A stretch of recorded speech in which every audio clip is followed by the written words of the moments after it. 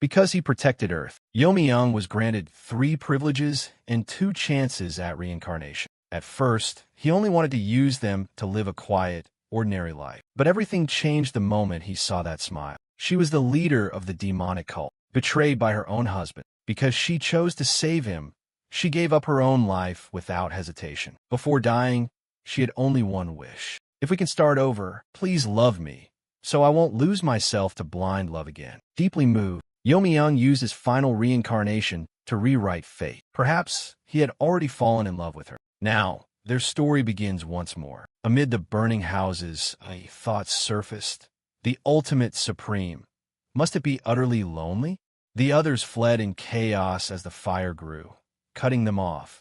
The Murim Alliance had approached the primordial demon pavilion. So many were pouring out. Absolutely do not let them inside. Then a lone figure ran the other way.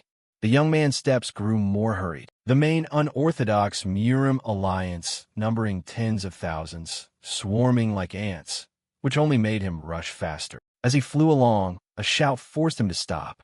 "Chief Steward, are you still not out of here?" Jin Yomi-young turned to see who called him. "Oh, Commander Sandojian." Sandojian hurried up and said, "Why do you have no guards with you? This place is too dangerous. Come with me." Yomi-young hesitated a little and replied, "I must go welcome the sect leader first." After he ordered the whole sect to abandon the main mountain. For some reason the leader still refused to move. Sandojian replied anxiously, "But the current situation doesn't look promising." He continued, "At this rate, within half an hour the defensive line will..." Before Daozhan could finish, Yomi-young patted his shoulder and said, "You should go hide." He bowed his head slightly and said, "I'll gauge his intentions and withdraw afterwards." Watching Daozhan leave, Yomi-young thought silently, "It's probably too late." He sighed and whispered, "This life of mine is truly a wreck." Saying that, he immediately ran off to welcome the sect leader. Standing before the great gate, Yomi-young called loudly, "Sect leader, I am Chief Steward Jin Yomi-young. Are you inside?" Receiving no response from within, Yomi-young called even louder, "Sect leader, this is Chief Steward Jin Yomi-young." Yet the heavenly demon pavilion's gate remained slammed shut, not moving an inch. Yomi-young, losing patience, shouted, "Hey, sect leader." This time the sect leader finally responded, "Come in, Chief Steward." The unexpected voice startled Yomi-young so much he nearly bit his tongue. He thought, "Good grief, you scare me half to death." He began pushing the door with trembling hands, thinking, did he hear me blabbering to myself? Yomi-young took a step forward to steady himself and reassured, "I've always been like this, so it should be fine, right?" He used all his strength to open the huge gate before him. The door creaked and was eased open. Despite his best effort, the door only budged a little, making him angrily think, "Damn it, why is no one opening the door for me? It's heavy as death." Yomi-young pushed the gate with all his might. Sweat poured from him like rain, splattering onto the ground. After a long, hard struggle, Yomi-young finally got inside. The sect leader of the heavenly demon Din cult sat on high, sweat streaming from her. She looked at Yomi-young and said, "Your martial skill as chief steward is worse than third-rate graveyard ghosts." Hearing that, he thought silently, "She's seen everything?" Then Yomi-young breathed out and whispered. Luckily no elder or grandmaster saw this. But even his quiet words were heard by the sect leader, who then said, "Indeed, if the great elder saw you speaking so brashly to the sect leader just now, he would never let you off." Yomi-young trudged up the steps to the sect leader, his heart silently screaming. She really heard everything. His steps halted, and he began to perform the ceremonial bow. This time Yomi-young didn't dare be rude like before. He was very polite and bowed to the sect leader. The 29th leader of the heavenly demonic cult, Grandmaster Heartless Demonic Empress Cheon-yura, sat regally on a high seat, her face stern as she asked, "My weakest chief steward, what business do you have with me?" Yomi-young looked up at her with a puzzled gaze and asked back, "Why are you still here?" Yura's body was somewhat weakened, sweat smudging her face. She said nothing except the names of the poisons present in her body. Thien, sap poison. Van Du Huit Fak poison. Team Visin poison. Good Thing Hua God powder. And Kumatan D&D Gai. Hearing this, Yomi-young clenched his fists in anger. Could it be? He gritted his teeth, his body trembling as he said this must have been caused by that damn demonic lord. The demonic lord's name was Han Mubik. He was chosen to be Cheon Yura's husband, and he was the one who flung open the gates of 10,000 mountains to the unorthodox Murim alliance, the ringleader of the traitors. Yura lowered her voice and said, "Before he left, he told me this." Her body weakened by the day, and her voice faint. She said it had been extremely difficult for him to gain the favor of the previous leader and of her. "He poisoned me, so I could understand, in some measure, the hardships he endured." Hearing that, Yeomyung angrily said, "That bastard is despicable." But when he realized he'd spoken out of turn, he cleared his throat, covered his mouth with his hand, and said sorry. Yura gave him a faint smile and looked at him. "You really are quite an interesting person." Yeomyung replied with attitude, "This is not the time for you to be joking around." Standing before her now, he thought inwardly, a person always so dignified, proper, and stern, yet at the very end she still smiles. Yeomyung hesitated and asked, "Is it too late?" Yura answered, "Perhaps. The Thien sap poison has already seized my dantian. I can handle other things, but this one has my dantian burning and about to explode." Yeomyung pondered something and then hesitantly said, "Sect leader, if..." He stammered nervously, and Yura asked, "Well?" Yeomyung lowered his head and continued, "Actually, if..." Yura, losing patience, grew a little angry and began to threaten. "Say one more word and I'll cut out your tongue. Get to the point." Hearing that, he went pale. Yeomyung gripped his thigh, mustering his courage, and asked, "If there were a chance for reincarnation, what would you do?" Faced with a question that seemed impossible, Yura still thought about it very seriously. "Reincarnation." Yeomyung forced a smile and answered, "Yes, reincarnation. Didn't we talk about this before? That in my past life, I saved the whole world." Yura leaned back in her seat and said with resignation, "But I don't believe a chief steward like you saved the world." Yeomyung replied helplessly, "Just humor me for now." Yura calmly asked, "So what hope do you want to give me? If such a chance existed, you'd surely be too busy with your own affairs already." Yeomyung continued, "First, I'm not the kind of person who likes taking losses. Second, this would be an opportunity to repay the person who helped me." Yura wondered in surprise. "Repay you?" He looked up at Yura and smiled gently. "You don't have to overthink it." Yeomyung began to recount their meeting long ago. "Our connection was simply that I was once one of the candidates for your political marriage. Perhaps you would think that." But Yura began to take a bit of interest in Yeomyung's proposal. She propped her chin and asked softly, "Reincarnation? What if I really could be reincarnated?" Yeomyung, hearing her coy words and barely able to wait, asked, "Then what?" As he asked, a stream of thoughts talking to himself surfaced in Yeomyung's mind. "But you won't remember what happened." "Still, I've made up my mind. The traitors of our sect, the riffraff from the Orthodox Murim alliance, have infiltrated 10,000 mountains. And third-party forces are also responsible for this mess. If I truly could be reincarnated, I'd bet my soul to slaughter every single one of them. So please tell me, if you have any wishes, Jin Yeomyung, I will do my utmost." That was his thought, but the answer he received from Yura was wildly unexpected. "Can you seduce me?" Yeomyung couldn't believe what he heard. His eyes went wide as he asked back, "What?" Thinking Yura was joking, he continued his report. "I believe I can stop Han Mubik from becoming the demonic lord." Yeomyung nervously scratched his face and added, "But becoming the sect leader's partner," he lowered his voice, "I'm afraid I'm not worthy." Yura whispered back upon hearing that, "Do you hate me that much?" Yeomyung calmly replied, "Actually, you know as well as I do that that's nearly impossible, right?" He went on, speaking from a pure place in his heart. "Love needs both people willing for it to work." After that, Yeomyung said in a gloomy tone, "To be honest, when the sect leader was a young lord, she was an unstoppable tyrant, not only refusing any man who dared approach, but crushing every one of them. One reason Han Mubik gained the position of demonic lord was that he was the only one who could endure her temperament." Yura spun her head away and, angry, said, "If you don't want it, fine then." But Yeomyung said, "Who says it's impossible?" This surprised Yura, and she turned back to look at him. Yeomyung slowly knelt and reported more boldly. He climbed the steps one by one and drew nearer to Yura's position. "For romance begins when one person has feelings." Now standing before Yura, Yomi-young smiled and continued. So those feelings towards someone who has none. With his handsome face and a smile as bright as a flower, he said, because I trust Miss Yura, this means nothing to me at all. Hearing Yomi-young call her Miss made Yura blush as she said, Miss? What are you saying? I'm all past 30. That sounds odd. Yura's embarrassment accidentally caught his eye, and Yomi-young couldn't stop thinking, she's so beautiful. After that thought, he gently said, please promise me one thing. He grabbed a fold of Yura's robe and continued, if I ever spoke poorly of you before, forgive me. And if you have any flaws, I'm more than willing to listen. Yomi-young's sincerity made Yura's heart stir. But in the next instant, a dense, murderous aura spread out, sending a chill down Yomi-young's spine. If this matter leaks out, I swear I'll risk my life to kill you.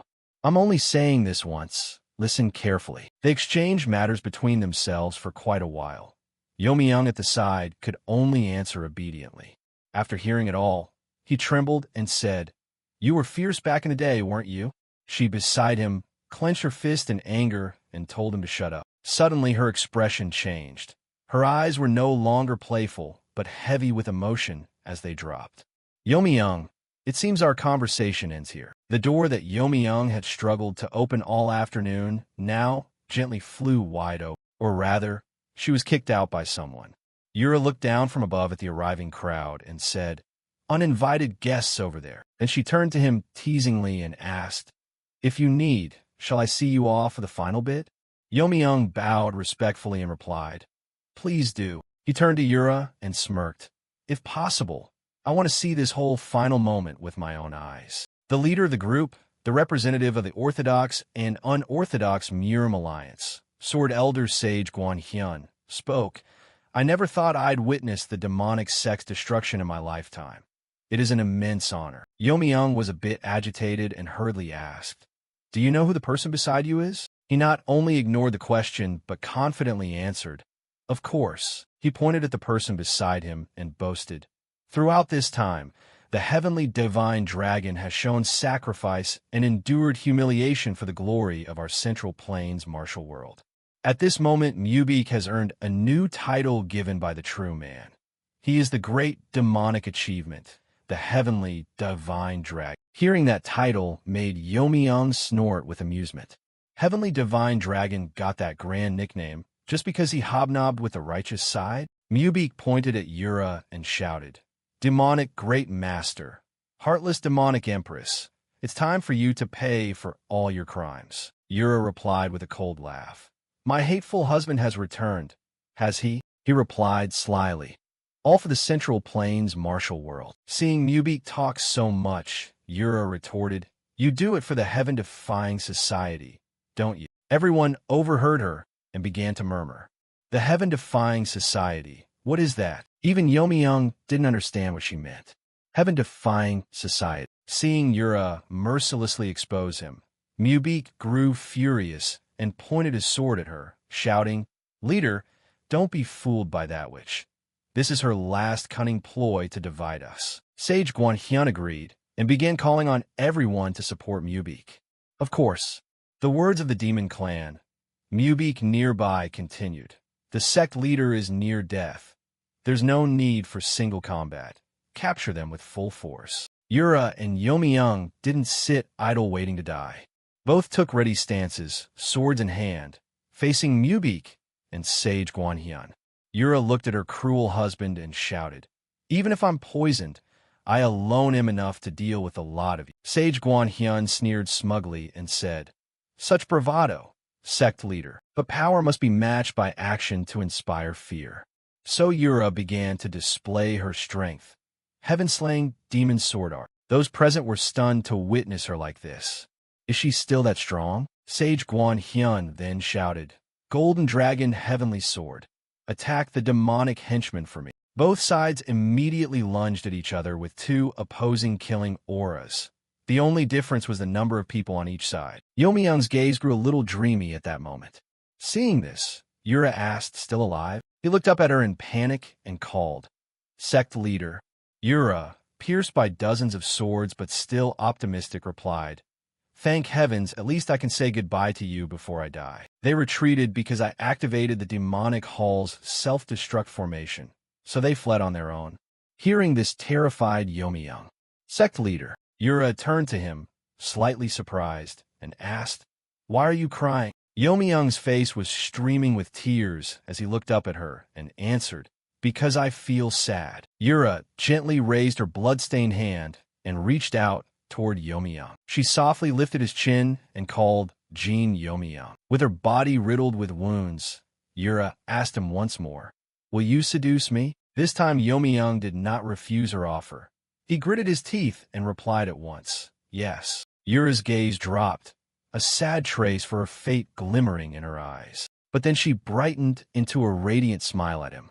That smile was immediately snuffed out. Her whole body collapsed backward, prompting Yomi-young to spring up in alarm. He cried out in agony, tears streaming down his face. Yomi-young held her in his arms, thinking to himself, "No, this is my final life now. My first life was pretty decent too. A hero saving humanity, you protected the world. And as a result, I received 3 privileges from the gods along with 2 reincarnations. At first, I planned to live a wild, carefree life. But when you saw Yura's face, pained yet still smiling, well, that's good enough." He decided to spend his final life on her. No sooner had that thought ended than his face was wet, leaving him dazed. Before Yomi-young stood a novice monk beaming as he said, "Young master, you're awake?" Yomi-young asked suspiciously. Gu Chil replied brightly, "Yes, I am Gu Chil, the young master's loyal servant." With his face soaked and seeing Gu Chil's cheerfulness, he thought to himself that it seemed he'd returned to the past. He regained some composure and asked, "What's with the wash basin? If you wanted to wake me, you could have just shaken my shoulder." Gu Chil was a little embarrassed. Before he could finish, a voice carried from afar, "I told you to do it." Hearing that voice made Yomi-young tremble with fear. Damn, he realized exactly when he'd been reincarnated. At 17, he had dreamed of being the charming son of the demonic Sect and ended up in a pleasure house. Knowing the situation, Yomi-young stammered in fear, "Father, head of the household." The other replied coldly, "You're not yet of age, and you sneaked into a brothel to drink." Memories flooded back of the time his father beat him mercilessly and dragged him home. Yomi-young's father toyed with the wine jug on the table and said, "You're the eldest son of the Jin clan, and you've only managed half a bottle before collapsing?" He glared at Yomi-young, grinding his teeth, and in front of other clans' descendants too, useless boy. The one scolding him was Jin Gunake, patriarch of the Jin clan, also known as the Azura King. Yomi-young staggered toward him. "Head of the household, the thing is..." Before he could explain, the jar in Gunake's hand shattered. Bound by filial duty, Yomi-young couldn't resist and knelt, replying, "Yes, sir." Gunake thought to himself that his son was weak, and if weak then at least be clever. "Do you know why I personally came to fetch you?" Relying on memories from his previous life, he thought that last time he failed to answer this and got beaten. So he risked it and replied, "It's because my betrothal meeting with a young sect leader has been set, right?" Yomi-young began to remember. The betrothal meeting was the meeting with Chion Yura. "You became the young sect leader at 17 last year, with descendants from the 6 great clans, including Ma Ba Chiu Huin too." The meeting was essentially to choose a husband for the young sect leader. But in his previous life, the young sect leader's husband wasn't chosen there, and the traitor Han Mubik later won the selection to become the demonic lord. Remembering this, Yomi-young vowed silently, "This time I won't let that happen again." Gun-ake looked at him and angrily said, "The reason I have kept you alive until now, despite your lack of talent and will, is because of this moment." Hearing that, Yomi-young thought to himself that Gun-ake was truly a heartless father, willing to treat his own son as a tool for the clan's glory. He cast a look of the clan's head and ordered, "Can you win the young sect leader's heart and surpass the others in the clan?" Unlike in his previous life, this situation matched his current wishes, so Yomi-young answered, "None of the others from the 6 great clans can possibly win her heart." Gun-ake seemed very pleased with his son's reply. He smiled cheerfully and said, "Good. If you don't want to disgrace the clan's name, you'd better sharpen some protective arts." After seeing his father out of the pleasure house, Yomi-young remained on the upper floor watching him go, thinking that who would have guessed he'd meet his father as soon as he opened his eyes. Yomi-young sank back in his thoughts, but reincarnating at this moment felt best. Not in 10 years, not in 20. There were still plenty of opportunities. Suddenly, Yomi-young recalled Yura's words from his past life when she exposed Mubeek. "You are for the heaven-defying society, aren't you?" Her remark made him more alert. They were certainly active at this time. A cold thought rose within him. I must root those bastards out completely. Lost in thought, Gu Chiel suddenly shouted, "Young master, what on earth are you going to do?" Yomi-young turned and asked, "What?" Gu Chiel fumbled with his hands. "What else would you do? Didn't you boldly declare you'd become the young sect leader's husband?" Yomi-young fell silent. Perhaps silence was the best response at the moment, but it turned out Yomi-young was silent only because he had forgotten.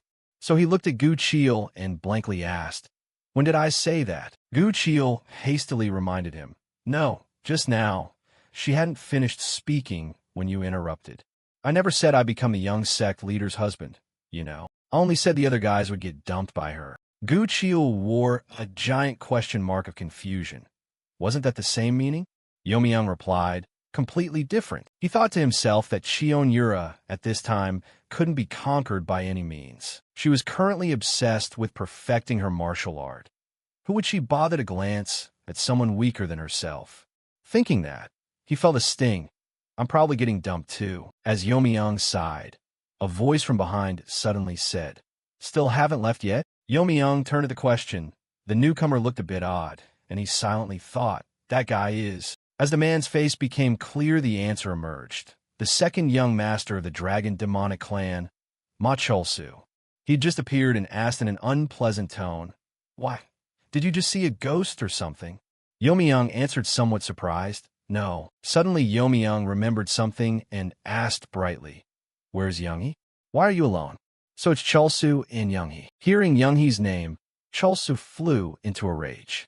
"I don't have a sister like that. Why do you keep spouting nonsense every time we meet?" Then he pointed his sword at Yomi-young and shouted, "I want to duel you." A big question mark popped into Yomi-young's head. Why suddenly demand a duel? That didn't happen in the previous life. Realizing the likely cause, he thought to himself that it was probably because of the head of the household. Since he wasn't beaten or dragged away this time, things like this happen. The societies that jointly rule the heavenly demonic cult with the Cheon clan, the 6 demonic clans, are Ba, Si, Chu Ma Huin, and Tran. Among them, the relationship between my Heaven Jin clan and the Dragon Ma clan of Ma Cholsu is the worst. Thinking that, Yomi-young spoke up. The 6 families forbid private duels, but Cholsu insists there are exceptional clauses. Yomi-young asked in surprise, "Exceptions?" He took a few more steps, thinking, it's not about the clan's survival, nor an official martial tournament, so it must be something concerning the Cheon clan. Yomi-young turned and asked gently, "Is it because of the young sect leader?" Cholsu immediately replied, "That's right." Cholsu began the ritual. "Yomi-young of the Jin clan, if I defeat you in this duel, you must forfeit the betrothal meeting with the young sect leader." Yomi-young sneered inwardly. Wasn't it his younger brother who was attending the betrothal meeting? He retorted, "Why should I agree to that ridiculous demand? Is your little brother so weak he has to resort to tricks?" Cholsu snarled in anger at Yomi-young's taunt. "What? That bastard?" Yet Yomi-young continued coolly, "Stop playing the clown. Get lost, unless you want this to turn into a feud between our clans." Yomi-young's words not only failed to deter Cholsu, but made him angrier. He charged at full speed, sword in hand, shouting, "Don't underestimate me, Yomi-young." Gu Chiel, usually innocent and mischievous, immediately changed expression when he saw his master in danger, his reflexes sharpening as he prepared to draw his sword and duel Cholsu. But Yomi-young stopped him. "Absolutely do not intervene." Gu Chiel, Yomi-young thought, it's time to use the first privilege. At that moment, an invisible force seemed to emanate around him, his movements a bit quicker than before. He could easily dodge Cholsu's attack. The first privilege he used was awakening the instincts of his past life level. Gu Chiel cried out anxiously, "Young master, you know nothing of martial arts. What are you trying to do?" But Yomi-young didn't think so. To him, Gu Chiel had just triggered that instinct. Chulsu's swordsmanship as the demonic house master aside, what about Chulsu the youth swordplay? A spark seemed to run through Yomi-young's gaze as he taunted. Do what? It turned out Yomi-young could foresee every sword line Chulsu executed, so he could catch it with just 2 fingers. After grabbing the blade, he calmly answered Gu Chiel's question. I'm only subduing him. A martial trainee like Gu Chiel, seeing this, immediately recognized it as the no-hand hunter body technique. Chulsu and Yomi-young continued their fierce fight, but in the end it seemed Chulsu was the one who got injured. Gu Chiel stood by, stunned and covering his mouth, thinking, what's going on? Just yesterday you knew nothing of martial arts and only knew how to play. Yomi-young looked back and said, take him away. I'm talking to those guys hiding nearby. When he wakes up he'll go berserk. Make sure you hold him back. The two who had been hiding lumbered over and acknowledged Yomi-young clearly. Suddenly he said, one more thing, and a somewhat odd subordinate looked at Yomi-young. Yomi-young smiled as if nothing had happened and replied, it shouldn't be completely broken. I adjusted the force on purpose. Then he thought to himself that if the Jin clan meddled with the Ma clan's aftermath, it would be a big problem. That must not be allowed. At this moment, everyone in the Jin clan was lining up to welcome Yomi-young's return, celebrating the great young master's homecoming. Chief Steward Bayok approached and asked, was your excursion with friends pleasant? Yomi-young sighed. How could it be pleasant? Father chased me all the way to the pleasure house to fetch his son. How is that pleasant? And did the chief steward not know about this? He looked at the man and continued. Chief Steward Bayok, you jest. The old man gave a grandfatherly smile and replied, I only worry for the great young master. Yomi-young, not wanting to continue the conversation, cut in, all right, give me a training room. Hearing this, Chief Steward Bayok barely believed his ears and asked, what? You intend to learn martial arts? Not only Chief Steward Bayok, but the whole household was astonished by his declaration, which secretly irritated Yomi-young as he thought. These people are really... Suddenly he remembered and instructed Family Archives, fetch a few martial manuals I mentioned, after some back and forth this one, that one, and this one too. Those books came from the memories of my second life. Back then my master said, if you master these manuals you'll be unrivaled under heaven. Here's that, disciple. But at the time I only wanted to be a debauched playboy, so I bluntly replied, this isn't the original. I want to be a charming Ray. Mentioning that, Yomi-young's master angrily barked. Whose fault is it that my mansion burned to the ground? He sighed and said, those manuals weren't valued because they fell into the hands of the foolish Jin clan. Back in reality, Yomi-young thought privately that the family's fire happens 4 years later, so these martial manuscripts hadn't been burned yet and are originals.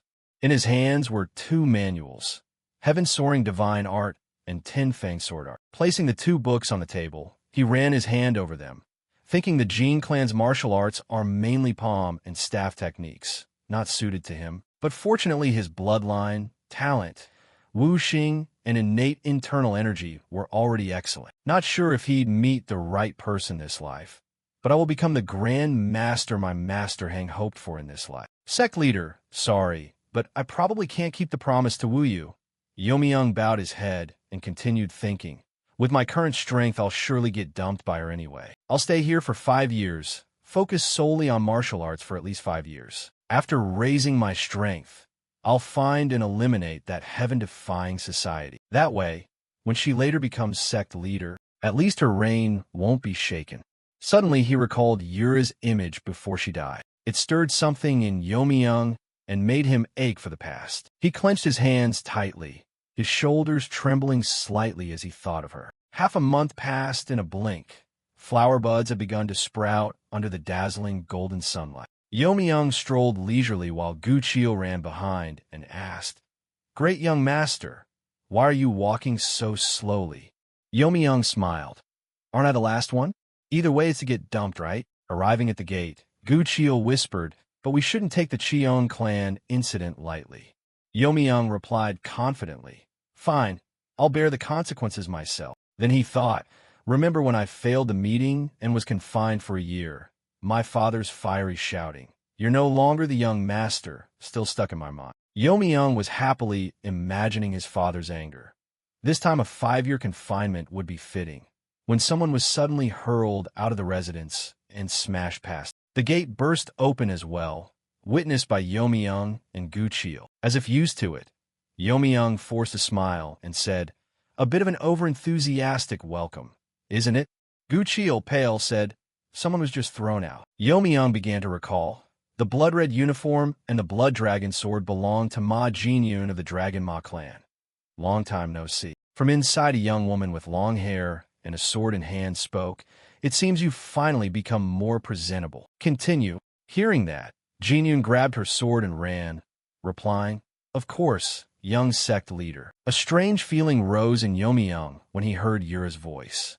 He turned his head slightly to look at her. Yura's face was stunningly beautiful in her 20s. Her mysterious blue hair highlighted her creamy, jade-like skin. They faced each other, petals drifting in the blazing golden sunlight, as if this space belonged only to the two of them. A petal accidentally fell right at Yomi-young's feet. Jinyun lunged toward his young sect leader, but to Yomi-young he was someone unforgettable from his previous life.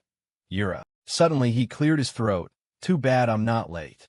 Gu-cheol beside him, not as calm as you, anxiously asked, "Can you joke at a moment like this?" Yomi-young clasped his hands behind his back and strolled in leisurely, saying, "Just enjoy the show." He thought to himself that the Ma Jinyun he knew would have fainted after one blow from Yura and vanished forever like a loser. As he expected, Jinyun didn't give up and kept charging at Yura. Suddenly Yomi-young realized something, but something felt off. This time Jinyun's swordsmanship seemed much improved. Even Yura praised it as quite good. Yomi-young fell into a brief reverie. Is Jinyun really that strong? Even if he's stronger than in the previous life, the outcome was still that he'd get kicked by Yura. With a single kick from her, Jinyun collapsed and rolled on the ground. Jinyun's followers rushed over, "Young master," but Jinyun paid them no mind. He suddenly pointed at Yomi-young and shouted his name loudly. Being called up while just watching the drama left him utterly baffled by Jinyun's action. Jinyun stood up and yelled, "I will never lose to you." Then he bowed to Yura. "It's truly an honor, young sect leader." She replied, hoping he'll be better next time. Yomi-young, standing aside, couldn't understand. Why should next time mean he'll be rejected? Yura gently said, "Jinyun, for your wounds, go to the herbal clinic for treatment." Jinyun was delighted by Yura's words and responded joyfully, "Thank you for your concern, young sect leader." Watching this strangely familiar yet new scene before him, Yomi-young couldn't make sense of it. What on earth is going on? Aren't we supposed to be meeting for the first time? While dazed, he was called by name, Jin Yomi-young of the Jin clan. As she spoke, Yura began to step closer. "I've been waiting for you," she said. Yomi-young felt a bad premonition. Waiting for him? Why? Yura pointed the tip of her sword at him. That little demon from the Ma clan earlier wasn't bad. Yomi-young slowly turned his head and peered at her cautiously. Outside, though unconscious, Jinyun's voice could still be heard asking his followers, "So the one who defeated him must be even stronger, right?" At that remark, he bristled and glared at Yomi-young, which made Yomi-young understand why. Despite it being their first meeting, there was a 10-year-old grudge between them. Returning to the conversation between Yomi-young and Yura, she said, "If you don't meet my expectations, I'll be very disappointed." With that, she brandished her sword, as if ready to take on any move at any time. Before he could answer, Yura rushed at him. Yomi-young thought to himself that this was exactly the Ma clan's problem. They try to solve everything with violence. Yura's emotionless blade flew so fast he panicked, thinking, "Is she already aiming for my head? How is this supposed to be a friendly exchange? This is clearly combat, not a social visit." Outraged, Yomi-young shouted, "Who starts with a killing move?" He thought inwardly that she'd been more restrained when fighting the Ma town. But Yura didn't listen. She replied with a cold lattice of sword strikes that brushed past him and left him terrified. What crazy girl. After his words, there was a silence between them, and Yura's bloodlust seemed to rise. She repeated what Yomi-young had just said. "Crazy girl." Yomi-young panicked and hurried to correct himself. "That's not what I meant." But once her bloodlust reached her brain, it was hard to contain, and Yura began to attack. "Fine, then block this madwoman's sword." He barely managed to parry that stroke. Oh no, the two blades kept clashing relentlessly. After trading blows for a while, he came up with a plan. Just take a few hits and get it over with. But it seemed Yura had read Yomi-young's thought. She ground her teeth and glared at him. You. Once again, her blood boiled. Yura poured all her chi into it, her hair flying wild. She continued to attack, giving Yomi-young no chance to put on any pitiful act. Are you hiding your true strength? Yomi-young panicked, thinking, how does she know?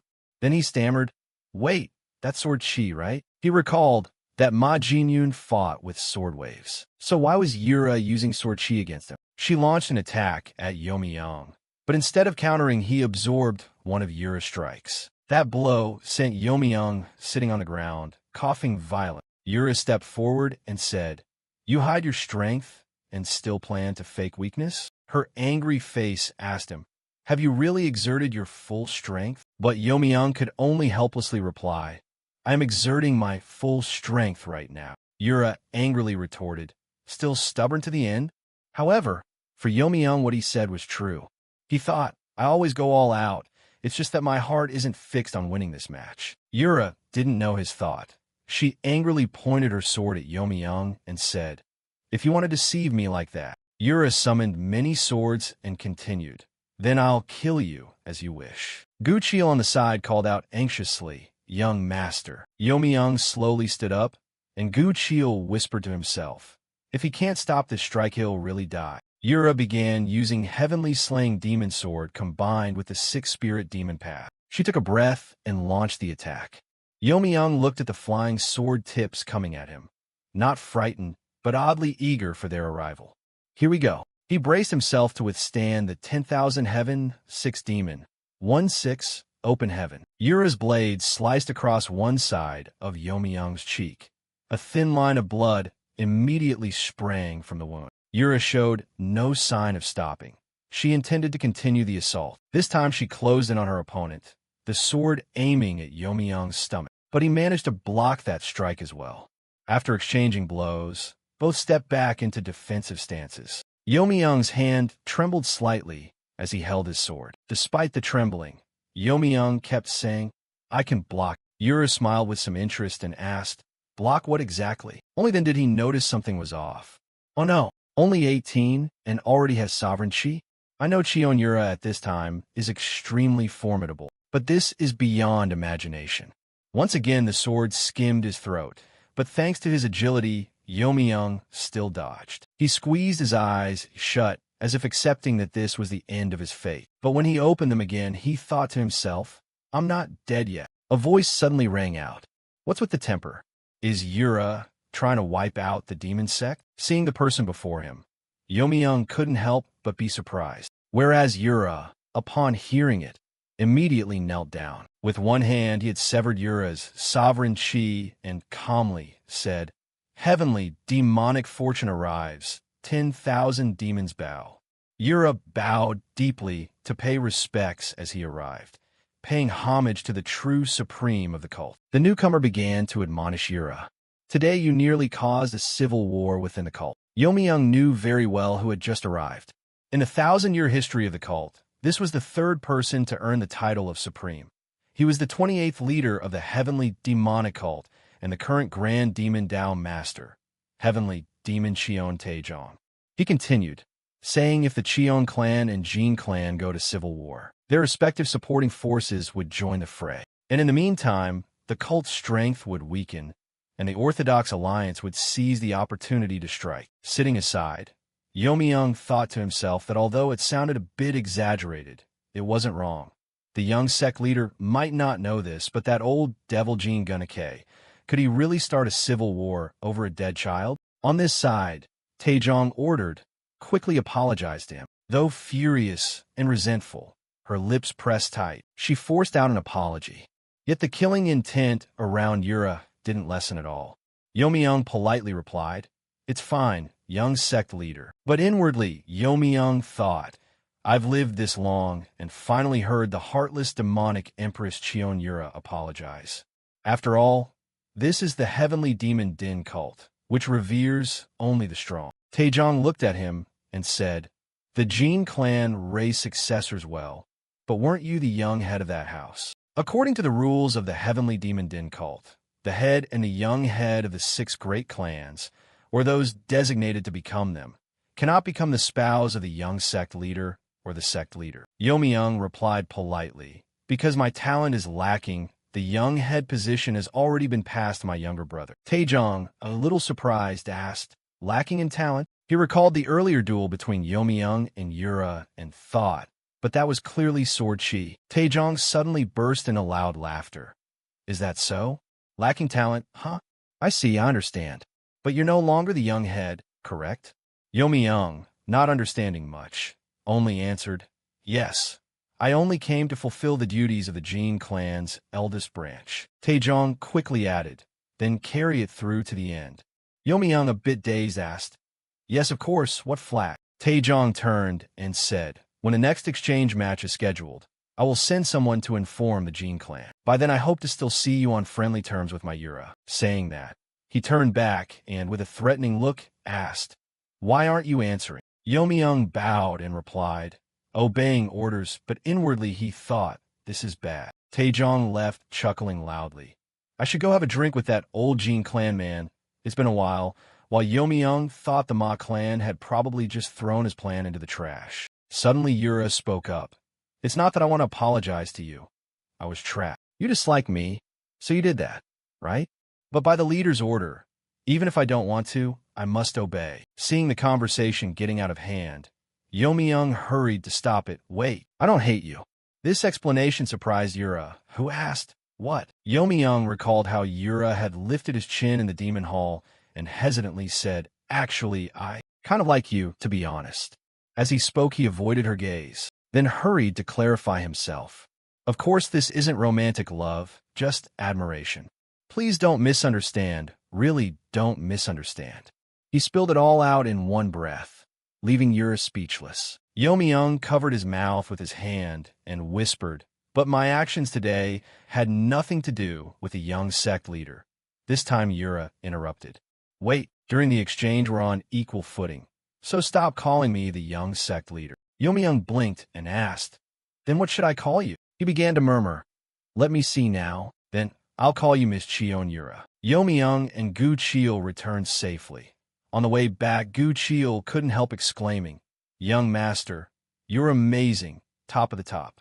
Young, a bit bashful, replied, it's nothing special. But Gu Chil kept praising him more and more, saying the family head will surely be delighted. That brat from the Ma house apparently survived, but our young master has already been acknowledged by the Ma clan. All the way back, Gu Chil jabbered nonstop, wearing Young out.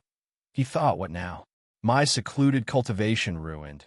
Just getting comfortable when another person from the Jin clan stepped out and said, finally you're back. Young looked at the newcomer and sneered. Brother personally came to see me. What's the matter? The younger brother was the Jin clan's second son, Jin Yoan. He arrogantly pointed inward and asked, before coming to the demon pavilion, were you training in the cultivation chamber? Are you planning now to compete for the young head position? Young raised an eyebrow and countered, you remember the rules, don't you? He snorted, so what if someone has ties to the young sect leader? You can cut that off anytime. Young looked at his brother and thought this bully's actually not stupid. Yoan gritted his teeth and said, I won't acknowledge you as my brother. You don't fit this Jin clan. Gu Chil beside them intervened. Second young master, you're being excessive. The eldest son achieved great merit in this exchange and deserves recognition from the family. Yoan glanced at Gu Chil and said, a street assassin background.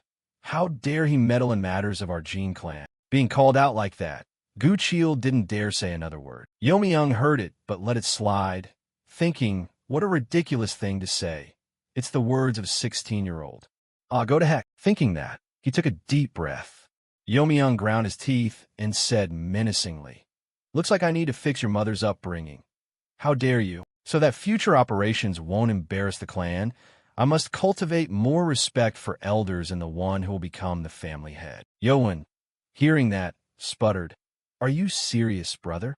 Young began to flex his tendons and, with a frightening expression, said, come to think of it, we haven't properly fought before, have we? He thought to himself that other 6 families beat each other senseless until brotherly affection blooms. Yoan moved a bit faster, quickly attacking Youmyung and bragging, "All you do is hide like a little mouse. Don't you have any pride?" Youmyung only smiled and replied, "The question is, will we even get to fight?" Provoked, Yoan angrily shouted, "I'll cripple you, just to show you." The more Youmyung heard, the angrier he became and asked, "How dare you say that? For the sake of the family head?" Yoan crazily attacked him, but none of his blows hit Youmyung. Youmyung continued, "I have 3 reasons to challenge you." Youmyung began his counterattack and said, "First, it's true you've been chosen for the 6th demon dragon, but there are still people above you. When Youmyung strikes, he never misses. Second, you dare to mistreat the people of the Jin clan whom you will one day lead." The onlookers murmured at the scene. When did the eldest son ever behave like a playboy? The second son is only 16 and already chosen for the 6th demon dragon. Yoan was very pleased to see his family's head changing. Steward Bitch beside him also agreed with Yoan. After a round of heavy punching, Yoan was forced to his knees by Youmyung, his head all swollen into a U shape. "I'll take that advice," he muttered. Even after being beaten up, Yoan remained stubborn-mouthed, but not next time. Youmyung slung his sword over his shoulder and said, "Hey kid, listen to the final reason, okay?" Yoan went pale with fear, thinking all sorts of things. Youmyung smiled darkly and continued, "It's because you don't know how to show proper respect to this elder brother." Yoan, sniffling, whispered through tears, "When did he learn sword chi?"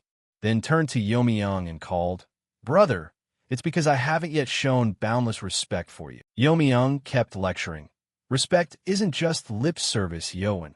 And the Jin clan ground were soon filled with Yoan's frantic screams. That night, at Jin Ganekei's private residence, after hearing everything, he nodded.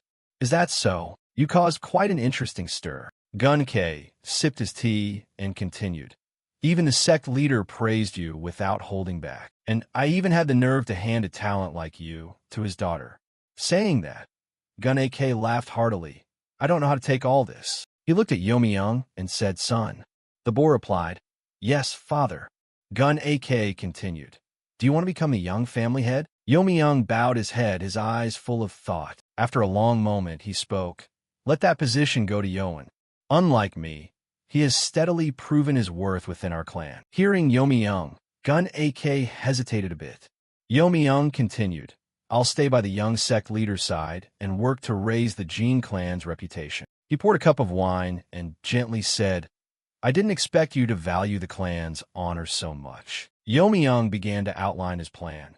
While other 6 great clans exhaust resources fighting over successors, if Yoan and I strengthen power inside and out together, in the next generation our Jin clan will be regarded as the strongest among the 6 great clans. Gunkei set down his cup and replied, "Clever idea." He smiled at Youmyung and asked, "Can you do it?" Youmyung quickly answered, "I'll try my best." Gunkei was greatly pleased and said, "Good. Lately you've shown your true nature.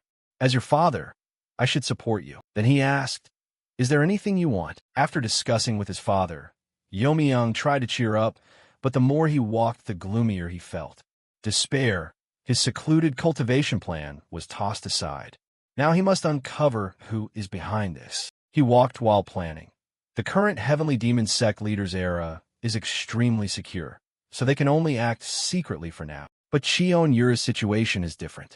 The Tianjiao lineage has many talented peers, supporters are divided, and even Cheon clan's internal factions are split. Youmyung bit into an apple to take a break. A moment later he brooded again, thinking from now on I'll investigate what can be used as a bargaining chip to threaten the young sect leader. Finishing that thought, Youmyung turned and loudly called, "Yoan, why are you following me?" Yoan, his cheeks puffed with food, looked at Youmyung blankly and answered, "I want to know what you normally are to become this strong."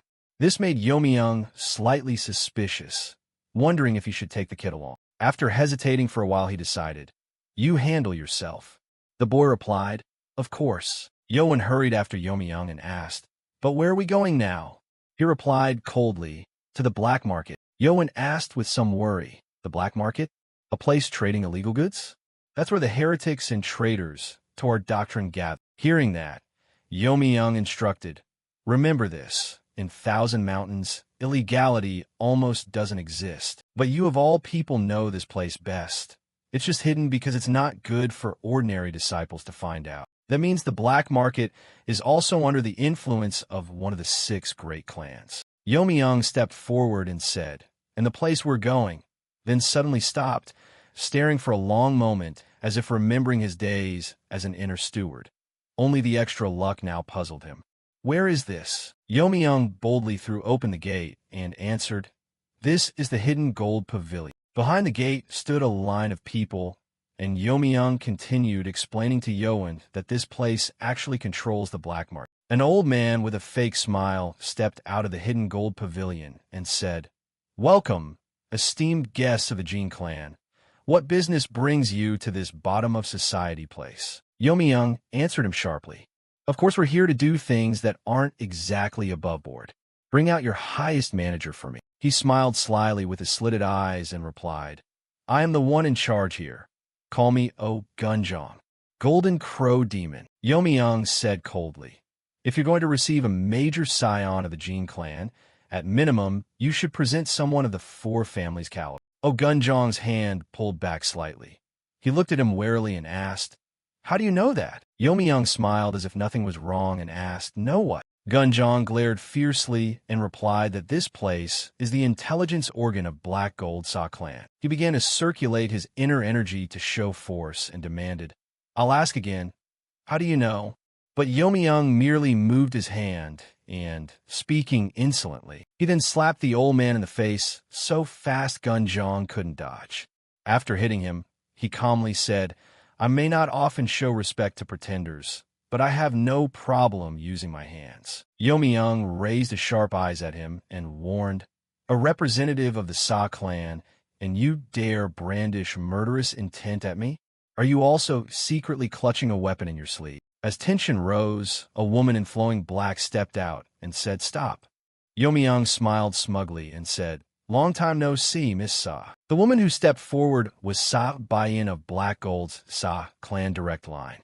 She looked at Yomi-young, thinking secretly that this territory belonged to the Jin clan, and probably few from the Sa clan knew about it. Could Jin's intelligence really be that formidable? Regarding Sa Baiyin's identity, besides being direct line Sa clan, she moonlights as a handmaiden to the young sect leader. And it was Baiyin who lent Yomi-young a sword during the duel at the young sect leaders' meeting. At that time, she wondered why someone from the Jin clan would also use a sword. Back to the present, Baiyin asked solemnly, "May I ask what business you have here?" Yomi-young smiled and replied, "Recently something strange has been spreading widely in the black market, the hidden entertainment houses, and the slums." Yoan, upon hearing this, asked, "Something strange?" Not making them wait, Yomi-young answered, "It seems to be called Black Spotted Blood." The reply left the Sa clan people astonished. Baiyin was no exception. "How do you know about this?" "How could you know?" "Wu Liang at the 7-star house kept complaining about it in my ear," he said, recalling his conversation with that courtesan at the entertainment house. "Young master, there's a fake drug going around late." Hearing such an absurd answer, Baiyin's face darkened as she asked, "Is that really all?" Yomi-young recalled his past life and thought Black Spotted Blood could soon make the whole sect sick. If they've been up to tricks in the sect for a long time, then this Black Spotted Blood is surely one of their schemes. Baiyin looked a bit troubled and replied, "That must be something introduced from outside the sect. Even with my family's resources, we can't trace the source of the ingredients. So we can only speculate it's made by some subordinate organization of the other great clans." Hearing this, Yomi-young glanced at Youn and said, "I thought we'd be able to rely on the Sa clan's intelligence, but it's no better than anyone else's. Let's go, brother."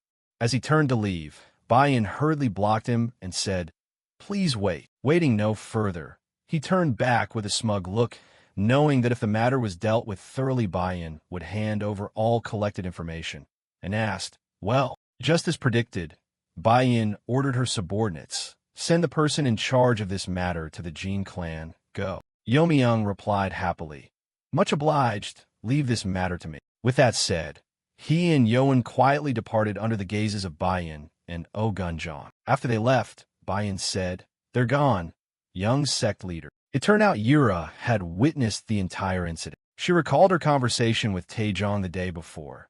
That Jin clan kid didn't seem to realize when he'd gone all out. At the time, Yura didn't understand and asked, "You mean he was serious then?" Taejong stroked his long beard and said it sounded absurd. But the child's gaze wasn't on victory or defeat. It was fixed on me alone. Remembering that made Yura angry, though she tried to suppress it. If the sect leader says so, I must reassess a little. And that anger sprang from the name Wu Liang Youmyung mentioned earlier. She was truly jealous. At Yinru Valley, a secret, shabby valley on the southern outskirts of the heavenly demon Din cult, lawlessness reigned. Even the greatest families could do nothing there. Today was the day Youmyung chose to investigate. To catch the tiger, you must enter its den. Beside him, a hooded man was Sa clan intelligence agent Bayan. In a trembling voice, he said, "But going into a tiger's den just means you'll be eaten by the tiger. I don't want to go at all." But Youmyung gave him no chance to shirk responsibility and threatened, "Want me to pass the message to Miss Sa?" The man, frightened, answered, "I'm sorry." Bayan looked around and asked, "Can we really get information in a place like this?" Youmyung began to display his knowledge. He pinched his nose and said, "Look closely. Places like this are actually easier." Even with his nose pinched, he still sensed something. Mysterious smoke swirled around, putting him on guard. But what is this? He had the feeling someone had been watching him all along. Indeed, someone was following him, hiding not far behind. Yet Youmyung calmly kept walking and thought, "If you keep following me, I'll make sure you lose your head." Along the path, wildflowers bloomed in garish colors. Bayan couldn't help but marvel. "There seem to be a lot of trees around," she said. He replied coldly, "Probably." Bayan lifted part of her hood to look around and sighed. "It has a certain elegance, doesn't it?" She reached out to touch a leaf by the road and said, "Even though they were expelled from the 4 clans, perhaps they cultivate things to find comfort for their souls." Seeing that, Youmyung shouted, "Don't touch that, and watch your feet. I bet you've never actually been to the scene before." While he was lecturing, Youmyung was cut off. "Hey kids, you coming all the way here can't be a coincidence, right?" A red-headed thug with a long scar waved his hand and said, "If you don't want trouble, get out of here fast." Youmyung smiled coldly, thinking the others were just ruffians except the one in the middle. He retorted, "Not a chance. I'm here to see your leader." Hearing that, the man sneered, "I thought you were nobles from the sect, so I was going to let you go. But look who came looking for death." Saying that, he ordered his underlings, "Break one of their arms."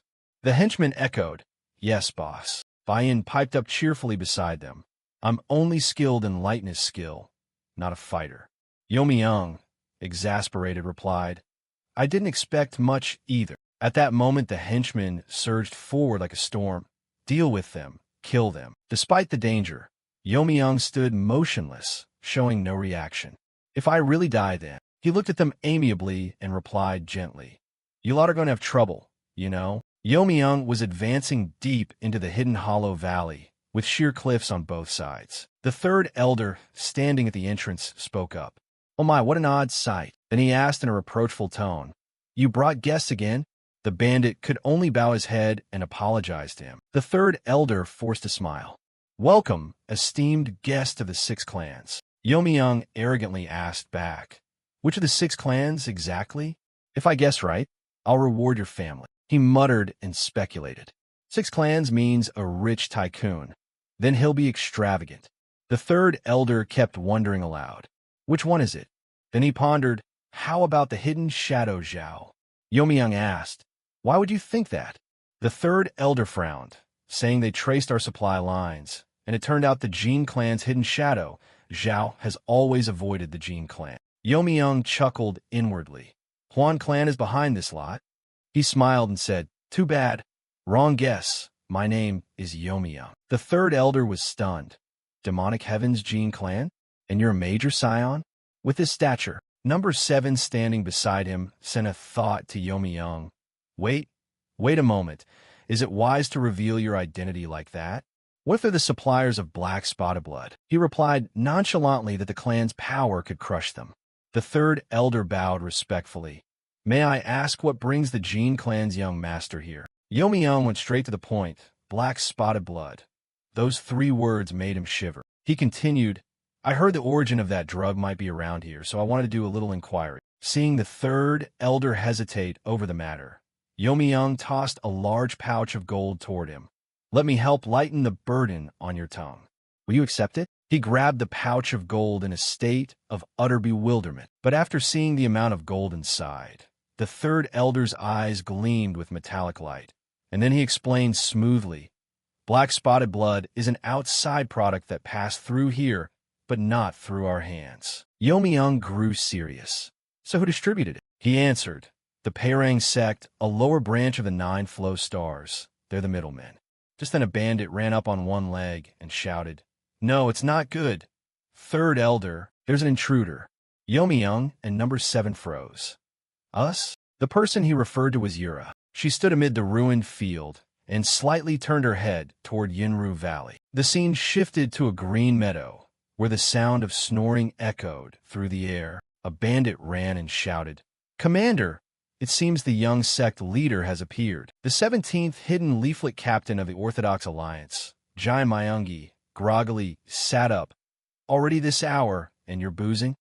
His subordinate panted, No, Commander, I'm not that kind of person. Over a dozen ruffians who came to cause trouble were all cut down in an instant, and they were from the Poison Frog sect to boot. Myungi felt struck by lightning. What? Then even if it wasn't the young sect leader, it could be a key figure of the 6 clans, right? The other agreed immediately. He began to analyze. Let me see, besides the young sect leader, which woman of the 6 clans could have that level of martial skill? So Soyu of the So clan, Sa Bayan of the Sa clan, and the twin siblings of the Pei clan, I suppose. Surely it's not the person we're targeting, is it? After a moment of thought, Myungi ordered everyone to assemble and move out. The other man shouted excitedly, Understood, 17th Hidden Leaf Team, move out. But Myungi quickly stopped him. Not our people, you idiot. To keep the supply of black spotted blood flowing, the superiors have already sent assassins down.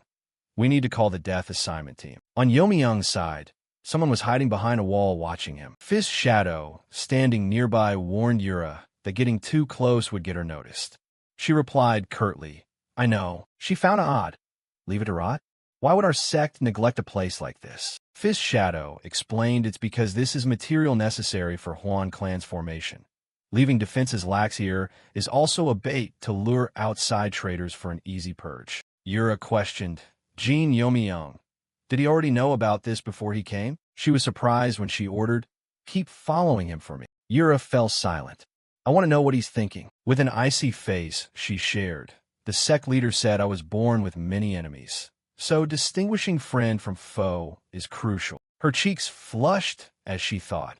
Has the young sect leader started to notice leadership qualities? Yura suddenly mused. But it's interesting. If there are reclusive geniuses, they're most likely in places like this. She dashed out saying, I'd love to meet someone like that once. Let's go. Fist Shadow panicked and ran after her. Isn't your place full of those already? Like the elders of Cheon clan, for example. Yura stood pensively in the ruined field, but strangely, there weren't any reclusive geniuses at all. Jin Yomi-young entered without anyone stopping him. Why do I always get blocked by others? Yomi-young thought helplessly. So was the young sect leader's gaze I kept sensing. He stepped forward and told her, For now, let's head out together. Just then a group approached and taunted. Well said. His words turned out to be true. Yura propped her chin and thought, Here we go again. Myungi swaggered, cloak slung over his shoulder. Sorry, but you'll be our prisoners. When Yura asked the young sect leader his name, the man arrogantly shot back. What's it to you? Just surrender obediently, and that's enough. The 3rd elder and 2 subordinates used the opportunity to retreat. We'll take our lead. Yura sneered. It's obvious they're beggar scum from the Caibang. Yomi-young chuckled with delight. Then keep that one alive. We might squeeze a lot out of him. Didn't expect to catch them so quickly. Saying that, he clearly coordinated Dark Shadow, Tiger Shadow, and Fist Shadow, and ordered Bayan to assist. It turned out number 7, who had been following him, was Bayan. She took off her hat and replied, Yes, young sect leader. Dark daggers protect young master Yomi-young at once. They immediately provided support. At your command, miss. Myungi sneered. Cute strategy, but the young sect leader's guards are all lousy. But we have masters who have reached the pinnacle. You're amused. You sure know a lot about our sect. He laughed loudly. Of course I do. Especially matters of the Cheon clan, I must know. She was astonished. Matters of the Cheon clan? Yura erupted with intent. Look closely, you vermin. Myungi's henchman froze. He shouted, Whatever, whatever, I'll charge it. Yura hissed each word. None of you will leave these 1,000 mountains alive. As soon as she finished, she launched a precise strike and instantly took down the entire group. Yura swiftly and gracefully spun to dodge their attack, then used the momentum to surge forward. Her sword stroke wiped them out in an instant. Yura smiled contemptuously. You vermin. The death assignment team's assassin trembled with fury. He planted his axe and rose, muttering, It can't end like this. His gaze turned murderous toward Yomi-young. He roared like a beast. At least I have to kill someone. As the death assignment assassin swung down toward Yomi-young, he shouted the young man's name. Yomi-young grinned smugly. Can't you see how many guards I have right now that you dare rush in? But that smugness was quickly replaced by panic as the 3 guards around him scattered to the sides. Yomi-young's eyes went his mouth he turned his head from side to side. Yomi-young thought inwardly, even shabby opponents can be top-tier masters. He gritted his teeth. Dodging was too late. Yomi-young tightened his grip on the hilt and lunged desperately. The assassin's axe came down with brutal force. A clean, cold cut. Yomi-young did his utmost to raise his sword and withstand the deadly blow. Soon he was flung backward. The scene was a complete mess. I planned to look cooler. Who knew I'd picked the wrong flashy move? Fist Shadow and Tiger Shadow were stunned. How much will everyone laugh at me now? Did he really block that? The assassin's voice trembled. Why, you're not dead yet. Yomi-young angrily cursed him. How dare that madman speak nonsense to me like that? The death assignment assassin gaped. You should have had your head smashed and been dead already, right? Before he could finish, Yura sent him off to the Western Paradise. Indeed, that level is nothing to you. Yomi-young felt as if struck by lightning. What? So it was a deliberate test of me. He propped his sword and rose, questioning her. So are you satisfied? At least you've confirmed my strength. He couldn't help feeling angry. Although these superior order tests are common, damned heavenly demon Din Cole. Myungi, captured and glaring, still defiantly taunted, You bastard, kill me then. Yomi-young calmly clasped his hands behind his back. Why kill? You still have valuable testimony about black-spotted blood for us. Hearing the 3 words black-spotted blood, he broke into a sweat, stammering. What? Black-spotted blood what? Yomi-young burst with killing intent, repeating, I really am from the Ma clan, aren't I? He spoke while raising his hand as illustration. Though my martial arts are a bit slack, there are some things I'm very interested in and eager to learn, especially bone weighing and measurement. I've studied it very hard and carefully, you know. Simply put, torture. Myungi turned pale. He trembled like a plucked chicken, hearing Yomi-young's instructions. You must stay silent. This is my first real fight, so I also want to enjoy it a bit. Now let's start gently. A chorus of shouts rose. Yura dusted her clothes and bowed respectfully. Sorry for the trouble. Bai-yin replied. It's fine. Young Master Tran already accepted the apology, but the fellow is a bit persistent. Then she turned to Yomi-young. Young Master Tran, she asked gloomily. What does Mr. Black 7 call you for? Bai-yin wondered. If young Master Tran passes the young sect leader's test to the end, then what? Yura looked toward Yomi-young and answered. Then I'll rekindle one of the dreams I gave up. I'll tell you everything I know. Please stop. Yomi-young hummed as he walked. Give it a little more effort. Yura continued. I don't know about this only because of the courtesans. As he moved toward them, Yomi-young explained that Jai Myungi really was Tsai Bang. His superior had struck a deal with someone from the Jin clan, but this guy had no idea who that person was. Yura was stunned. Could the Cheon clan be involved in pharmaceuticals? Those hauled off with him belonged to the hidden estate of Giryu Fortress. Bai-yin pondered solemnly. The 3rd elder had mentioned Giryu Fortress. She added that the hidden manor was a noble family established 50 years ago by a retired member of the Phantom Slaughter Squad. Yura asked in surprise, Phantom Slaughter Squad? Young immediately recalled. Gu Chiel used to be there, right? Bai-in confirmed firmly that the Demon Emperor Phantom Slaughter Squad, the assassination unit under the Cheon clan, had been disbanded. The Demon Emperor Phantom Slaughter Squad. Young looked genuinely worried. The young sect leader should return. Since the ambush, it's past the point where we can do much on our own. Due to its kill-at-core organizational nature, the Hidden Manor isn't their headquarters either. He pointed at Myungi and reasoned that once these guys lose contact, they'll erase their traces and flee immediately. Bai-in asked curiously, "Young Master Tran, what will you do next?" Young replied, "There are variables, but I'll start again from lower-tier organizations like the Bai Lang faction. There's a better way." Yura shared, "The point is the bodyguards hall, or whoever, doesn't have time now to assemble an assault force, right?" When he nodded in agreement, she continued, "Anyway, it's an official visit by the young sect leader. They won't dare pull blatant tricks." Young immediately objected. "No, we can't risk your life over this matter. It's too minor compared to..." Yura clenched her fist. "A matter this big, and you call it minor?" He spoke sternly. "Compared to the value of your life, it is indeed minor," she replied with a guilty tone. "But wasn't it because of me that your plan changed? I want to make up for that." Young exhaled a long breath. "That's exactly why I like you." Scene shifts to the outskirts of 10,000 Mountains, the hidden manor of Giryu Fortress. Without a word, Yura pushed the door and burst in. The lord of the three-generation hidden estate, Un Kieljung, jumped in surprise. "What? The young sect leader has come." He was secretly pleased. "I was about to withdraw because things at the hidden manor went to ruin, yet the target came to us." Kieljung respectfully said, Please come in." "Young sect leader, may I ask what brings you here?" Yura explained. "Wasn't your ancestor once a member of the Demon Emperor Phantom Slaughter Squad? I feel guilty for neglecting those who serve the Cheon clan. By the way, everyone looks rather busy, as if they're hurriedly preparing to leave somewhere."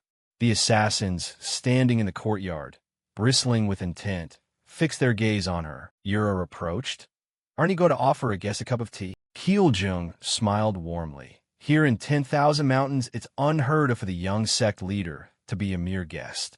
Please come inside. We will attend to you at once." An assassin lurking by the door telepathically asked, "Master of Assassins, what shall we do?" He replied happily, "We've been given another chance. This time we must capture the person alive for me." As Yura walked, he commented, "This place looks ransacked. Usually there must be a lot of comings and goings, right?" Kieljung suddenly emphasized, "Well then, young sect leader." She angrily straightened up. "Speak properly, you insolent wretch." He burst out laughing. "After all, you're already here, what's the need for that?" Yura's people were instantly surrounded by assassins. Kieljung disdainfully ordered, "Be obedient and endure the glare, and we won't treat you badly." Yura calmly replied, "I know your true level." He gave a sly smile. "So you catch the death assignment team, and then you think you're above everyone? But don't think that's all we've got." The room suddenly shook violently as a wooden block rose up from the ground. Yura stood stunned. "A trap array mechanism?" Kieljung stepped forward, beaming with excitement. "This is called the Labyrinth Pursuit Array. Did you think I let you into this place for fun?" Watching the moving mechanism, Yura thought to herself that at this scale, it would require enormous funds and manpower. Thinking of a mysterious man, she was certain this wasn't something a retired assassin could build alone. At that moment, Yura drew her sword and said, "It seems there's much more I need to hear, but allow me to ask one question first." Yura and her subordinates pointed their blades defensively and asked in a low voice, "Are you still the Cheon clan's hounds or traitors colluding with outsiders?" Hearing that, Kieljung's eyes filled with murderous intent as he shouted, "Kill!" At the comrade's command, the assassins surged forward immediately. Not to be outdone, Yura also took a running start and fired back. "I've heard your answer loud and clear." At that moment, two opposing forces clashed and made the space tremble. Blood splattered along Yura's blade. After a while, she assessed, "Looks like I'm still too green, and have to get my hands dirty with this scum." Yura coldly flicked the blood from her sword. Kieljung watched the scene in terror and cried out, "Monster!" She raised her sword and sneered, "Do I have to suffer because of scum like you?" Shall I cut out your tongues to see if you'll be more loyal then? Seeing that cold expression, Kyoljung feared inwardly, thinking she was going to use sword chi to seal us and interrogate us. He then braced himself and loudly protested, babbling. It is you who turned the phantom slaughter squad, those loyal to the Cheon clan, into this. Suddenly an alarm sounded. Young Sect leader, be careful. Yura hurriedly turned and saw someone rushing toward her. He leapt up and swung his sword to attack her. She quickly used her sword to block the blow. The clash of steel rang with a piercing sound. Yura leaned back, a startled expression flashing across her face. The master saw her reaction. Crimson Cloud smiled with delight. Kyoljung stood at a distance, gleefully shouting, "The Great One has arrived." Crimson Cloud moved past Yura so fast his motion was a blur. She turned in alarm, thinking, did he just surpass me that easily? Kyoljung smiled broadly and told Crimson Cloud, "This is the young Sect leader." His smile gradually lost all humanity. His eyes gleamed viciously as he warned not to miss the opportunity. Kyoljung excitedly proclaimed she was trapped in the deadly array, but before he could finish, Crimson Cloud sliced off his head. Staring at the flying head and the blood pooling on the ground, he said coldly, "Failed hunting dogs get thrown away." Seeing that, Yura froze and said in a low voice, "I'm genuinely curious about your organization, so confess obediently. I'll even pay out of my own pocket to announce it across the Central Plains. Then maybe we should ask Sai Bang for a hand, right?" Hearing that, Crimson Cloud froze, saying nothing. Yura's followers behind her thought silently. Do you really think he'll confess honestly? One warned anxiously. The young Sect leader is in danger. This one is dangerous. She replied aloud, "I know." Yura frowned, smiled with hidden depth, and said, "That's why I'm so curious. How close have I come to the Sword Realm?" Crimson Cloud turned back and sneered. Information about the Demon Sect's young Sect leader who foolishly sticks his head in a trap will sell for a tidy profit. Yura ignored his words, smiled, and stepped forward. That's called confidence. Crimson Cloud lunged, swinging his sword, and shouted aggressively, "Arrogant are you, you clueless brat?" The two continued to fight, and this bout's force made it somewhat difficult for Yura to defend against the attacks. The two blades collided in a shower of sparks, creating unbearably sharp sounds. Crimson Cloud broke into a twisted smile, his face manic as he shouted, "Can you withstand this strike?" Yura quickly fell back to keep a safe distance, and at the same time said, "Heavenly Demon Divine Skill, no matter which chi technique it faces, at least doesn't lose in power." Her eyes grew more serious now.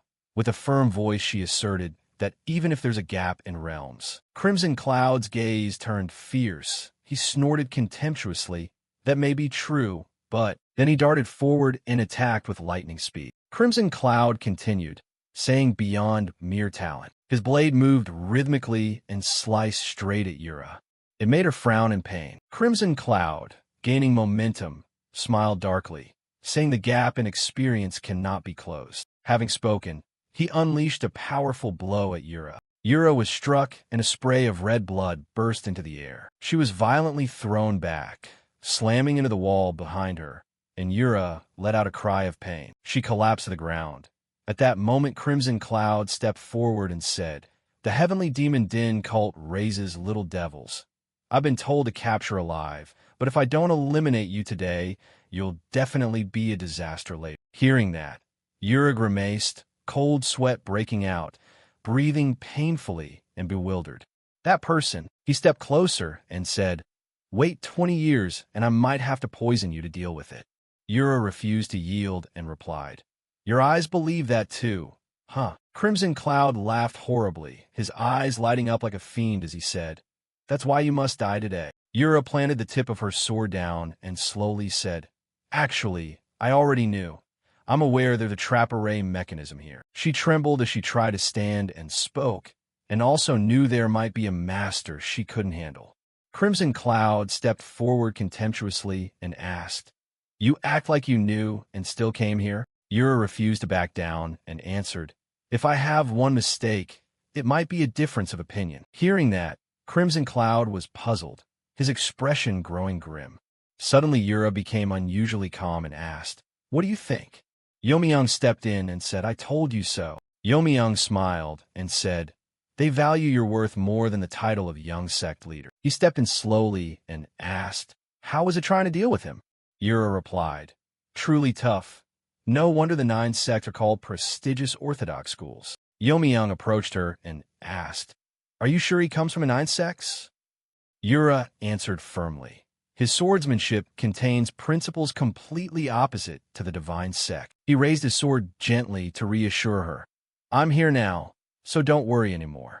Ahead, Crimson Cloud froze and blurted, Jin Yomi-young, could it be the Jin clan? This is an unexpectedly good catch. With that, he quickened his steps toward the two of them. Crimson Cloud walked and said, the young sect leader you can kill, but what about you? Before he could finish, a dart was launched. Sensing it, he turned and glanced in that direction. The dart sped toward Crimson Cloud. He quickly tilted aside to dodge and exclaimed, who sent that? Yomi-young nonchalantly spread his hand, waved, and said, the labyrinth killing array, right? It's mine now. Did you think I came alone? All the other forces have already been invested elsewhere. Hearing that, Crimson Cloud couldn't believe his ears. He froze, speechless. Yomi-young pointed his sword at him, his tone low but authoritative. Are you planning to overturn the heavens? Yura, puzzled by the reaction, asked, why is he responding like that? Yomi-young beside her answered, right now we should only think about surviving here. Yomi-young explained, they're about to finish cutting off the escape. Perhaps because you're inside the array you can't sense it. Outside it's a sea of flames. If this drags on we'll all end up as ash together. Hearing that, Crimson Cloud pulled his face veil up, smiling with sly delight. And you still didn't run away? He tossed the veil to the ground and added, then I must return the favor properly. Crimson Cloud strode forward, sword in hand, proclaiming, I am Crimson Cloud of the Qingchang sect. Yomi-young curled his mouth inwardly, thinking that by revealing his identity, he clearly intended to kill them now. He whispered to Yura beside him, is the Qingchang sect backing this? Before she could reply, Crimson Cloud lunged madly and shouted, go to hell and ask Yama about that. 2 swords were raised side by side, and a voice rang out, Jin Yomi-young, can you cooperate with me? He answered, probably yes. Both of them leapt up. Yura responded with a single word, good. Then the two of them poured all their strength into striking Crimson Cloud. Very quickly, a clash erupted. A hail of sharp darts flew in uncountable numbers. Crimson Cloud's feet nimbly avoided them all.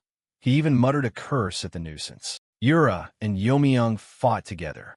She called out to the right while he dodged and thought that it was both unnecessary and impossible to block head-on. While Yura gritted her teeth and swung her sword, he thought as Chion Yura attacked. Crimson Cloud was no slouch and quickly parried the blade. Yomi-young took advantage of the moment to attack, while thinking, I'll disrupt the enemy. Under the coordinated assault from the two, Crimson Cloud gritted his teeth with a sharp click. Seizing that chance, Yura quickly ordered the shots to be fired. Crimson Cloud could only grit his teeth and withstand it. Baiyan is supporting us. Yura, sweat-drenched, smiled and said, not bad, Jin Yomi-young. Yomi-young was also exhausted. He breathed heavily and replied, luckily things went as planned. Yura opened her eyes slightly and said, and I'm starting to see more clearly. She continued, his sword, the image of Crimson Cloud, swaggering forward, spoke. Looks like to kill you. I had to bet my life too. He stepped closer to the two of them and said, I've tried to avoid using major techniques because of the array's balance, but there's no other choice now.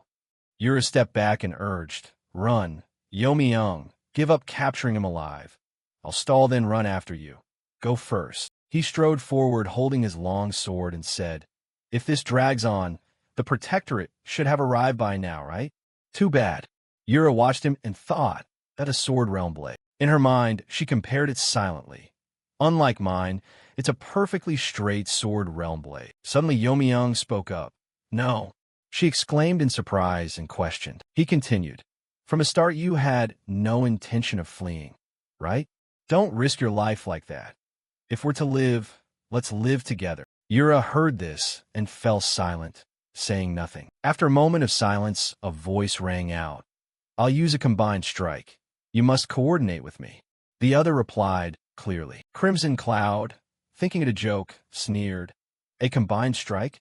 Are you two married or something? As if not hearing him, Yomi-young and Yura raised their swords together and shouted, Die. Very quickly, the whole area was bathed in a blinding light. Crimson Cloud gaped, frozen stiff and speechless. Yomi-young also gritted his teeth against the impact.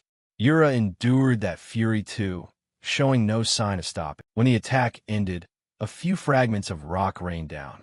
At the same time, Yura spat a mouthful of blood. Both of them sat there wounded and silent. Crimson Cloud clicked his tongue in contempt when he saw it. You really surprised me. He struck Yomi-young's shoulder with his sword and said, If we meet again, the outcome might be different, but that won't happen. Though the sword was at his throat, Yomi-young felt no fear. He sneered, My life traded for a big help to the greater cause. How touching. A voice rang out full of anger. Bastard. Crimson Cloud's face registered shock as he turned to look toward the voice's owner. Wang Qianjiul charged over and slammed into Crimson Cloud, shouting, How dare you lay a hand on him? He struck Crimson Cloud so hard that he was sent flying. Yura lifted her head and looked on with a dreamy gaze. Qianjiul hurried forward, his voice urgent. Young Sect leader, are you all right? Yura sat calmly and said, Your protectorate is late. Qianjiul's voice trembled with fear as he stammered, I apologize.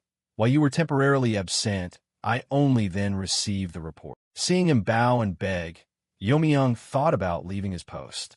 He was from a protectorate with the duty to guard the leader and family, and even a chief protector. Looking at Crimson Cloud lying unconscious on the ground, Yura said, Forget it. He claimed to be an elder of the Qingchang sect.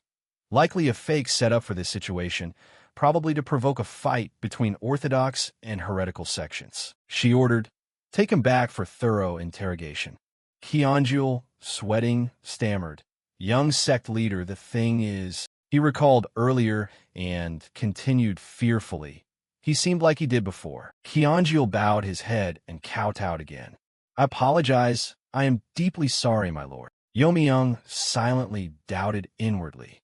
Could he have done this on purpose? He thought of old Qianjiul, the protector who fought demons face to face. Qianjiul, a top-tier master of the divine cult. 20 years later, the protectorate will betray everyone, but by then Wang Qianjiul will have retired. This timing and circumstance don't fit for him to betray. It's because I insisted on doing this. How shameful. Yura stood there murmuring, I will definitely repay this debt. She turned her head and added, And next time I will surely repay this debt. Yomi-young stood silently watching her walk away with her followers. From the narrow alley, he called out, Gu Chiel. After hearing his call, a figure stepped out from the darkness. Gu Chiel appeared and answered him, Yes, young master. Yomi-young turned and asked, How is it? Gu Chiel bowed and reported that most had been burned, so there wasn't much to recover. He produced a scrap of paper and said he found this on the body of the owner of the hidden manor. Yomi-young curled his lip and muttered, In that situation he could still do this? Must be the chief protector creating the distraction, right? Gu Chiel, curious at his mutter, asked, What? Create what? He just replied, I was just muttering. Nothing. Suddenly he looked at the paper in his hand, his face showing a bit of alarm. What is this? His eyes widened, filled with suspicion and astonishment. An assassination order targeting someone at Cheonail Gate. Cheonail Gate. Is this conveniently the place to substitute for a lockdown? Gu Chiel's voice trembled, awkward and doubtful. Young master, can you explain this so I understand? He raised an eyebrow, planning a sly smile. Gu Chiel has the right to know my plan. It seems we'll be apart for a while. Hearing that, Gu Chiel turned pale and blurted in panic, What? Cut to the main hall, where a stern, indignant voice echoed. Inciting the heretics? How dare they do such nonsense in our sect? The warlike Taoist leader sprang up decisively, hands clasped as he declared forcefully, The heavenly demon must destroy the Qingcheng sect at once. The righteous and the wicked shall clash. On the high throne, Taejong remained calm, his face showing no emotion. The cult's rage was thorough, but must be precise. The elders below all changed color and voiced their displeasure at once. Cheon Taejong, his gaze calm, yet hiding an unpredictable murderous intent. First, we must confirm whether they truly are the Orthodox or imposters posing as the Orthodox. Taejong solemnly ordered, "Left Protector," and an immediate respectful voice answered, "Yes, leader." His voice lowered, each word heavy. "There is something you must investigate." The Left Protector bowed at once, resolute. "Understood, orders received." Meanwhile, at Demonic Heaven's Gene clan, lascivious gossip didn't stop. "Have you heard? The one who helped the young sect leader uncover this is our eldest scion. 6 devil dragons plus the eldest scion makes 7 devil dragons. Our house will be thrilled." Gun AK shot to his feet, anger flashing in his eyes. "What did you just say?" Yomi-young faced him without flinching, calm. "I said I will join Cheonil-gate." Immediately his fist slammed hard on the table. "Madman," veins bulging on Gun AK's forehead, his voice hoarse with fury. "You should be entering the Demon Dragon Hall instead." He instantly knelt, decisive in action, eyes steady. "Master, leave relationship building at the Demon Dragon Hall to Yowon. I will go to Cheonil Gate to recruit talent." He ground his teeth, chest heaving with restraint. "You want to go to that place meant for commoners just for that?" Yomi-young lifted his eyes and met him calmly. "It's not just that. I'm aiming to attract talents who will be recruited by the Ma clan and Pei clan in the future before they're chosen." Images of disciples from great houses began to appear. As you know, those in the Demon Dragon Hall belong to families, or if they belong to none, they'll be picked by the Cheon clan, not come to our Jin clan. A figure flickered through his memory. Ma Chulsu of the Ma clan, who graduated from Cheon Il Academy last year, surely has similar aims. He smiled faintly, confidence mixed with a hint of provocation. "I can't fall behind Ma Chulsu, can I?" Gun AK froze, his fist unconsciously clenching tighter. Indeed, sensing his weak spot, Yomi-young continued in a soft tone. "So if the master would lend a little help, I'll bring back the people who will shoulder the world in the future." Cut to the courtyard. Yomi-young was handing a bag to Gu Chil. "This is the application to join the gate." Just then Yowen came running up from afar in panic. "Cheonil Gate? Are you insane?" Yomi-young turned his head, looking exasperated. "Another brother? Today I've had more than 10 people ask me if I'm crazy or say things like that." He widened his eyes, his face draining. "Of course, it's the 6 clans' direct line going there. The whole Jean household was like a boiling pot, everyone anxiously gossiping. Even collateral branches going there were said to be out of favor. No wonder the eldest son was exiled for causing the young sect leader danger." Yowun snorted disdainfully, deeming it beneath him, then spoke calmly.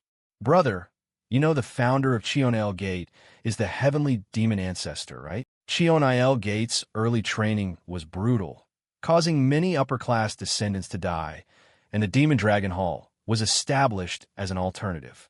Afterwards, Cheonil Gate relaxed its training intensity." Yomi-young's eyes flashed with calculation and satisfaction, the corner of his mouth twitching.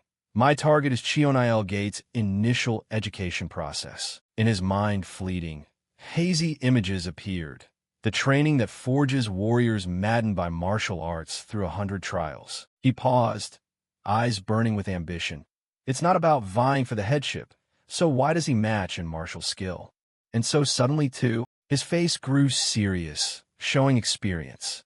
"Brother, we must become stronger.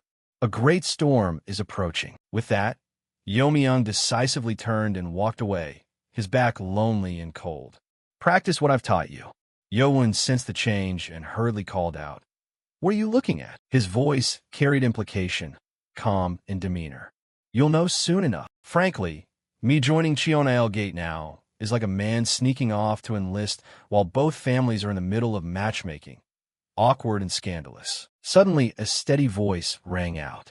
Young sect leader, Bai-yin, leisurely sipping tea, had told me to ask this question. She spoke calmly, her eyes unwavering.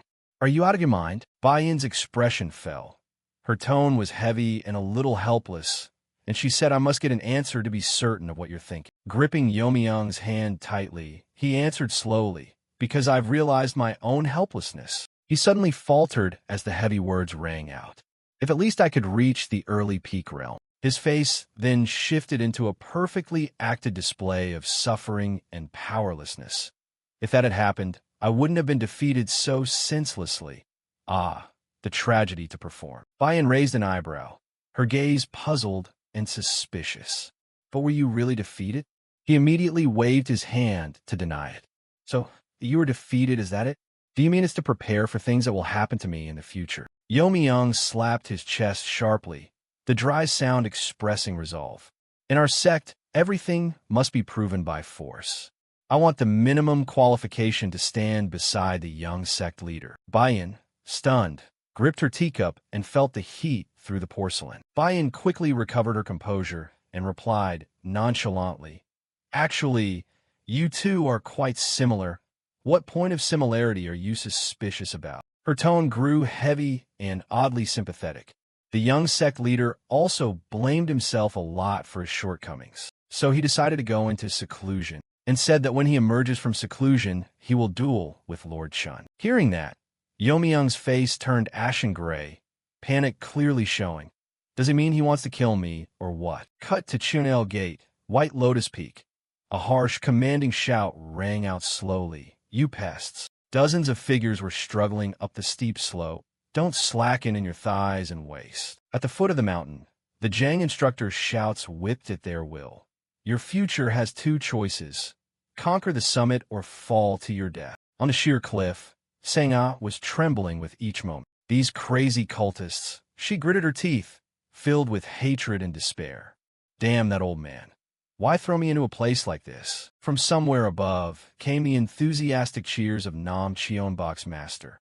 It'll be tough for a bit, just a bit. Sang-ah glanced down into the abyss below, littered with sharp weapons and jagged boulders. Fall from here, and your internal power or whatever won't save you. She gathered the last of her strength and told herself she must survive. A stone suddenly fell from the cliff with a small scraping sound, giving her a nasty jolt. Her body immediately lost balance, flailing in midair as her consciousness spiraled into terror. All sounds around fell silent. "I'm going to die." At that moment, a strong hand swiftly and decisively reached out. Daoist John used tremendous strength to catch her in midair. Sang-ah gasped in horror, breathing heavily from just escaping death. He smiled to reassure her. "Are you all right? I'm Sandojian from the 108th cohort of Cheonil Gate." On the large rock, surrounded by towering peaks under a clear sky, the group was still trudging up like a colony of ants. Those at the summit looked exhausted. Sang-ah finally spoke, "Thank you." After reaching the top, Sandojian propped his hands on his aching knees and panted, "Don't say it. Help each other and survive together." She lay there wearily and said, "That mountain knight is something else. He's from the Ma clan, and yet like this." Sandojian forced a smile and waved his hand. "A hero? I'm not worthy of that." Sang-ah remained lying there, looked up calmly, and retorted, "If you don't practice chivalry, then what is a hero?" Hearing that, Sandojian immediately blushed and looked away, replying, "Miss Beck Sang-ah flatters me. Calling me a hero here is a bit." Seeing him embarrassed, Sang-ah sat up and forced a smile, thinking to herself, this is a cult, really. While she fretted over her words, two male students behind looked regretful. Wouldn't it have been better to let her fall? The others thought the same, a chance to thin the competition. Sandojian continued, "But this physical training should ease up soon. I heard when new recruits arrive, we'll withdraw to study theory." Sang-ah asked curiously, "Did Senior Beck say that?" Sandojian answered, "I heard a high-profile figure is about to enter Cheon Il Academy, and it's from a main line of the 6th Divine Demon Clan, the Demonic Heavens Gene Clan, no less." Sang-ah kept lightly punching her arm, thinking exiled. Then she reminded herself to stay away from those in bad moods and not pick fights. Before assembly, the steward sobbed before Yomi-young. "Young master, must you go?" "The master is powerless." Yomi-young snapped. "This has already been decided. Why are you still whining?" But no matter what he said, the steward cried louder like a child. An eye for the young master. Well, his behavior made goosebumps rise on Yomi-young. "Do your job properly. I'll probably call plenty while I'm in there." But the steward, though unwilling, couldn't stop the young master. He could only stand there watching Yomi-young slip into the crowd. As for Yomi-young, he cast glances around as if probing something, uncertain about their skill levels, but everyone's eyes didn't look bad.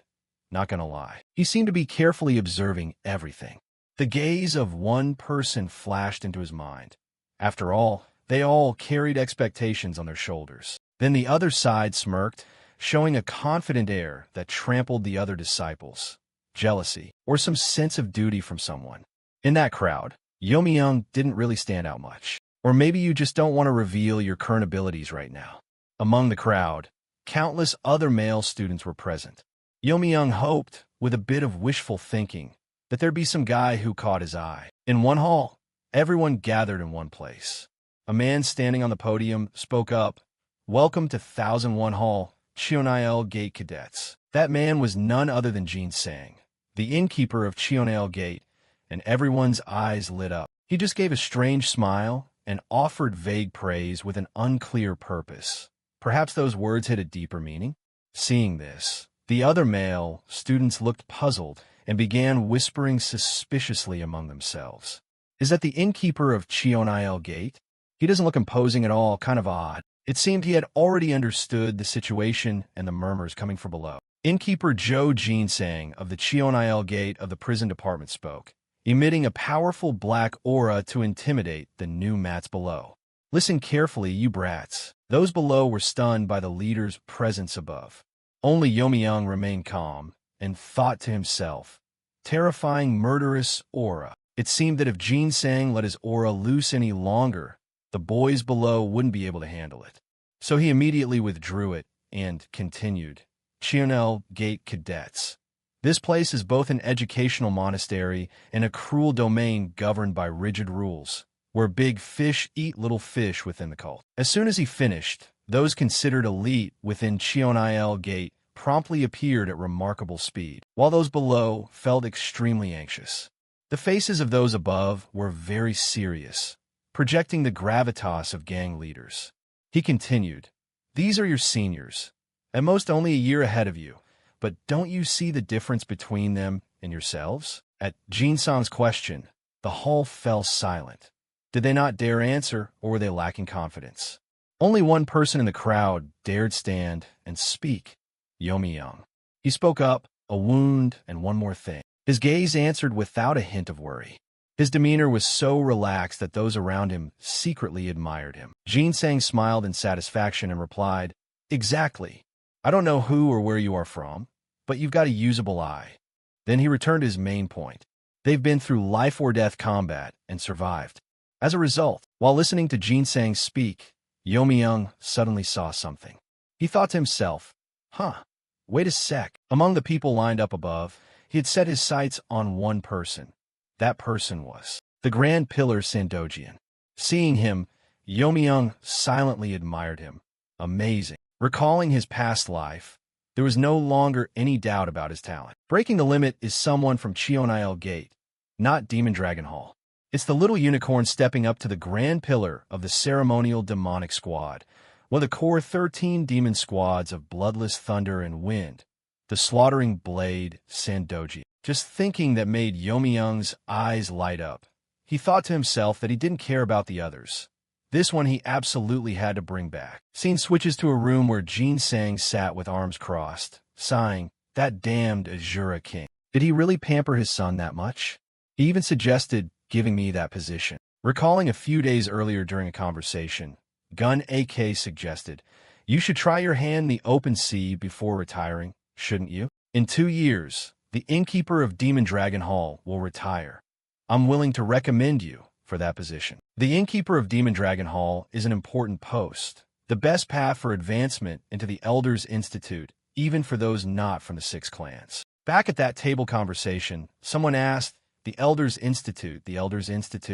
If that's the case, then why did you deliberately send your son here? Jinsang then turned to the man beside him and asked, "What do you think?"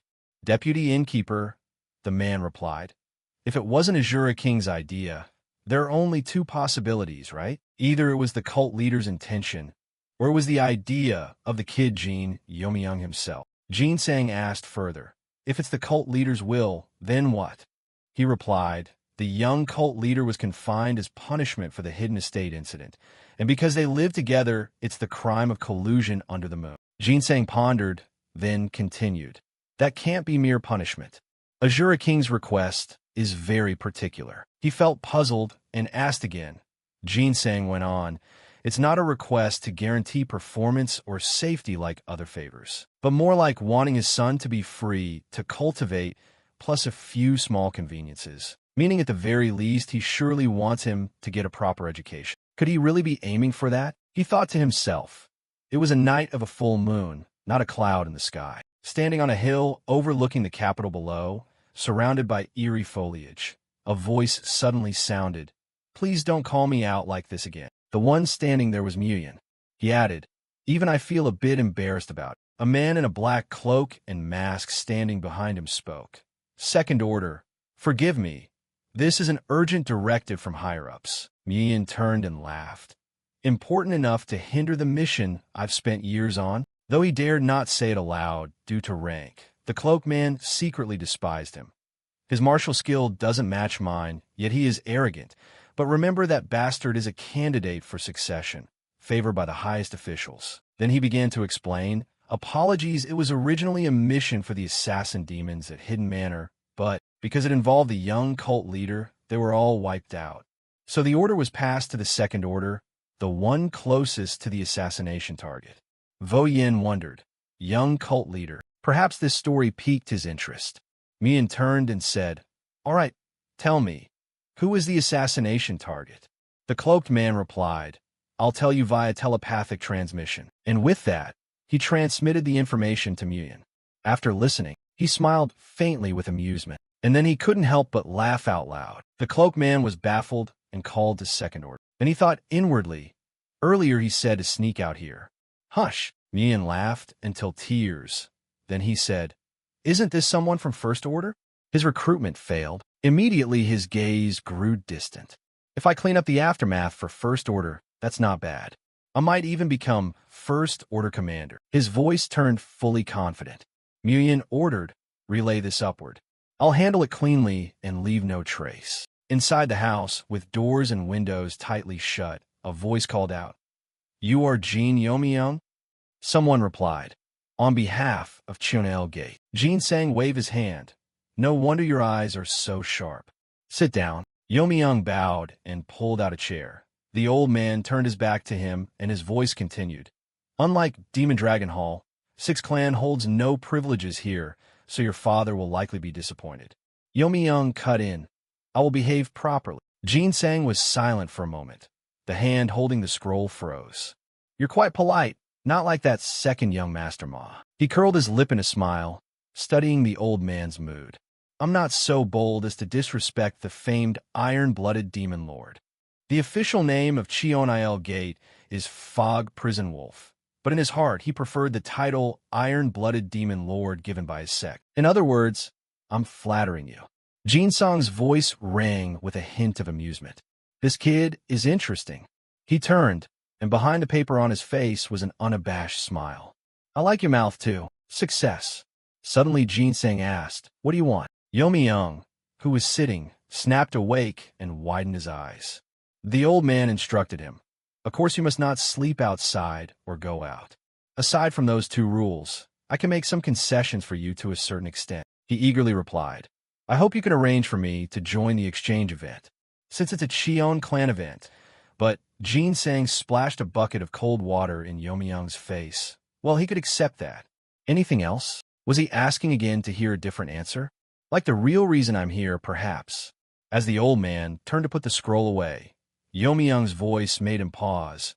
Please open the trial record for me. An image appeared of a person standing at the pinnacle with desolation all around. I want to experience the grandeur of the trial record, the place the ancient celestial demon founder made to train his close followers. Immediately, Ginseng scoffed. He put the scroll back on the shelf, his voice steady and arrogant. Do you know how dangerous it is? Ginseng calmly explained to Yomiyoung. The graduation rate at Mian right now is only about 20%. The mortality rate is also around 20%, and the remaining 60% fail to meet standards and are eliminated. He He turned back to the boy sitting in the chair and lectured. Meanwhile, the graduation rate at the mainstream 1001 hall is a mere 5%.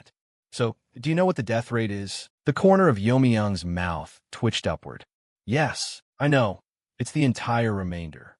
He seemed very calm about that. Ginseng was not surprised, merely curious. You know that and still want to try? Yomi-young looked at him with eyes full of purple passion. Yes, I will definitely become stronger. This could be a wager with one's life. Ginseng's gaze behind the paper did not waver. If anything, it grew a touch icy. Fine. If you insist on trying, I won't stop. Yomi-young began to say thank you, but halfway through the old man interrupted. But you can't do it alone. Ginseng explained. Training in the trial record is basically conducted in teams of 6. Yomi-young was surprised, then understood. No wonder Heavenly Demon once had 6 close followers. Those close followers were actually the first-generation heads of the 6 Divine Demon clan. The old man sat back down and continued. Within half a year, gather 6 people or a multiple of 6, including yourself. You looked doubtful. Do you mean you're willing to let me take as many as I want? Ginseng smiled brightly, as if seeing through the world. Isn't that also your goal? Yomi-young sighed in helplessness, but was surprised the old man allowed it so openly. Cut to an arena where people fight each other. However, all this is contingent on you passing Cheonail Gate's exam. He threw his head back and laughed with delight. Remember, because the training is brutal, that Ma child was practically dead in the first year. You glared helplessly at Ginseng. Only give me half a year. Then Yomi-young went to the arena thinking, I'll make him regret giving me the freedom to recruit talent. Whispers circulated in his ears. Jin Yomi-young, of the demonic heavens Jin clan. Suddenly someone across called, Jin Yomi-young of demonic heavens Jin clan. He turned to look at the boy who had called him. I am Ma Jinseong. The scene of you defeating someone appeared again. Ma Chulsu, the one you wounded with a dirty trick. Jinseong pointed and proclaimed in a grand tone, I'm your 6th cousin. Yomi-young stood with his hands clasped behind him. So why are you looking for me? The boy tossed his chin up and answered, Nothing. Just wanted to engrave my existence in people's heads. Hearing that, you could only sigh in resignation. Is that so? Jinseong closed his eyes and let out a long breath, silent afterward. Yomi-young was puzzled. What is it? At another arena, where the place was thoroughly smashed like a real battlefield, someone still criticized, you're still very lacking. The linking between moves and the circulation of internal chi still isn't smooth. Taejong stood there with a cold expression. If you could use the full, heavenly slaying mighty chi. Yura stood opposite with a dirty face, eyes downcast. If she hadn't been reprimanded by that small elder of Qingchang's sect already. She stammered, that matter? The arena around was a wreck. Taejong's voice rang out again. Are you still afraid of falling into demonic lust? His words struck straight into Yura's heart. Are you worried you'll kill Bayan or that Tran child with your own hands? Her hand tightened around the sword. Taejong softly called, Yura. Immediately she replied, Yes, sect leader. He explained, it's been over 1,000 years since the heavenly demon founder established this sect. And in that time, only 3 heavenly demons have been born. Heavenly Demon is the title of an absolute ruler that only appears once in many generations. Suddenly, Taejong's voice softened. Yura, you have the talent to become a heavenly demon. You could be the first successor heavenly demon in the sect's history. Those words left Yura utterly astonished. The image of a hand grasping so-called demonic nature appeared. Being controlled by demonic nature is a thing for mortals. People like us must instead actively restrain. Taejong's words were light as if nothing, even if it costs us something precious. His bloodshot eyes were fixed on Yura. Of course, later you'll have to marry off to a bunch of husbands to continue the Cheon clan bloodline. Bayan beside her heard Taejong's words, but thought, at least for now, don't be distracted. Focus on achieving the next realm. Inside she wondered, what did he say? Seeing his attitude, Bayan thought, I thought the sect leader liked young Master Tran a lot. Turns out not. Suddenly he cautioned, they are not opponents who fall easily. At that, Yura looked stunned, as if struck. At Cheonil Gate, there was a line of people carrying stones up the mountain to save lives. Officer Jang stood high and clicked his tongue. Suddenly a martial artist who weak. What's the use? Just that won't get you offerings to the ancestors. He instructed them during the break. Listen carefully, then everyone dropped their stones. Jin Seong cast a hateful glance at Yomi Young, while you massaged your own shoulders and complained, I'm going to die. If my stamina recovers this fast, it's definitely thanks to my mortal bloodline. With that tournament brat here, he'd probably chuckle and casually carry his load away. Officer Jang's voice rang out. Recently, the 4 Great Halls became 5 Great Halls, you know? So the Heavenly Mind Hall keeps recruiting, and Cheonil Gate can nominate 3 people from each class. Hearing this, the people below erupted, the fast track to promotion. Jin Seong kept watching Yomi Young, and you thought, even I find this interesting. Heavenly Mind Hall is the intelligence agency that will manipulate the entire sect in the future. Such a place not recognizing the betrayal of the Protectorate and some Sixth Houses, and even recommending Han Yubeek into the Great Demon Path recruitment, is telling. Yomi Young thought inwardly with a sober look. This place is very suspicious. Officer Jang's voice rang out again. An opportunity to get into Heavenly Mind Hall safely? He grinned widely. And for you, there's an even tastier promotion path, not inferior to Heavenly Mind Hall at all. He pointed straight at Yomi Young. Right? Demonic Heaven's Gene Clan? The crowd startled, and you swore into your breath. That bastard. Yomi Young raised an eyebrow and forced a smile, replying, That's right. You ribbed Officer Jang. If you like, I can leave the main gate guard post open for you. He roared. What? You shrugged. Do you all look down on the gate guard position of Demonic Heaven's Gene Clan? It at least pays 3 times the sect official's winning salary. Jang the officer asked. How do you know how much we get? Yomi Young replied lightly. A normal officer gets 15 taels of silver, a senior officer 20 taels, right? He was astonished. He clenched his fist, clearly furious. That bastard then leaped down in front of Yomi Young and whispered, Are you serious? Everyone around fell silent after hearing that. Officer Truong from the countryside glanced over and said, What? How? Gold bars and glittering money? Just asking. Money comes first after all. Yomi Young and another sat tipsily on a rock talking. If the boundless divine skill reaches its highest realm, it acts like indestructible diamond. Yes, drink up. Back to the present moment, you swung your sword. Yomi Young held the sword posture, thinking, but why does this sword technique feel like it's from the Orthodox school? The 3 of them were clashing with each other, not otherwise. Yura and you were drenched in sweat, breathing heavily and smiling at each other.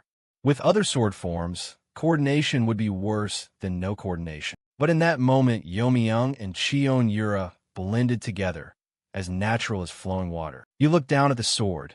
You needed to examine it more closely. Then Yomi Young imagined Yura standing opposite, holding the sword in the same stance as him. Her eyes were icy cold, her hand raising the sword high. Yura met sword with sword against Yomi Young. The 2 blades sliced past each other with a chilling edge. You frowned and used your sword to parry that move. Then Yomi Young managed to knock her sword aside. I can block that. Yura's eyes flashed with displeasure. You sneered. You're annoyed because I wasn't pushed back? Purple lights appeared around Yomi Young, and it was nearly piercing through. That light also enveloped your sword. Your blood flow was clogged all over. Before I could only barely block attacks. Now, the 2 of you lunged past each other. I can see it clearly now. Yura smiled smugly. What did you just block? Yomi Young spun around in alarm and looked back, seeing her swinging the sword with blazing red light. One thing I'm sure of is that the 10 Heaven Fortune Demon Sword shares origin with the Heavenly Slaying Demon Sword. You knelt and bowed your head to look up at the sword, your face tightening. But how can that be? The Heavenly Slaying Demon Sword is clearly Cheon Clan's secret art. The 10 Earth, 10 Heaven Fortune Demon Sword, 6th. You touched the sword tip.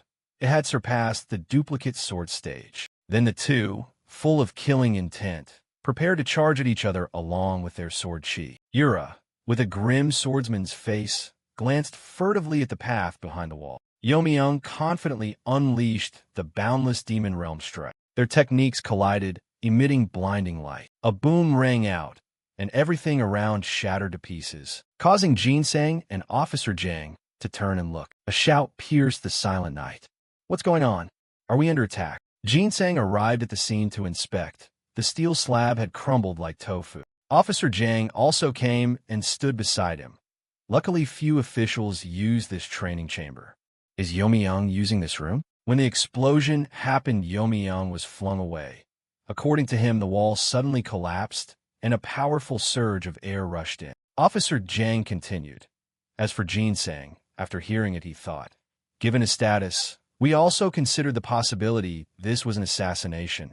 What assassin causes such a loud commotion? Ginseng kept holding and staring at the stone, saying it's more plausible that someone botched their own training. Still, that doesn't fit. The two stared at the blasted stone wall. At that age, how could one reach the pinnacle realm? And he's not even the sect leader or deputy. Cut to the quiet late night. Yomi-young sat alone under a tree while outside people still whispered about what happened. Maybe a spy slipped in. How did the 10 Heavens demon sword get into demonic heavens Jin clan treasury? And how did Master learn the true nature of this sword technique? He was lost in thought when a small voice called, Master, who exactly are you? Young Master. He looked at the caller and smiled. Did you leave any traces? I don't want to reveal that I can use the steel sword technique, so it's best to fabricate it as an assassination. Gu Chiel frowned and scratched his head. By your order, I created traces linking outside of Chionel Gate, but you startled and spun to look at Gu Chiel's report. Seems besides me there might really have been someone else. Yomi-young asked in alarm, what? Gu Chiel continued. It seems there really was an intruder from outside. The wall was broken. It's like a dog catching a fly. Not the saying dog catches an elephant. Young Master, you smiled and said, can be traced? Gu Chiel grinned confidently. Who do you think I am? Cut to a group of people with cold eyes. The Demon Emperor Ghost Kill Squad attached to the Cheon clan. Leader of the second team, Nine Clouds Ghost Order Byok Chienwun. This was Gu Chiel's real name in the past. The night remained silent. A few days passed, and it had been a month since the directive was received. Second Order. A cloaked figure. Pao Chang'un is watching this. Please don't ruin the grand plan. Vo Yin gripped trembling hands. I'll try to handle it as quickly as possible. Suddenly, Cheonil Gate tightened its security severely. He regained confidence. There's an outdoor training session coming, so don't worry. If temptation fails, I'll just kill him here. Elsewhere, Yomi-young now placed both hands before his abdomen. Phew! He was sitting cultivating inner skill. Thanks to the destroyed training chamber, his training time was reduced, but ended up stabilizing usefully. In the dark night, that curbed the craving and impatience for higher realms and prevented falling into demonic mind. That's enough for tonight. Back to the dormitory. Everyone in the dorm was cheerful. Here comes the young master. Clear out, you brats. The young master must rest. The others muttered as Yomi-young passed. If chosen for the Jin clan, life changes, but you must prove your worth first. Something like selling reputation or whatever. The bed was neatly made and clean. Two people gestured for you to lie down. Young master, I've prepared fresh blankets for you. Please rest here. Yomi-young smiled and said, much obliged. Jin Seong stood at the doorway glaring at you in anger. Acting like a big gang boss, aren't you?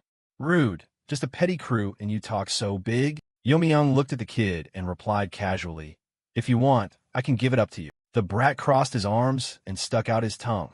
Like who'd want to be beneath you anyway? You replied calmly, if you get trained in our stronghold, you could even surpass that demon Chulsu you admire. Jin Seong's eyes lit up at that, really? Saying no more, Yomi-young slammed the door. Jin Seong stayed outside excitedly. Mull it over slowly.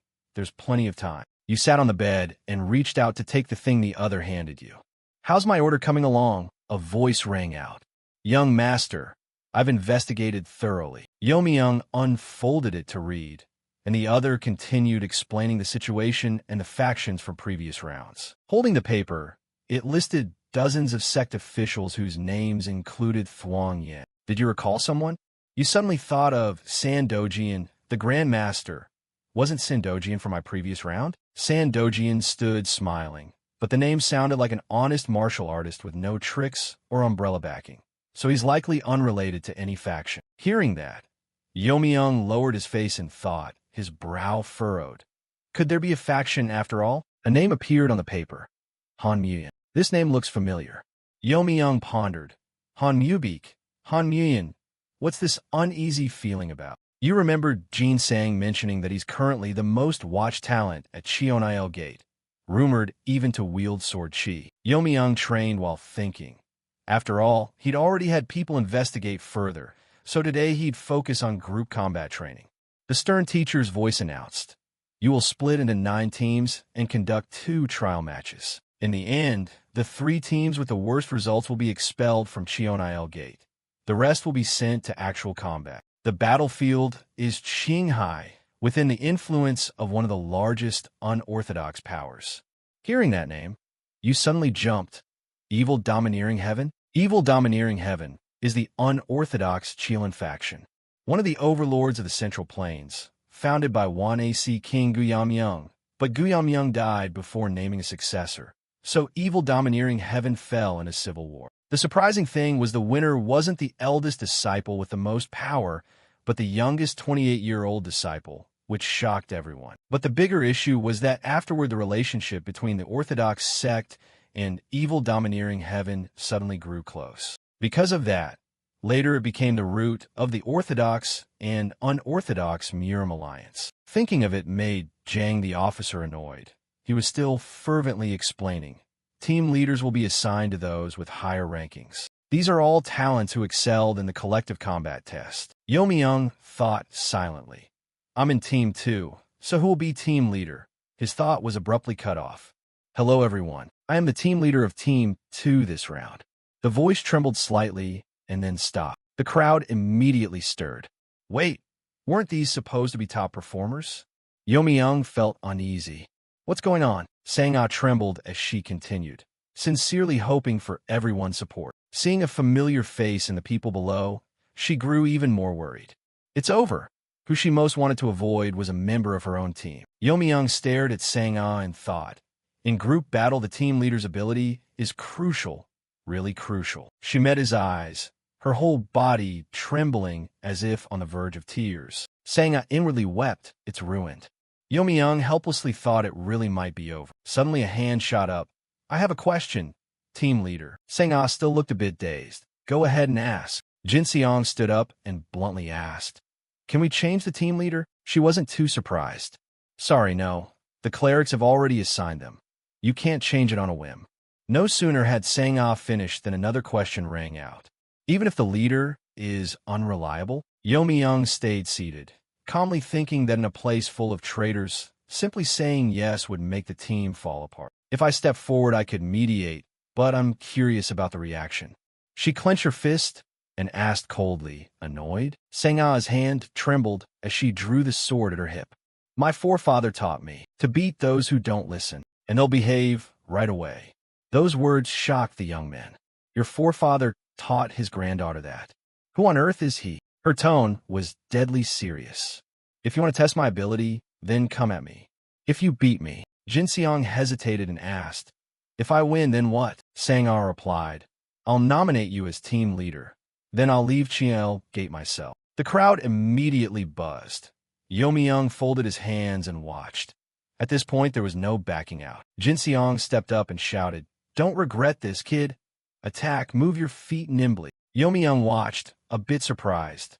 The move Ma Cholsu had intended to use. Jin Seong yelled, "Blood flow demon spirit, sword technique." With a blood flight bullet strike, the sword in his hand carved a streak of light towards Sang-ah, and she coldly delivered 2 slashes. Sang-ah's eyes flashed as if she'd locked onto her target. Watching her actions, Yomi inwardly marveled. Watching her, Yomi was amazed. The clash of weapons rang painfully loud. Sang-ah used force to knock Jin Seong's sword away. While the opponent couldn't react, she pressed the attack and struck a powerful palm to Jin Seong's chest. The kid's eyes widened in disbelief. He was flung several meters away. Yomi whipped his head to look at her, horrified. He felt he'd seen that stance somewhere before. Impossible. If so, there should be another blade involved. No way. If true, the entire cult will be turned upside down. Jin Seong staggered up from the ground, teeth clenched and trembling. He cried out resentfully, pointing at Sang-ah, I'll kill you. The kid was furious, his whole body ablaze. Seeing the patterns rise on Jin Seong's sword, Yomi thought silently that it's the minimum requirement to be called a master of the blade. The crowd grew rowdily impressed. Just now we'd seen the Dragon Demon clan use that move for the first time. Yomi sighed. Looks like blood's up in his head. Sang-ah looked at the kid and said seriously, "Listen up, put that blade down, or you'll be seriously injured." Jin Seong angrily barked. "Just a brat dares to look down on me? I'm from the Dragon Demon clan." No sooner had he finished than Officer Jang's voice rang out. "That's enough, Jin Seong. Continue, and you'll cross the line." "Calm down," Jin Seong stubbornly retorted, but his words were cut off before they left his mouth.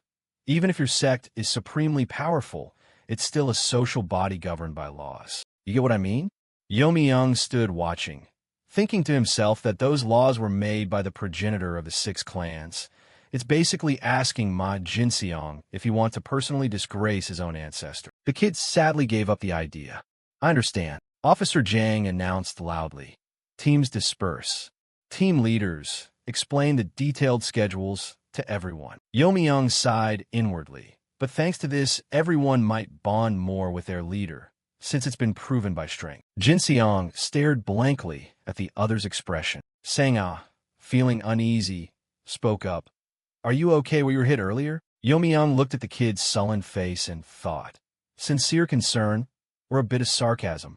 Who is this person, really? Half a month later, on the training ground, Sang-ah was commanding her team, deploying the Serpent Arrow formation, then the Ghost Net formation, then the 9 Clouds formation, and finally the Vanguard Chart formation. The members followed orders and surged forward to attack the human-shaped target dummy. Their blades stabbed into the dummy.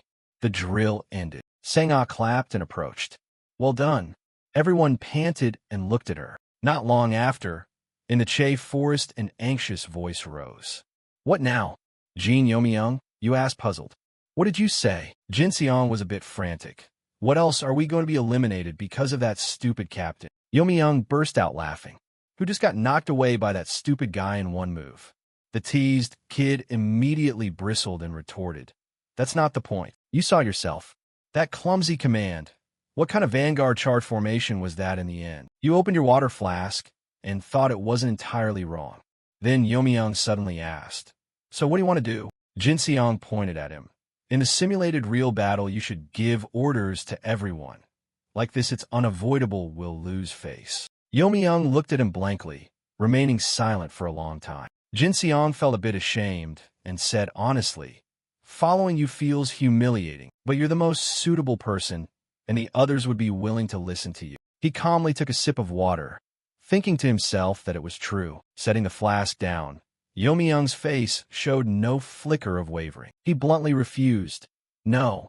Jin Seong immediately got excited. "Why?" Yomi tried to find a reason, but before he could finish, a cold voice came from behind. "Don't talk nonsense." Both of them were startled and snapped their heads back to look. The arguing grew louder over there. "Why use the Vanguard Charge formation there instead of the defensive line? Are you trying to send your teammates to their deaths?" A crowd behind eagerly chimed in. "That's right. The captain didn't show anger at all. I've said it already. The captain's orders are absolute." When Yomi saw that leader's face, the name Sandojian immediately sprang to mind. The team member kept provoking. "If our team gets eliminated, you won't be affected. So you're pretty comfortable, huh? But we're desperate here. We absolutely need to survive and climb up. Don't blame seniors for bad tactics. If you have any conscience, resign as captain." "Resign." The crowd noisily joined in. Yomi thought to himself that Sandojian must be feeling heartbroken. Another nickname for Sandojian was the Lady of the Wind Demon Corps. Among the 34 demon squads, he led the most looked down upon Eamon Corps with more dignity than anyone. So the Eamon Corps were willing to sacrifice their lives for his orders until the very last moment. Dojian's whole body radiated murderous intent, and his tone turned cold. "I won't say it twice. Obey the orders, or I'll force you to." The squad member pressed forward even more boldly, taunting, "Let's see if you can handle us on your own." The other members, seeing things getting out of hand, hurriedly spoke up to stop him. "Hey, knock it off." He scowled, turned back, and demanded, "But everyone had to do it earlier." They did. Yomi sighed at them. Only desperation makes people resist, but desperation can also make them endure. Captain Beck saying is the same. It's definitely not random. Other members said, you want to be expelled, but haven't managed it yet? No matter how resentful you are, you shouldn't act like that. Yomi turned to the still-dazed Jin Seong and asked, don't you find it strange? Any captain could be suspicious, yet they must be obeyed unconditionally. Could it be they're deliberately inciting lower ranks to rebel just to see our reaction? After a while, weary complaints echoed through the Che forest. Sang-ah let out a long yawn, while Dojian sighed in boredom. The two captains sat there helplessly. Dojian asked sadly, seems things aren't going smoothly, huh? Sang-ah replied, same here. Members not listening, he said with a weary look. No, they only sometimes speak harshly, but still obey. It's just, they're so patient, yet some self-important wannabe has to cause trouble, and the whole path brings back an embarrassing memory. She chuckled inwardly, his dark past from last year. He continued, if Senior Han hadn't mediated, I'd have been expelled. Speaking of which, Dojian looked at Sang-ah in surprise. Before he could speak, she cut in, an invitation to join? Dojian awkwardly replied, sorry, Senior, I definitely want to recruit you. Sang-ah replied nonchalantly, no need to apologize. I've said it many times. I can't belong to anyone for personal reasons. Dojian suddenly felt a bit flustered, thinking what to do with this awkward atmosphere. Should he change the subject? Change the subject. As if remembering something, he asked, oh right, isn't there a heavyweight in your team? The moment he mentioned it, Sang-ah went pale. That's right. It's terrifying. Dojian jumped, puzzled. What? She wore an expression of displeasure. Her tone and eyes showed no sign of resistance. But if you wanted to wipe me out, it would be a trivial matter. Seeing Sang-ah lose her composure, he quickly tried to soothe her. Calm down. But before he could finish, a familiar voice suddenly rang from behind. Indeed, how can you badmouth someone behind their back? The accused captain went dumbfounded and stared over. Yomi stepped out from behind the bushes, face friendly and smiling. Long time no see. No. First time meeting, right? Dojian. Ah no, Senior. I had business with you too. Lucky to find you both here. Dojian felt astonished. You wanted to see me? Sang-ah, still excited, kept saying, Jin Yomi. He held out his hand as if to greet the other. Senior, Dojian. Would you like to join my team? Dojian asked in confusion. You know me? Suddenly like this on first meeting? Yomi smiled and replied, of course, I thought you the camp leader of the Great Red Camp of the Killing Blade, Dojian. Sang-ah stood to the side listening, horrified, and shouted, Killing Blade. She thought, the nickname, and it's actually killing. He was a bit surprised. He didn't expect you to know my past, and that you're even from the Sixth Clan. But I didn't do anything to attract a junior's attention, did I? Dojian's eyes narrowed for a moment, showing a dangerous glint. Yomi replied calmly. The seventh elder suddenly uprooted an entire mountain camp from somewhere. So, I was very impressed. Your potential is excellent. You answered immediately. Internal skill and martial progress. He widened his eyes in surprise. Can you help me with that? Yomi was extremely confident.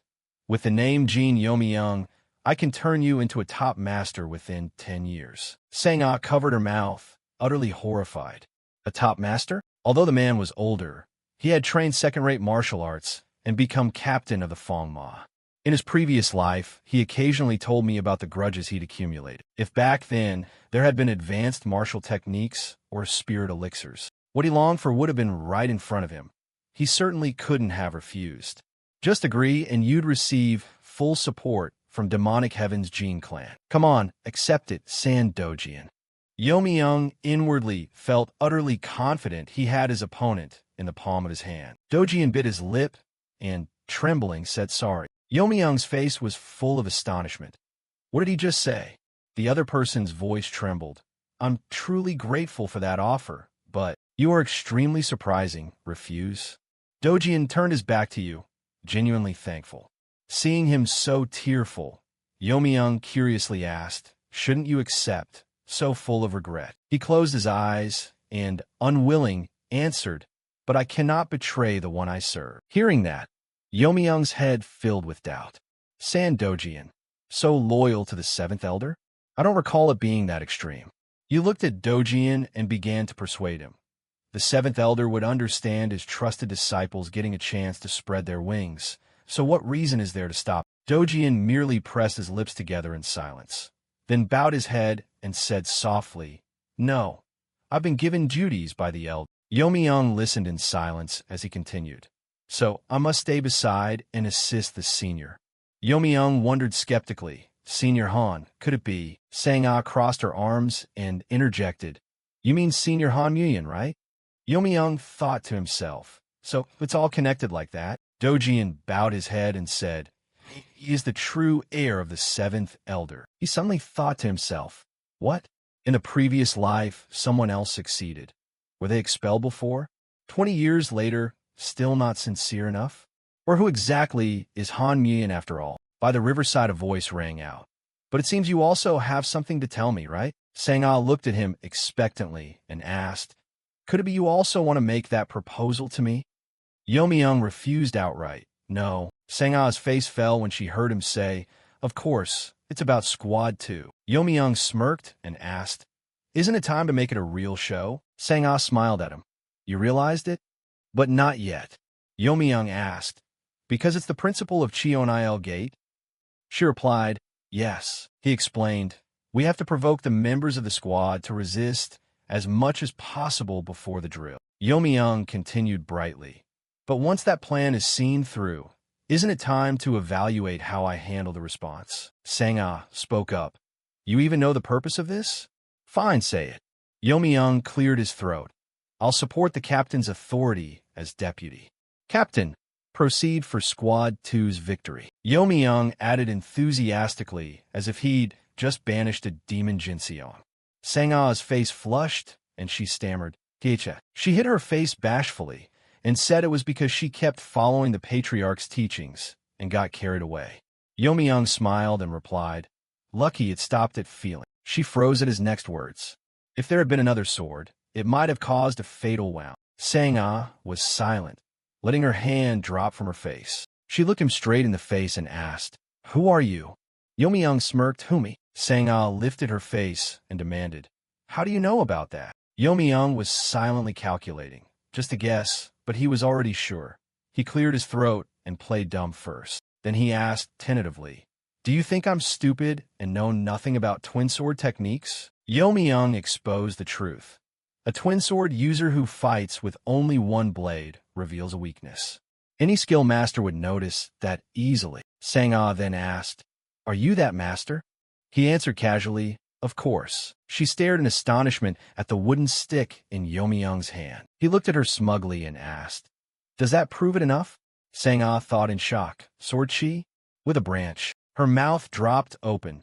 Projecting sword chi with a branch is even harder than projecting steel sword chi. She admired silently.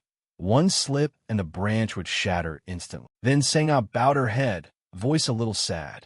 "So you're one of the famous 6 demonic dragons?" Yomi-young hurried to explain, "No, that's my younger brother." He put a finger to his lips and instructed her, "Like when you use your sword, I want to keep my true strength secret." Yomi-young smiled at her in agreement. "Let's treat it as us sharing secrets with each other." "So, you really think Sang-ah was an outsider hiding her identity here? Maybe even from some terrifying clan?" Watching Sang-ah leave, Yomi-young softly called, "Gu Chil." Keep an eye on Sang-ah for a while. Gu Chil, hidden in the grass, spoke up, "If she seems suspicious, can I just kill her cleanly? I'm pretty confident in erasing traces." He flicked Gu Chil on the forehead in reproach. "What are you saying?" "Keep her alive, of course." Yomi-young thought. Didn't he know Baek Sang-ah would exist in the future? He muttered as he walked away. It seemed he'd found an assassination target. Yomi-young pondered.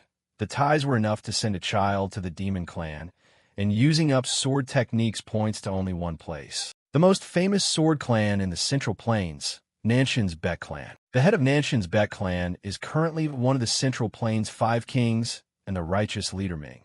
So Baek Sang-ah could very well be his granddaughter. In a few years, Nanshan's Baek clan and the Namgung clan will be wiped out together. Yomi-young recalled the words. The mastermind behind it is the demonic cult allied with the new sword sovereign, Sage Guanhyun. Back then, he wondered why he was framed and given no chance to explain. But if something happens to Baek Sang-ah here, the pieces will fit together. But why would that old man send his granddaughter here? He suddenly realized. Wait a moment. Yomi-young remembered Taejong's suspicious look. Surely there must have been a prior agreement with the sect leader, right? His mouth opened in fear. Shouldn't Taejong have hinted a bit when Yomi-young said he wanted to come? After all, he's a potential son-in-law. Taejong at that moment was scratching his ear and grumbling. Why was his ears suddenly itchy? Finally, Yomi-young stomped his foot on the step before him and thought. Anyway, with righteous fury rising and full determination in his heart, he vowed to save Baek Sang-ah and smash their plan. A month later, at the stands, a voice rang out ordering the start of the sparring match between Squad 2 and Squad 4. An announcement blared. Besides issuing orders, the captains are forbidden from taking any other actions. Squad 2's captain, Baek Sang-ah, held the flag and listened attentively. The rules were also announced. Whichever team breaks the opposing team's flag wins. Squad 4's captain, Ju Guxian, listened closely as well. Then the referee's voice went out. Begin. Both Sang-ah and Guxian issued the command in unison. The formation was deployed. No sooner had the words fallen than both sides charged at each other to fight. Those standing outside murmured in surprise. Straight into a brawl right away? A silver ingot was tossed up into the air. A man spoke up. I'll bet 1 silver ingot on Squad 4 to win. Someone wondered, not Squad 2, but 4? Are you going on like a betting official? He pointed the silver ingot toward the arena and said, you don't know. These 3 were the first to take on the lower to upper exam and will follow the captain's orders at all costs. Then he pointed at Squad 4 and continued. Their coordination is no joke. On this side, the 3 sparring members shouted in turn, my name is Baek Sa, Hyuk Sa. Insane. The 3 of them said in unison, we are the Demon Snake Trio, Master Yomi-young, at your service. Yomi-young flinched back in surprise, thinking, introducing themselves to? Then the 3 crashed into each other. Baek Sa swung his sword and shouted to meet them. He yelled. At the very first moment he saw, he closed in on Yomi-young's face with a leering look and said, love at first sight, huh? Yomi-young parried the blade. Trembling and thinking this must be their tact, a group on the other side was chattering loudly, surely enough to distract him. The core of team fighting is coordination. Charge in and crush them. Suddenly, an unfamiliar voice announced, 10 gold bars if Squad 2 wins. 2 men behind exclaimed, what? You're betting half your salary on this. The man turned and smiled brightly. If you're scared, withdraw now. As the battle reached a tense moment, the thoughts of the trio, Insane, Hyuk Sa, Baek Sa, flew back to an earlier time. Back then, there were lonely kids sitting under a shabby roof, watching the bustling street. Low-born scum like them wouldn't dare come near Cheonail Gate. At that time, they were known as the 3 Worms. Perhaps they drifted homeless until the master of demonic heaven showed them mercy. A woman reached out to help. At their first meeting, she said, run, Dad. Well, at least she might as well have said snake. Now you're practicing sudden advancement of internal skill a bit late. If you want, I can pass along the martial arts of my guards to you. Want to try? Faced with that offer, all 3 were stunned in surprise. Since then, they were determined to repay the Great Mother's kindness for bringing them into Cheonail Gate. Back in the present, Baek Sa hefted his sword and shouted, we will serve loyally. Seeing them fight so recklessly, trying to repay that favor meant they had to win the patron's favor. Baek Sa kept yelling during the attack, please accept us. This made Yomi-young parry while struggling to remind them. I get the passion, but this is still a simulation match. Still, the 3 kept attacking like mad with no sign of stopping. They kept repeating their pointless lines.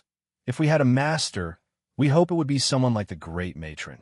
Baek Sa, Hyuk Sa, Insane, and Yomi-young kept clashing nonstop, forcing nearby matches to pause for a moment in astonishment. What the hell are those bastards doing? Meanwhile, Guxian watched the match, grinding her teeth in anger. What are these damn dogs doing? I resent watching the fight of those 4 idiots. They should be going all out to defeat the opponent, not pulling stunts. As Squad 4's captain, Guxian grew more furious the more she watched. She clenched her fists, eyes flashing, and snarled, "You filthy commoners, I will not spare you." Seeing the battle state, she grew worried. At this rate they'd lose. Ju Guxian of a distinguished family, will be beaten by some unknown upstart. After observing for a while and clearly seeing names like Jin Seong and Youmyung on the field, she felt even more irritated. They have both Demon Clan and Jin Clan. It's so unfair. Finally, Guxian decided to issue the command to switch to a hold and defend formation. On her order, Baek-sa and everyone else quickly formed an attack formation. They all shouted and charged forward, all of them sharing one thought at that moment. They must beat Baek-sang-ah and claim the captain's victory points. Baek-sang-ah quickly realized their intent. Were they planning to grab her? She shouted to shift the formation to the flanks. Sang-ah's team also promptly moved into position. This surprised Guxian greatly. She quickly imagined the collision not as our ranks piercing them, but them letting our side be pierced. A tactic to lead into a melee. At that moment, the battle raged intensely. Powerful kicks struck bodies. Blows and slashes to the body came fast, and the one who seized the moment best was Youmyung. He signaled with his hand.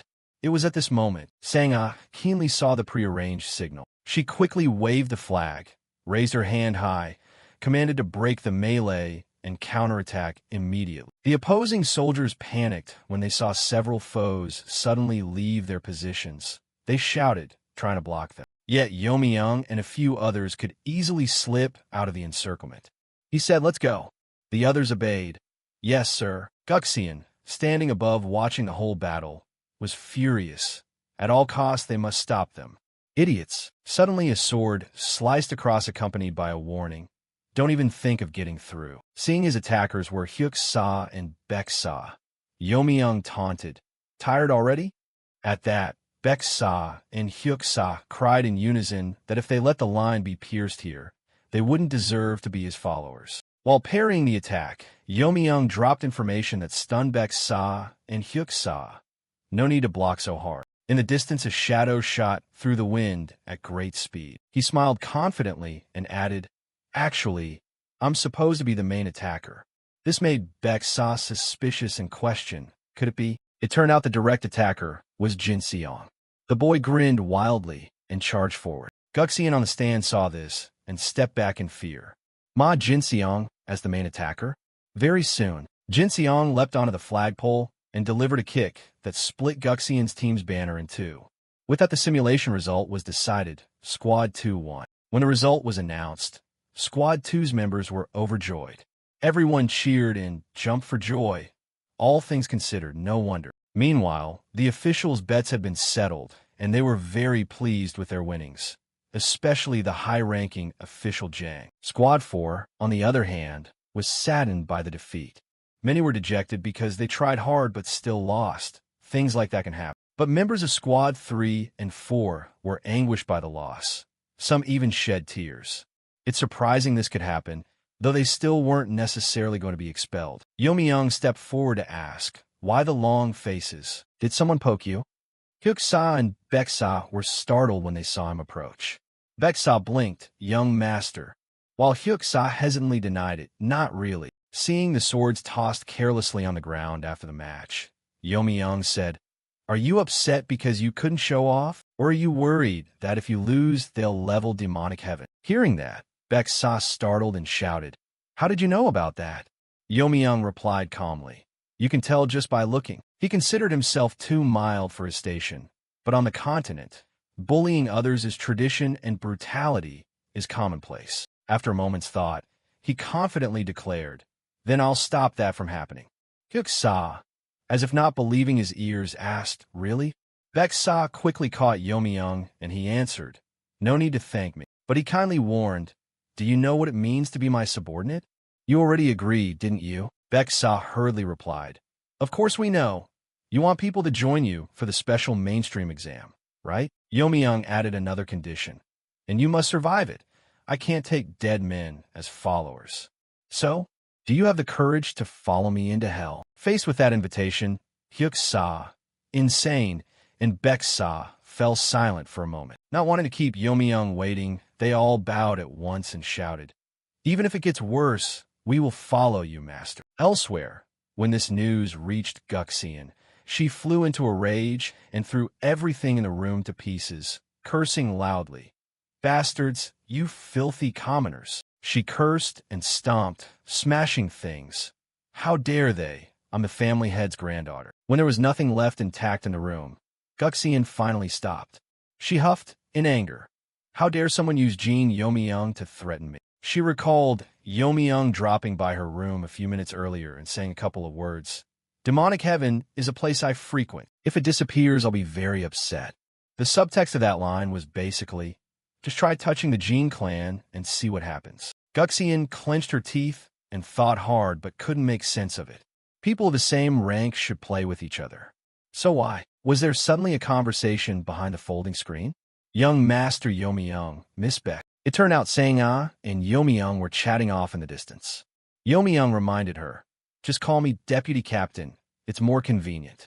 Captain Sang-ah cheerfully replied, "All right then, Deputy Captain." Guxian caught sight of this, and jealousy welled up. Where did that guy come from? I stared at his expression and got jealous. Why is he so friendly with her? Guxian kept asking herself. Why is that distant look directed at me? Jealousy and envy sprouted and amplified in Guxian's mind. Something's wrong here. It's upside down. It's all Sang-ah's fault. Think it over. Losing the simulation. Young Master Trin, if it's all Sang-ah's fault, then everything is explained. Suddenly footsteps approached, and someone spoke up. "I guess I arrived at the wrong time." Guxian was startled and snapped out of her jealous reverie. She looked up and saw the newcomer was someone she didn't know. Then Guxian asked, "Who are you?" While Guxian was wallowing in her anger, Muyin stepped forward and said words that poured salt on the wound. "Seems someone really bears a grudge against Sang-ah." "Huh?" He slowly approached, speaking half-ambiguous, half-provocative lines. "Ready to kill yet?" This left Guxian a bit bewildered. Suddenly a thought popped in her head. What if Sang-ah's charm forced the officials to shove the Ma family and Jin clan into the same squad? The image of Sang-ah's mocking, contemptuous smile replayed in Guxian's mind. She wanted to keep those commoners right where they were. The more she thought, the more warped her ideas became. What if Sang-ah's seductive tricks lured the naive, Tran young master into a trap? Unreal images kept forming. Sang-ah cooing at Yomiyoung, me dreaming of a love that overcomes class differences. All of that only deepened Guxian's hatred of Sang-ah. If I pin all my misfortunes on Sang-ah alone, then everything makes sense, she replied to Muyin. Of course, receiving that answer, Muyin's eyes flashed like a predatory beast. He stepped closer and whispered some devilish words. "Then I'll give you a chance, the opportunity to destroy Sang-ah." Time passed, and a few days later the leaders sat down for a meeting. To prepare for the second simulation, they had to reselect the captain position for Allied Force 1, made up of Squads 2, 4, and 5. Guxian raised her hand to speak first. "There's no reason to pick a loser as captain, right? I propose we let the captain of Squad 2, the only winner among us, take the position." With that idea, Young-ho, captain of Squad 4, who suffered a crushing defeat in the first simulation, quickly agreed. "I have no objections." So the three of them quickly reached a decision.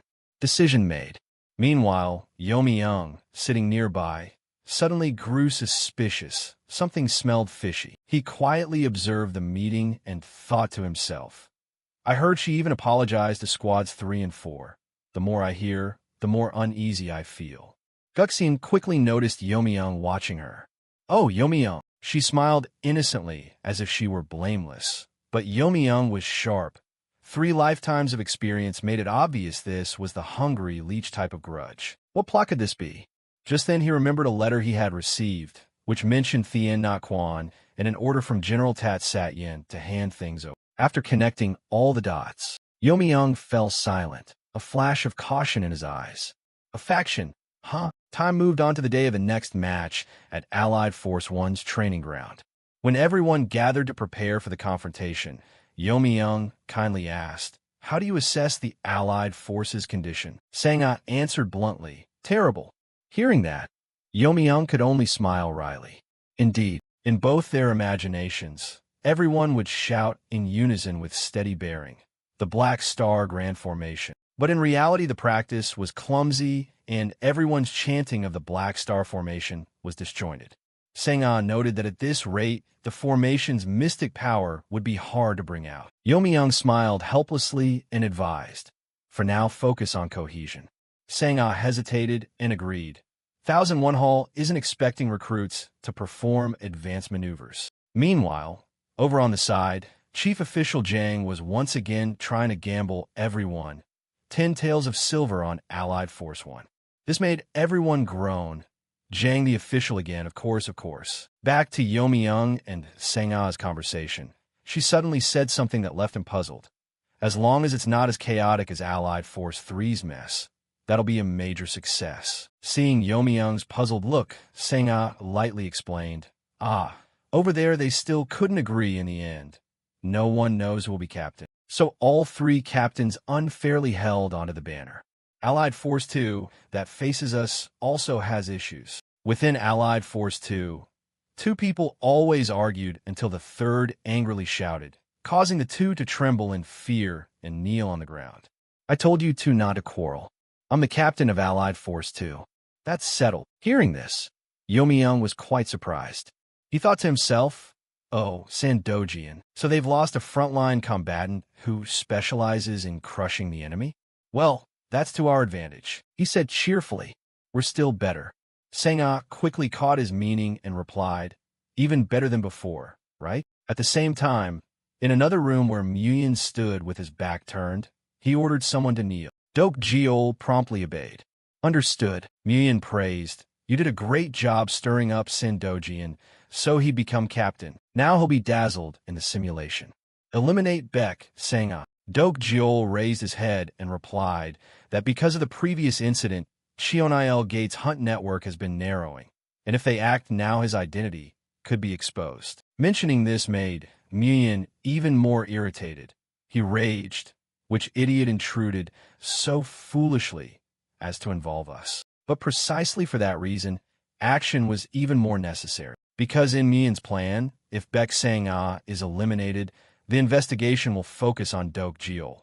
So Dokjeol should take the blame for everything else. Satisfied with his plan, Nguyen fixed Dokjeol with his predatory gaze and softly confirmed, "I'll find an escape route for you." Dokjeol, kneeling on the cold floor, lifted his head slightly and thought, "An escape route? Really?" He resigned himself to his fate.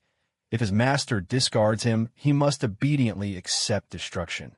That is the fate of a tool. Dokjeol bowed his head even lower upon receiving the order. "Yes, sir." After a long period of preparation, the simulation between Allied Force 1 and Allied Force 2 finally began. Both teams quickly deployed their formations. The captain of Allied Force 2 shouted, deploying the flow strike formation. Seng-ah also issued orders. Allied Force 1, guard the escort formation. Both sides shouted and surged forward to attack one another. Blow after blow came rushing in. One side launched desperate attacks. The other defended cautiously. The battle quickly reached a heated point. Some madmen shouted to rally everyone's spirits. Allied Force 2 surged ahead. Beck Sa, seeing the enemy's momentum rise, wasn't discouraged. Instead, he urged everyone on. Allied Force 1, defend, show the commander our prowess. The clash of weapons rang out across the area. Seng-ah stood high with the flag, not forgetting to cheer and arrange her warriors.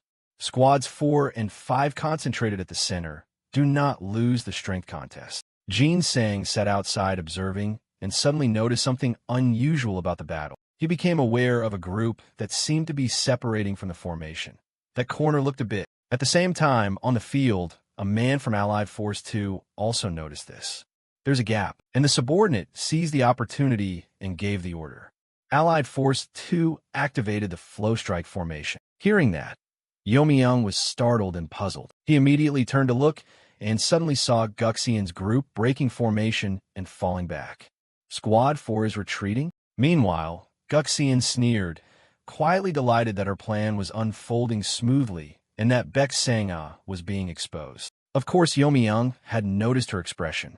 Seeing the crowd rushing past Guxian, Yomi-young angrily realized, Guxian has betrayed us. Seng-ah quickly noticed a breach in the team's formation. She panicked slightly. We've been broken. Suddenly, a blurred figure moved very fast through the defensive line. It turned out to be Doak Geol. He attacked with a cold, expressionless face. Charge! The main target was Allied Force One's captain, Baek Sang-ah. No one knew if this was an approach to break the flag. At that moment, Sang-ah realized and became alert. Doak Geol moved quickly, thinking to himself, until I pull out the poisoned hidden weapon. Jin Sang, watching from afar, jumped up in alarm. Wait, that is... Sang-ah's eyes widened in horror as she sensed the murderous intent. But by the time she realized it, Doak Geol had already appeared before her and confidently said, "Too late." His face didn't change. He disappeared. But just as he struck, a foot came from nowhere and kicked the hidden weapon away. Yomi-young, with his incredible speed, intercepted Doak Geol's sudden attack. He shouted angrily, "Who vanished the flag?" Just as the match reached a crucial moment, a very serious problem occurred. The officials quickly ordered, "Exercise over." Jang, the official, joined the others to stop the fight. Everyone fall back. This shocked Yomi-young, and he turned back. What? If we don't catch the assassin, but only encircle, then... But when he looked back, he saw Jin Sang standing up and signaling with his hand. He slowly raised his hand and gave a dismissive thumbs down. The sight left Yomi-young speechless and stunned. He muttered inwardly in annoyance, "That damn old man." From afar, Jin Sang lowered his voice to instruct his subordinate, "Leave dealing with the assassin to Jin Yomi-young." Those nearby felt puzzled. "Excuse me?" Jin Sang didn't speak plainly, only hinted, "Aren't you suspicious too? So take this chance to confirm it." He was referring to the intrusion that made a large hole in the wall the other day, and his point was to use this incident to see whether the demonic heavens Jin clan truly produce monsters. The subordinate, after grasping Jin Sang's deeper meaning, approached and whispered, "If that child dies, we'll happily be summoned before the Azura king together." Of course, only a head remains. While two people whispered, on the field the atmosphere between Yomi-young and Doak Geol was extremely tense. Yomi-young spoke first. "Who sent you? You won't say even if I ask, right?" Doak Geol stubbornly insisted. Of course not. Even with that obstinate answer, Yomi-young could imagine Doak Geol's true identity, that distinctive assassin scent whenever Guqiel operates. This aura smelled the same. Definitely a top-tier assassin. Common debt collectors could never hire someone like this. Yomi-young observed and analyzed his opponent thoroughly, then exhaled. He thought to himself, "A public debut, huh?" A few seconds later, Yomi-young quickly emitted a black aura all over his body. This caused both Doak Geol and Jin Sang to be astonished and share the same thought. Sword chi. The subordinate was also stunned by the power Yomi-young radiated. Such sharp sword chi. Who that age could wield it? But Jin Sang immediately rebutted that notion. There is a person. He slowly updated the information. The young sect leader. No sooner had he finished than the subordinate's face changed into a perfect O of shock. But very quickly he realized he was overreacting and entertaining absurd ideas. So he snapped back to himself and said, "Just remembered, isn't that brat hanging out with the young sect leader? I heard most of the Six Clan fellows have already failed." Jin Sang replied slowly. "Yes, that's right," he continued. "If those two pair up, they'd become the strongest husband and wife team in history. Who knows? Anyway, back to the arena.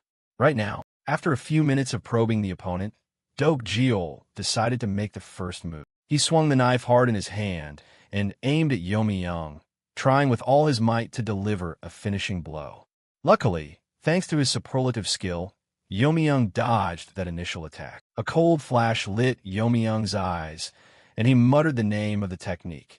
10 Earth Heaven 6th Demonic Sword 6. No sooner had Doak Geol finished speaking than Yomi-young's attack sent the poison-hidden weapon flying far away, so fast that one couldn't discern the mechanics of his body's move. With a single simple move, Doak Geol was easily flung backward. Suddenly, Yomi-young asked, "Why are we still fighting?" This left Doak Geol surprised and astonished. "Huh?" Yomi-young said slowly, "I asked someone before, if an assassination fails and you end up in this situation, what would a top assassin do?" Someone relayed the advice of a former top assassin who voluntarily shaved his head and said this. "If that type surrenders, isn't he the biggest fool alive?" he should flee immediately or bite down on poison. What else would he do? Hearing this, Doak Geol kept his same indifferent expression and said nothing. Yomi-young continued relaying the former assassin's reply. If he stubbornly insists on direct confrontation, then obviously he's up to something else. Maybe he's planning to hug a bomb and blow himself up, or else he has accomplices hiding nearby.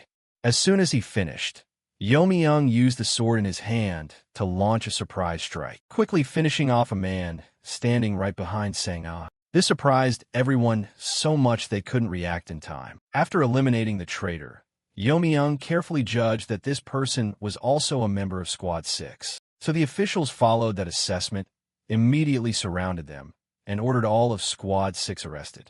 There could be others. For this reason, everyone in that group panicked and denied it. Wait, it wasn't me. The officials. Yomi-young ignored the commotion around him and continued his conversation with Doak Geol.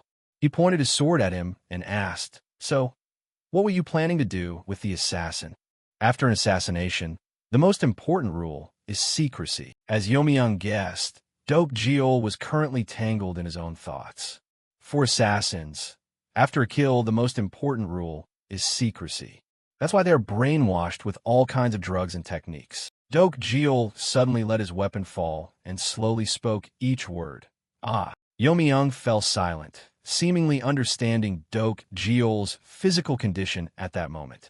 He recognized the poisonous substances injected into assassins. Drops of Doak Geol's blood fell to the ground. He uttered his final denials as blood spilled from his mouth. His name was Doak Geol.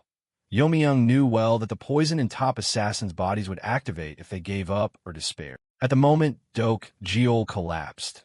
Yomi-young murmured a prayer. "I will remember." And so Doak Geol departed this world without closing his eyes. When everything had passed and been settled smoothly, and everyone returned to their rooms in a separate villa, Jin-sang happily spread his arms and said, "Welcome. This time Cheonail Academy owes you a big favor." Yomi-young replied indifferently. "And? How do you rate my strength?" Jin-sang kept up his enthusiasm, laughing heartily as he answered, "Clearly impressive. To witness the birth of a new demon dragon in person, I'm truly moved." But Yomi-young suddenly asked, "However, you call me here to make me withdraw, right?" Hearing that, Jin-sang quickly denied it. "What?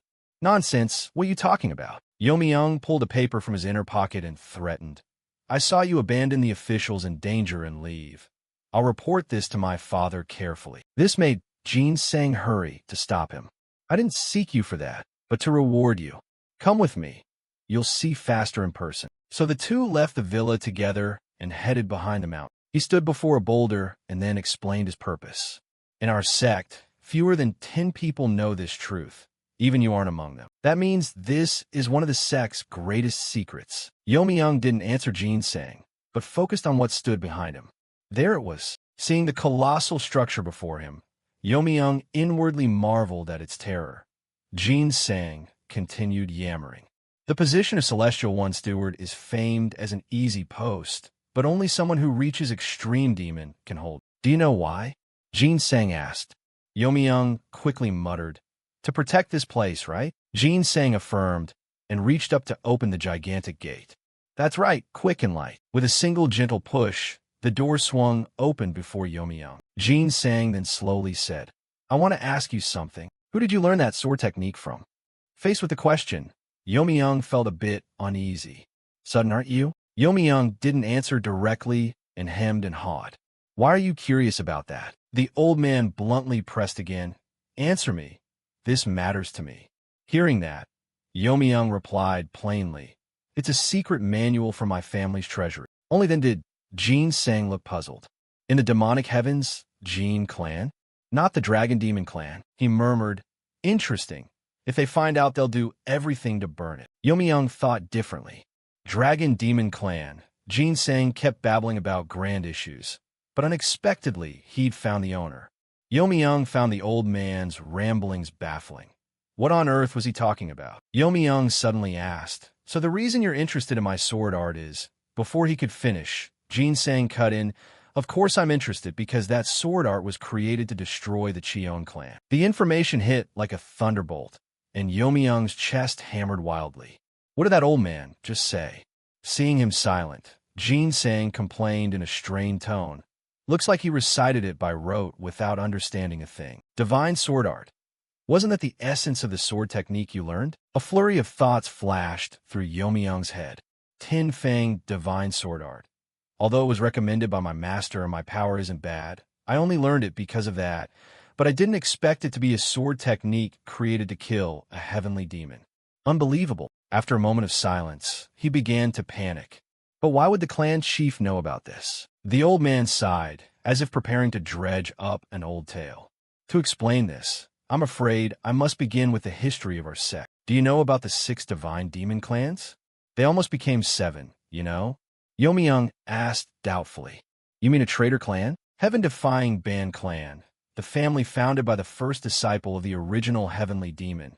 The one who should have become the next sect leader, Mu, but for some reason betrayed, the heavenly demon, was exterminated, and had all records erased. Jinsang emphasized each word, his voice dropping. Divine sword art is the sword technique Mu and his bloodline practiced, and then it vanished from the world for hundreds of years. Hearing this, Youmyung looked incredulous.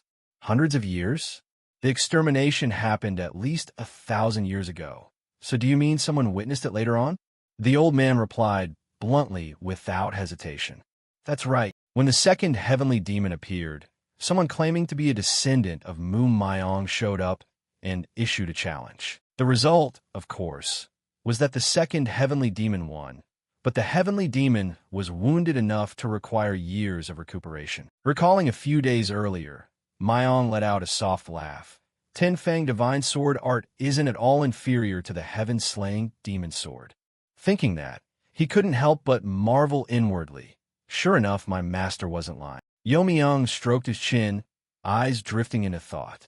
Not inferior means it proved itself by daring to oppose a heavenly demon, whoever that was. But there's another reason to hate my damned master even more now. Who exactly is my master?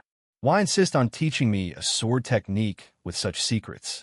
I have so many questions to ask. After a while, Youmyung voiced a question full of suspicion. So, in short, have I learned a forbidden technique? A barrage of hard questions flooded his mind. Heavenly Demon is the god of the demonic cult. If there's a sword technique that kills that god, isn't practicing it tantamount to heresy? Cut to a strange location, marked by a towering cliff. Youmyung glanced around. There's no one nearby.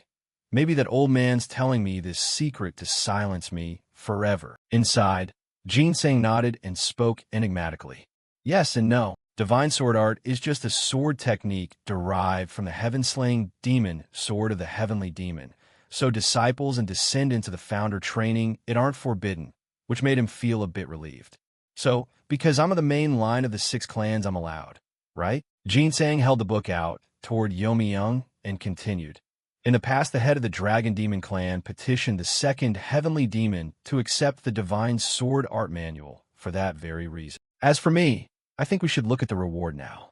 Youmyung immediately switched to alert mode, eyes pinned on this clan chief. Try to silence me in such a dark place? Sensing that, Jinsang grinned. You still doubt me, huh? Youmyung shot back quickly. Of course. If the clan chief wants something, what can I do but endure it? Hearing that, the old man couldn't help laughing and then offered, to cure your suspicious nature, I must reveal a secret. Then suddenly Jinsang introduced himself. My real name is Cheon Jinsang. Youmyung's eyes widened, his mind repeating, Cheon clan. After saying this, he looked back at him and added, even your father doesn't know this information. Youmyung grew even more wary. No wonder he wears a mask. It doesn't mean Cheon clan members never silence witnesses, but let's follow along and see. After a while, the two entered a dark cave. Youmyung glanced around. A luminous pearl? Jinsang lowered his voice.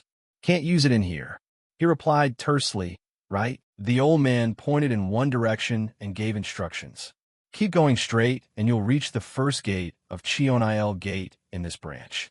If you don't fancy ending your life, I advise you not to go there. Then Jinsang shifted his finger to another direction. We'll go this way. Hearing that, Youmyung frowned. A shortcut? He couldn't help feeling suspicious. "What's over there?" The old man replied calmly. "The true training ground the heavenly demon used over 1,000 years ago was lost. This branch only imitates it." They moved into a brighter corner, and the elder continued explaining. "The locations are here. I intend to show you the surviving legacy." As they stepped inside, Jin-sang's body suddenly jerked. He stared in astonishment at the massive object. "This is the reward the clan chief gave me." The old man suddenly spoke, eyes fixed on the object. "Even I cannot break this treasury by force." Hearing that, Yomi-young turned to him in amazement. "So no one has been able to open it for 1,000 years, and it's been abandoned?" However, he thought to himself, "Nonsense. Nothing's impossible to human effort. If a mountain's in the way, just dig the mountain away." Just then, Jin-sang waved his hand in dismissal. "Have you forgotten what's up here?" Yomi-young kept thinking. Treating such a huge stone statue as a religious relic isn't surprising. It's no different from me saying break a Buddha statue to get the treasure. The old man reminded him not to be fooled by appearances. Inside it really is genuine. He hung his head, his pride sinking. Being scolded for ignorance, how embarrassing. Meanwhile, Jin-sang reached out and touched the object, asking seriously, "Do you know the meaning of these marks?" By reflex, Yomi-young looked up. "What marks?" His eyes unconsciously lit up, lashes trembling. Yomi-young stared in astonishment at the flow of spiritual energy before him. "The sword path of the Ten-fanged divine sword art. No wonder you brought me here." He reached out to feel it. From a normal view, the structure requires performing the sword path exactly. If right here, then the gate will open. In his head, Yomi-young silently warned that it must be executed seamlessly from the first form up to the 10th. He suddenly said, "Not now." Jin-sang blurted, "Why?" At that moment, Yomi-young slowly drew his sword. "Let me show you." The sword tip slowly extended toward the object. Then he slashed several times into the void. The first 6 moves, Kai Tian Hualu, Ten-fang divine sword art. Before the sword light, Yomi-young explained calmly. The first form sword path must shine for at least 20 seconds to fill the entire path up to the 10th form. But as you see, my current power only lasts at most 2 seconds. Using brute force might make it slightly easier, but to perform the sword dance perfectly without harming the surroundings requires reaching the extreme demon stage. Jin-sang's face briefly fell as he muttered, "Might take several decades, huh? What a pity." Yomi-young turned and urgently confirmed, "Clan chief, you said this is the reward you gave me, right?" Jin-sang once again affirmed, "Yes." Seeing that, Yomi-young said in a serious tone, "Then please ensure that one day when I open this door, the demonic heavens Jin clan and I will have priority to take what's inside." Jin-sang hesitated, then answered frankly, "I can't give you everything." Yomi-young grinned. "Judging by the reaction, I can guess there's something, probably a Cheon clan secret." He quickly proposed, "Then let the Cheon clan take whatever they absolutely must and give the rest to me." Jin-sang eyed him suspiciously. "Do you even know what you're talking about in your life before saying that?" Yomi-young shrugged and replied indifferently, "How would I know?" Outwardly, Yomi-young put on a tough face while his heart raced. "If my guess is right, this can be opened, but not now." Almost got silence for real. At that moment, Tran Thuok suddenly spoke up, "Fine, do it that way." At the same time, Yomi-young poked the object, curious. "But what is this?" Their eyes settled on the shiny item. The old man said calmly, "It's an atmosphere-absorbing jade. This device can transmit inner energy into it to perform a specific operation." He blinked in surprise and peered inside. "Oh, so it's that, isn't it?" Seeing this, Jin-sang added, "That atmosphere-absorbing jade is designed to react to inner energy with special attributes. Cheon clan and the 6 clans, even Orthodox Sect inner energy, all fail to trigger it." Yomi-young's gaze was nearly pulled into the jade. Unease rose in him. Yet for some reason, he felt he might be able to do it. "Seems my master deliberately told me to practice the Ten-fang sword art for a reason." After a moment's thought, Yomi-young steeled himself and decided to give it a try. If the door opens and it all goes wrong, well, probably not that disastrous, he mused. Just transmit a little, truly just a little. If there's any chance the door will open, I'll pull my hand back immediately. Yomi-young pressed his palm firmly against the surface of the jade. Immediately, a stream of atmospheric chi invaded his body. In a fleeting instant, Yomi-young was drawn into another dimension.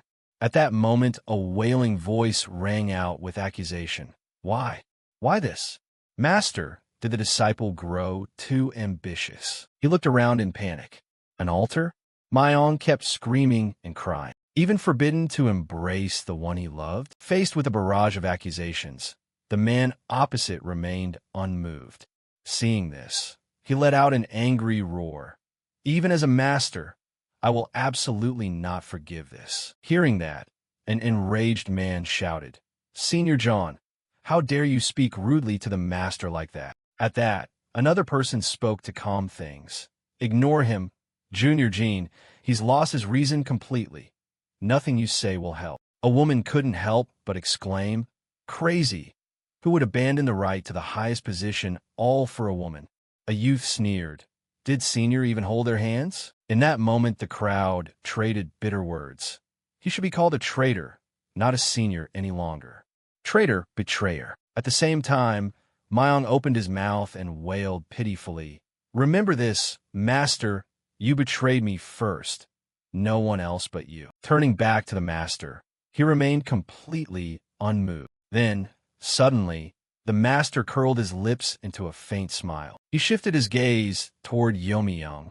Why was he staring blankly like that? Back in reality, Yomi-young's eyes widened in astonishment. Was that illusion a memory from the past? If I piece together what I know, the one staring at the master under the altar is probably a name far too familiar that keeps looping in Yomi-young's mind. Myong. Just then, Tran Thuok suddenly stepped closer, frantically shaking him awake. What's going on?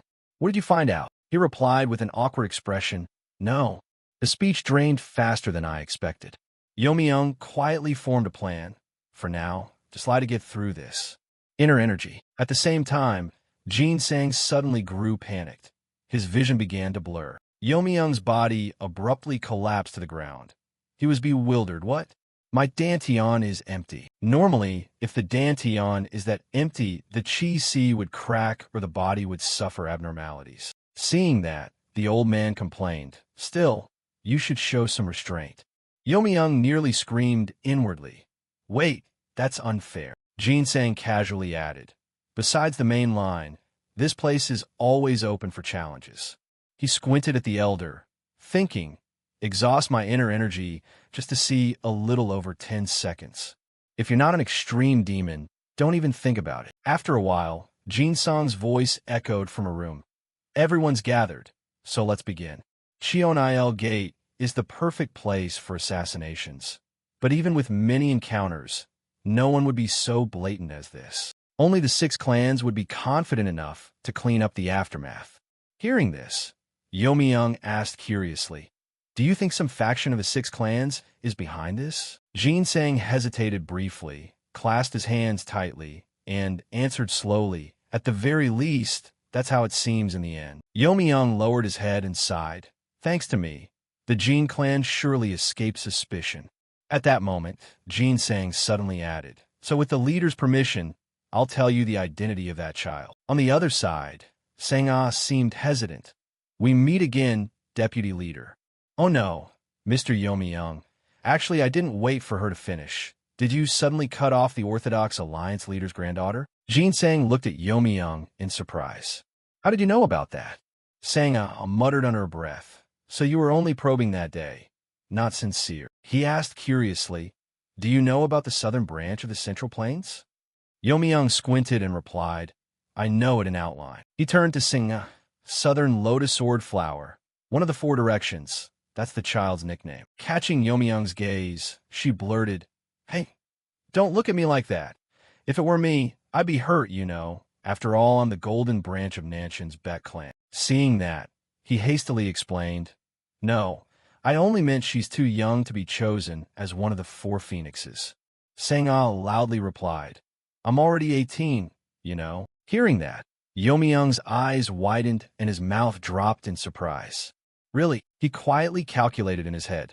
So Beck Sang-ah is the same age as the young sect leader, and 1 year older than Sabai. At that moment, Sang-ah smiled slyly and said, Just remembered. Master Jean, you're 17, right? Come on, call me sister. Young immediately resisted. No way. Over here, Jean Sang smirked. Youthful chatter is fine, but let's get back to the main topic. Li Ni's voice rang with irritation. If I don't even correct the young sect leader like this. After a while, Sangha bowed deeply at 90 degrees. She loudly expressed gratitude. Thank you, Master Jean, for saving my life. My family and I pledge our honor. This favor will be repaid one day. Seeing this, Young's gaze flickered. He stared at Sangha. She boldly made a request. Since you've already helped, could you help a little more? Young sprang up from his seat. Excuse me, host, I'll be going first. Sangha looked urgent. Wait, Jean Sang interjected with advice. Hear the situation first. She put on a pleading face and continued. I have my reasons for fleeing here. My uncle and a few elders colluded with outsiders to remove my father. Who's the current head of the family? Young frowned slightly and replied indifferently. And? Sangha added sadly. Those outsiders, are they the unorthodox heavens? If not exactly, then some other force inside them. Our ancestors said that the unidentified force already controls more than half of the Orthodox Alliance's dominance and needs constant caution. Young masked his thoughts with a headache. The heaven-defying types really have spread throughout the Orthodox world, both righteous and demonic. Huh. He sighed helplessly. So they skipped allied forces and fled to the demonic sect? But even that doesn't explain why the young lady was targeted by assassins. She hesitated for a moment and produced an object. Maybe that's the reason. Young's gaze nearly drowned in the vivid color, a green sword. Could this be the Orthodox Alliance leader's divine relic? The jade, celestial divine sword? Who would trust and follow a leader who has lost his divine relic? No wonder in a past life the Sword King was senselessly stripped of power like that. He couldn't help but shout. But would a leader really bring himself to the demonic sect? Sangha said in a dry tone. Now I'd rather have the demonic sect show up. She continued weakly. Their center is the martial temple. They want to replace my ancestor's position as head of the martial temple so that Guan Hyun of the Taiji Sword Hall becomes the next leader. Thoughts assembled in Young's head, a chill running through him. Sage Guan Hyun, hailed as the first great hero to purge the demonic way from the Orthodox world, and the one who drove a sword into Cheon Yura's heart. At the thought, he clenched his palm so hard it shook. Seeing that, Sangha grew worried. Young Master Young let out a low growl. I'll only ask one question. Right after exhaling, he lowered his voice. Could the Southern Sword King simply be dragging our sect in to settle an internal power struggle of the Orthodox world? She shrugged off the idea with naive certainty. It's possible, but if this were merely an internal Orthodox dispute, how could there be assassins sent to murder in the heart of 10,000 mountains? This involves not only the Orthodox, but also the unorthodox. Perhaps even the demonic sect is connected to someone among these forces. And someone, or some force, must be overseeing these three factions, including both the Orthodox and the demonic. Although we haven't found a lead, let alone the tail, they really do seem to be that certain. Jinsang finally spoke up. I believe one of the 6 clans has people working for them. Young turned to look at him and silently confirmed. I know. The cruel faces were now clear in Young's mind. There is a traitor within the 6 clans. Young took a deep breath, unable to hide his worry. But whether that family acted is unproven, and even if true, we can't act rashly now. Above all, with that thought, Young involuntarily glanced in one direction. I'm still not fully trusting Lord Venat, even if the leader confided things related to Beck Sangha. Honestly, Cheon Taejong's way of sizing people up. Taejong's figure suddenly appeared in his mind. He had said sternly, make for me the 5-path pill, and there's also the heavenly thunder battle. The opponent grinned, throwing our whole sect into chaos. Thinking this, Young sighed helplessly inside. That look of his, really something. At the same time, Jean Sang sighed softly. Right now, there aren't many people I can put my trust in. Therefore, I believe you won't turn your back on this crisis. Young suddenly cut in. What if I turn my back? At those words, Jean Sang's body nearly froze.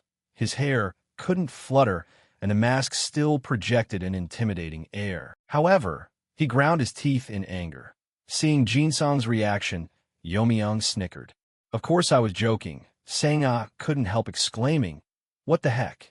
The demonic sect really is strange." Youmyung leaned close to the elder and declared that if there were traitors in their sect, they should cooperate fully and root them out. Jinsang quickly replied, "Exactly." Having said that, Youmyung returned to a serious tone. "However, our head won't act lightly. Without clear, concrete evidence, striking now would be nothing but courting disaster." Thoughts rang in his head. "All my power and prestige stem from my father." With that in mind, Youmyung loudly proposed, "Therefore, if I want to act, I need your help." Sang-ah slammed her hand on the table. "Of course." Jinsang looked urgent. "So what then?" Unlike the other two, he calmly pulled out a chair. Youmyung sat down, staring at them with a gleam in his eye. "Time to start negotiating, huh?" He couldn't help feeling excited. This is independence time. Speak your own mind. After a moment, Youmyung cheerfully slapped a stack of papers on the table. A splendid negotiation indeed. Meanwhile, Jinsang exhaled. "Am I trading with a mercantile speculator here?" Sang-ah beside him shared the expression and kept mumbling, "Sorry, sorry." On the other side, he sneered. "After all, I used to be the chief steward of the heavenly demon den cult." Youmyung brazenly said, "Name the price and I'll do it.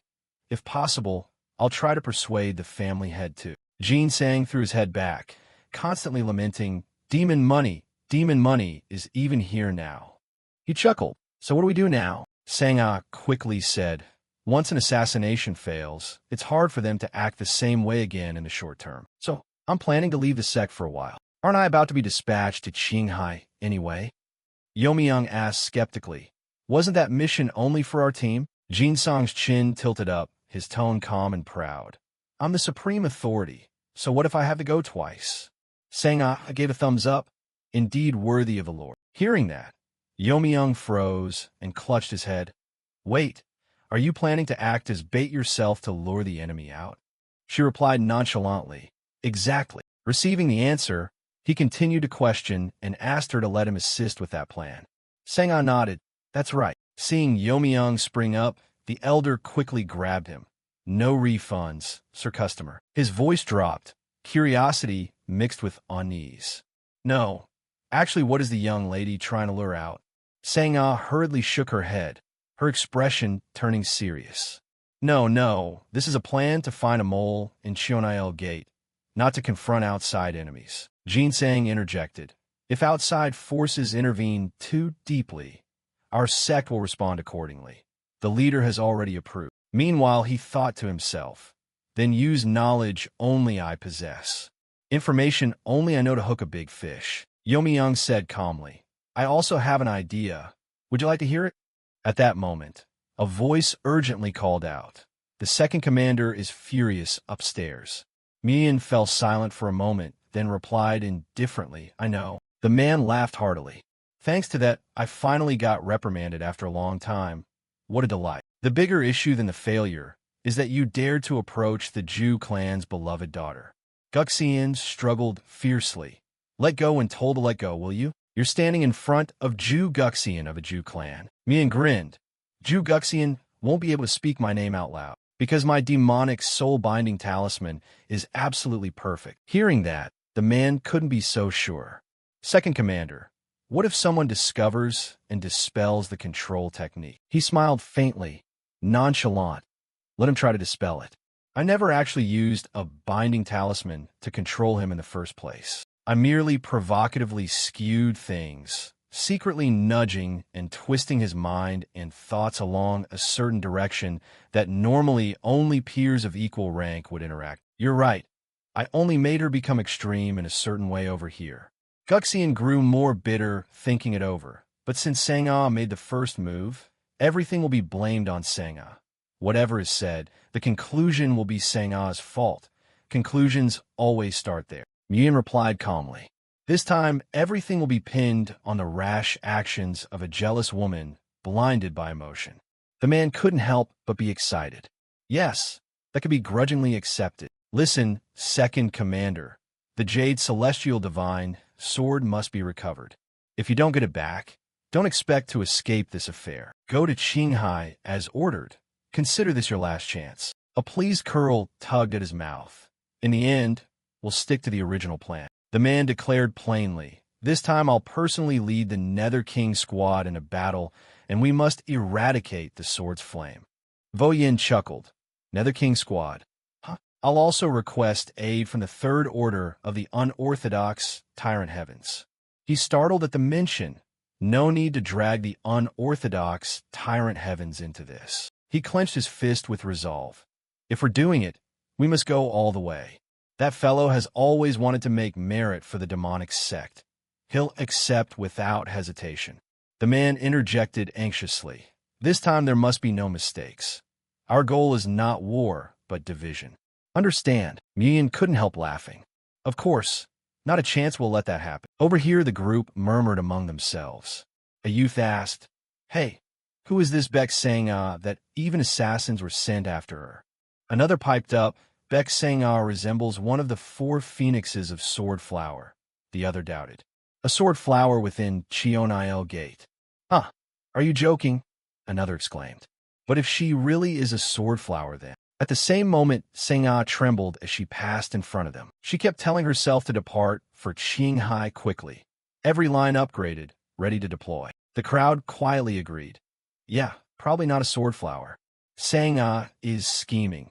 She should act even weaker to lure them in, right? The scene shifted to a cave filled with firelight, where heavy breathing echoed inside, and someone's body moved constantly. Only Yomi-young could be seen wildly swinging his sword forward. He couldn't help complaining inwardly, it's hard to die. The onlookers applauded excitedly. Well done, Lord. Hyuk-sa couldn't help admiring, wearing such a heavy iron block and still swinging the sword. Baek-sa added enthusiastically, truly admirable. Meanwhile, Yomi-young stood motionless, and after a while the group braced on their hands and groaned. Too heavy. Seeing that, he replied casually, I even made them lighter for your level. Only 50 caddies per blade. Baek-sa said, Is that so? Yomi-young smirked. It's still a burden. Internal power and mind techniques are useless. Without a foundation of physical strength, all martial arts are like flowers in a mirror or the moon's reflection in water. If since childhood you'd eaten beef like rice, practiced supreme mind techniques, or had true innate talent, for example, then you wouldn't need brutal muscle training, unless you're a rare genius like Cheon-yura. At the same time, Hyuk-sa sprang up. If you want to survive in the mainstream martial world, you have to grit your teeth and get through it. Baek-sa barked, shouting that they've pledged their lives to the Lord. Are they going to complain over something so trivial? Yomi-young looked pleased. These people surely have more guts and spirit than most. Much better than Jin-sang and Baek-gu, who treated me like a god and immediately backed off at the mention of the Orthodox school. After a moment, Yomi-young called out loudly, If you really can carry that iron block and keep up with my training program. Baek-sa couldn't help but be curious. And if you can, then what? He suddenly proposed. I'll enter the library of the Demonic Heavens Jin clan and pick out the martial arts best suited to each of you. Just then a voice rang out. Train your hearts out. The moment he saw the person opposite him, Yomi-young's eyes widened. Yura's voice echoed. Long time no see acquaintance.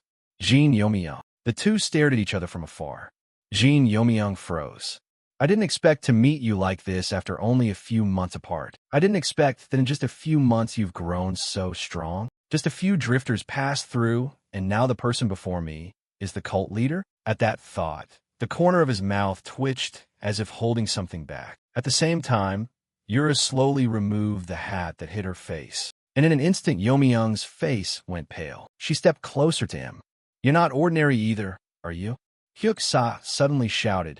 Impudent. In front of you stands the young master of the Jin clan, Jin Yomi-young.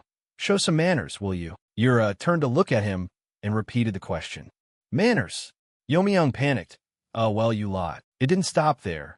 Insane cut in, saying you should bow properly when greeting. Suddenly, a shout rang out. Hey, you lot of riffraff. Even if you ride on others' coattails, at least behave according to the situation. Baek-sa hurriedly said. Young cult leader, we the lowly submit our greetings. The crowd felt a bit flustered.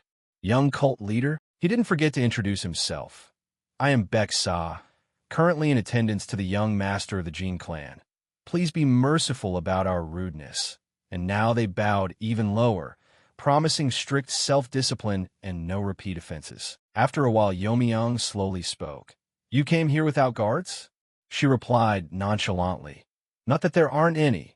You just don't recognize them. Hearing that, he couldn't hide his surprise. You've reached the supreme realm, and I didn't even notice. A guardian enforcer? At that moment, Yura waved her hand to one side. Exactly then, Cheon Geology suddenly appeared. He croaked, I apologize for my rudeness. Then suddenly a barrier sprang up covering the two of them. Yomi-young watched the unfolding scene in astonishment. At the same time, Yura gave him a cold look.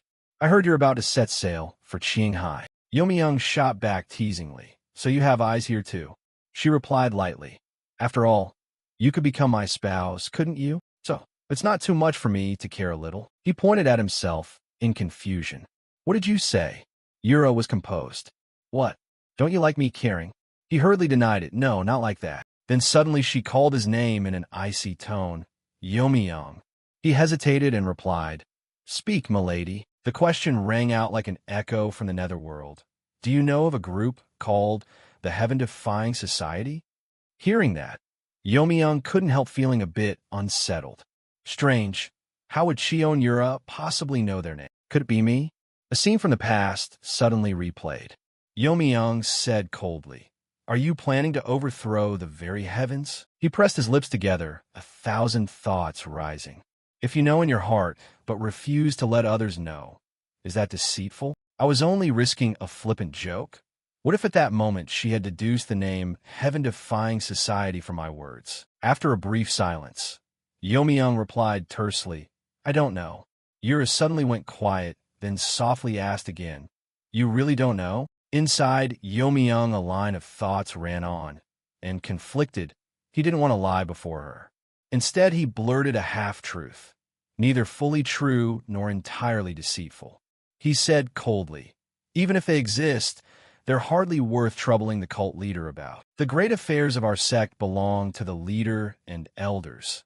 These petty matters are the responsibility of disciples like us. In that moment, Yomi-young silently prayed inwardly, so I hope you will grant this request. That for now, please do not investigate further. Yura paused a beat, then nodded.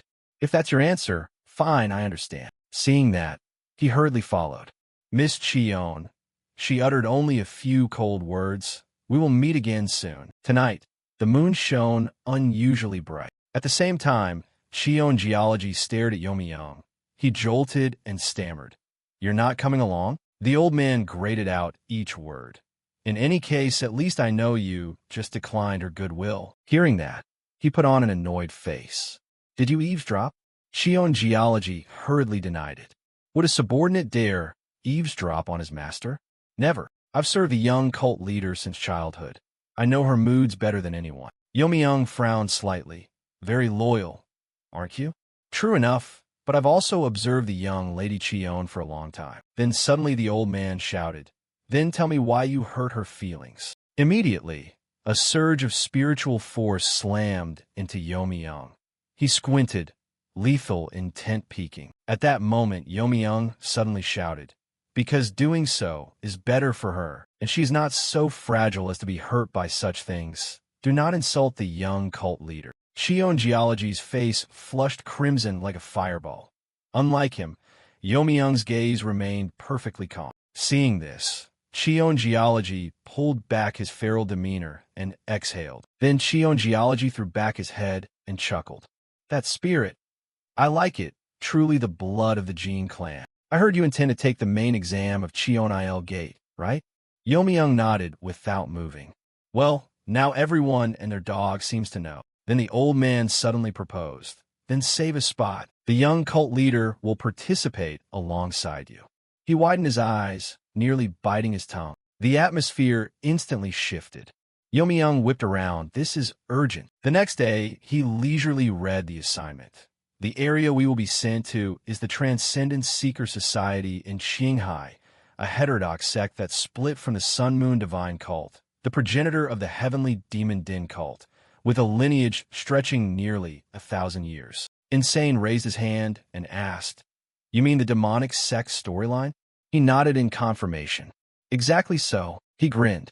"So that means they practice human sacrifices, mass slaughter, or forbidden demonic arts, and the like." Hearing this, Youmyung's expression briefly shifted. He forced a smile. If that were true, they'd have been wiped out by the Imperial forces long ago. Have sects like ours ever done such things? Insane hummed in his throat. "Well, maybe it's a secret, who knows?" Beksa intervened. "If we're talking about the old days of the Sun Moon Divine cult, then maybe. But since the Heavenly Demon Din cult was founded, live human sacrifice has been abolished." Youmyung looked surprised. "You actually know that?" He gave an embarrassed laugh. Occasionally, the cult leader lectures the disciples that anyone wanting to be a warrior of the demonic heaven should at least know our history. Those who skipped class because they were bored with the basics fell silent. Turning back to Youmyung, he instructed sternly, "Listen carefully. Essentially, the demonic path and the immortal path that Taoists mention share the same source. Whether it's righteous qi or demonic qi, they're ultimately currents of energy that make up time. The difference is simply how each side uses them. As for the ultimate goal, both aim toward the immortal demonic realm. Although there's no official record of anyone reaching that realm, one person came very close, the heavenly demon." Youmyung leaned forward. "I tell you this for two reasons. First, so you have a basic understanding of where we're being sent. And second," Hyuk-sa and Baek-sa jumped to the sound. He produced the book cultivation-type Tyrant King art and added, "This is the promised manual. You will begin training in this martial art starting now." Upon hearing that, the group erupted in excited cheers that echoed through the room. Hyuk was moved to tears, his voice trembling. "So the young cult leader in person will enter the record with us? Long live the heavenly demon. May 10,000 demons submit." Baek-sa widened his eyes in astonishment. "These are the two glowing chain links, the demonic arts of legend." Youmyung let out a soft chuckle. "It seems we'll have to work extremely hard. Just thinking about it scares me already." Hyuk-sa and Insane together, of course. Baek-sa added excitedly that witnessing the young cult leader in the flesh is an honor he'd never dreamed of. He bared his teeth in an awkward smile. "Wasn't that a bit sycophantic? If you fail to meet the standard, your heads will end up in the young cult leader's hands." Insane leapt up shouting, "We will engrave this in our hearts." Hyuk-sa joined in the chant. "My lord, we're finally stepping onto the great stage." Baek-sa shouted, "Thank you, sir." On the other side, Youmyung's face went pale. He muttered under his breath, "Thank what? Be careful, or you'll die, understood?" Bawang Gong, if cultivated successfully, can reach the extreme demon realm. The group shifted to excited looks. Extreme demon. Seeing this, Youmyung warned sternly, "Calm down. Yes, you're all practically glowing in the eyes, right? Because this art is completely different from the mediocre mental methods you've practiced before. The quality gap is enormous. But what if suddenly you switch to this rapidly advancing demonic cultivation? What do you think will happen?" The group stared at the book, murmuring, "We don't really know." He helplessly explained, "It's like you'll become enchanted and addicted. Before long, you'll go berserk and become cripples. I bind you with constrained armor for that reason, to force the body to avoid sudden outbreaks. In that sense, the Transcendent Seeker Society might actually become an opportunity for you. Their secret methods of subduing demonic qi are on par with the Heavenly Demon Din cult." In that moment, Youmyung thought to himself, "And who knows, it might be an opportunity for me too." The scene shifted to the next morning. Instructor Zhang announced sternly, "Training is over. Tomorrow you will depart for Qinghai." Upon hearing that, the group erupted in excited cheers. Finally, he continued with instructions. "You will split into 2 teams and be sent to different locations. During your time in Qinghai, your performance will be judged by merits." Before Zhang could finish, they were already noisy like a night market. He looked helpless, as if saying he couldn't get a word in. Someone tried to show off knowledge. "If it's Qinghai, it must be Xining or Haidong, right?" The person beside him nodded in agreement. "I think so too. Otherwise, why send us so far?" One of them prayed inwardly that if it's Haidong, that's good, because even the big shots from unorthodox tyrant heaven wouldn't dare cause trouble there. Over here, Hyuk-sa and Baek-sa were doing push-ups with all their might. Watching that, the group silently assessed, wondering how they'd even survived so far. Lucky they held on until now. Poor things. Among them, Seng-ah inwardly wailed.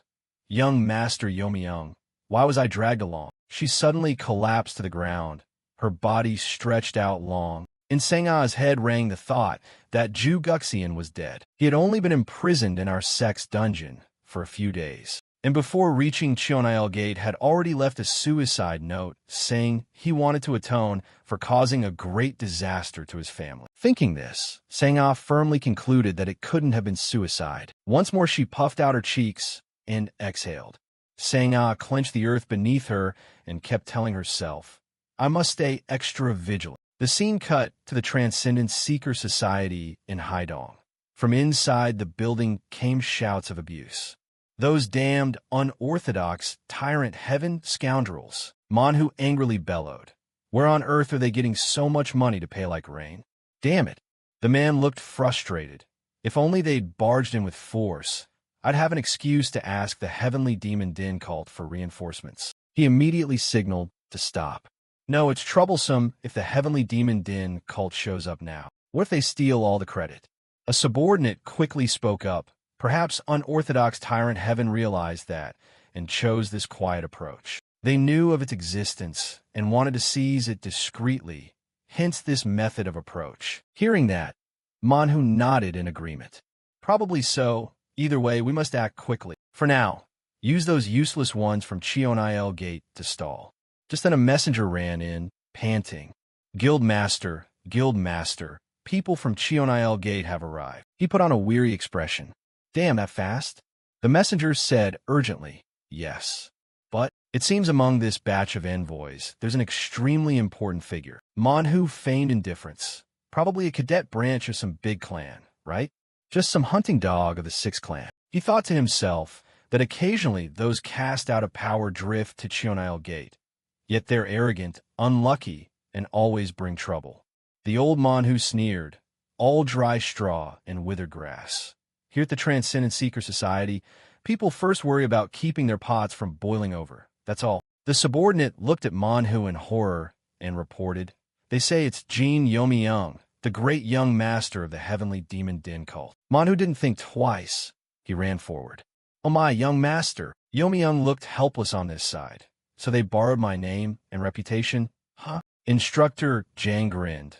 Lately, the Transcendent Seeker Society has been too casual with their guests. Yomi-young couldn't help but ponder. This fellow clearly lacked solid backing. He sighed softly.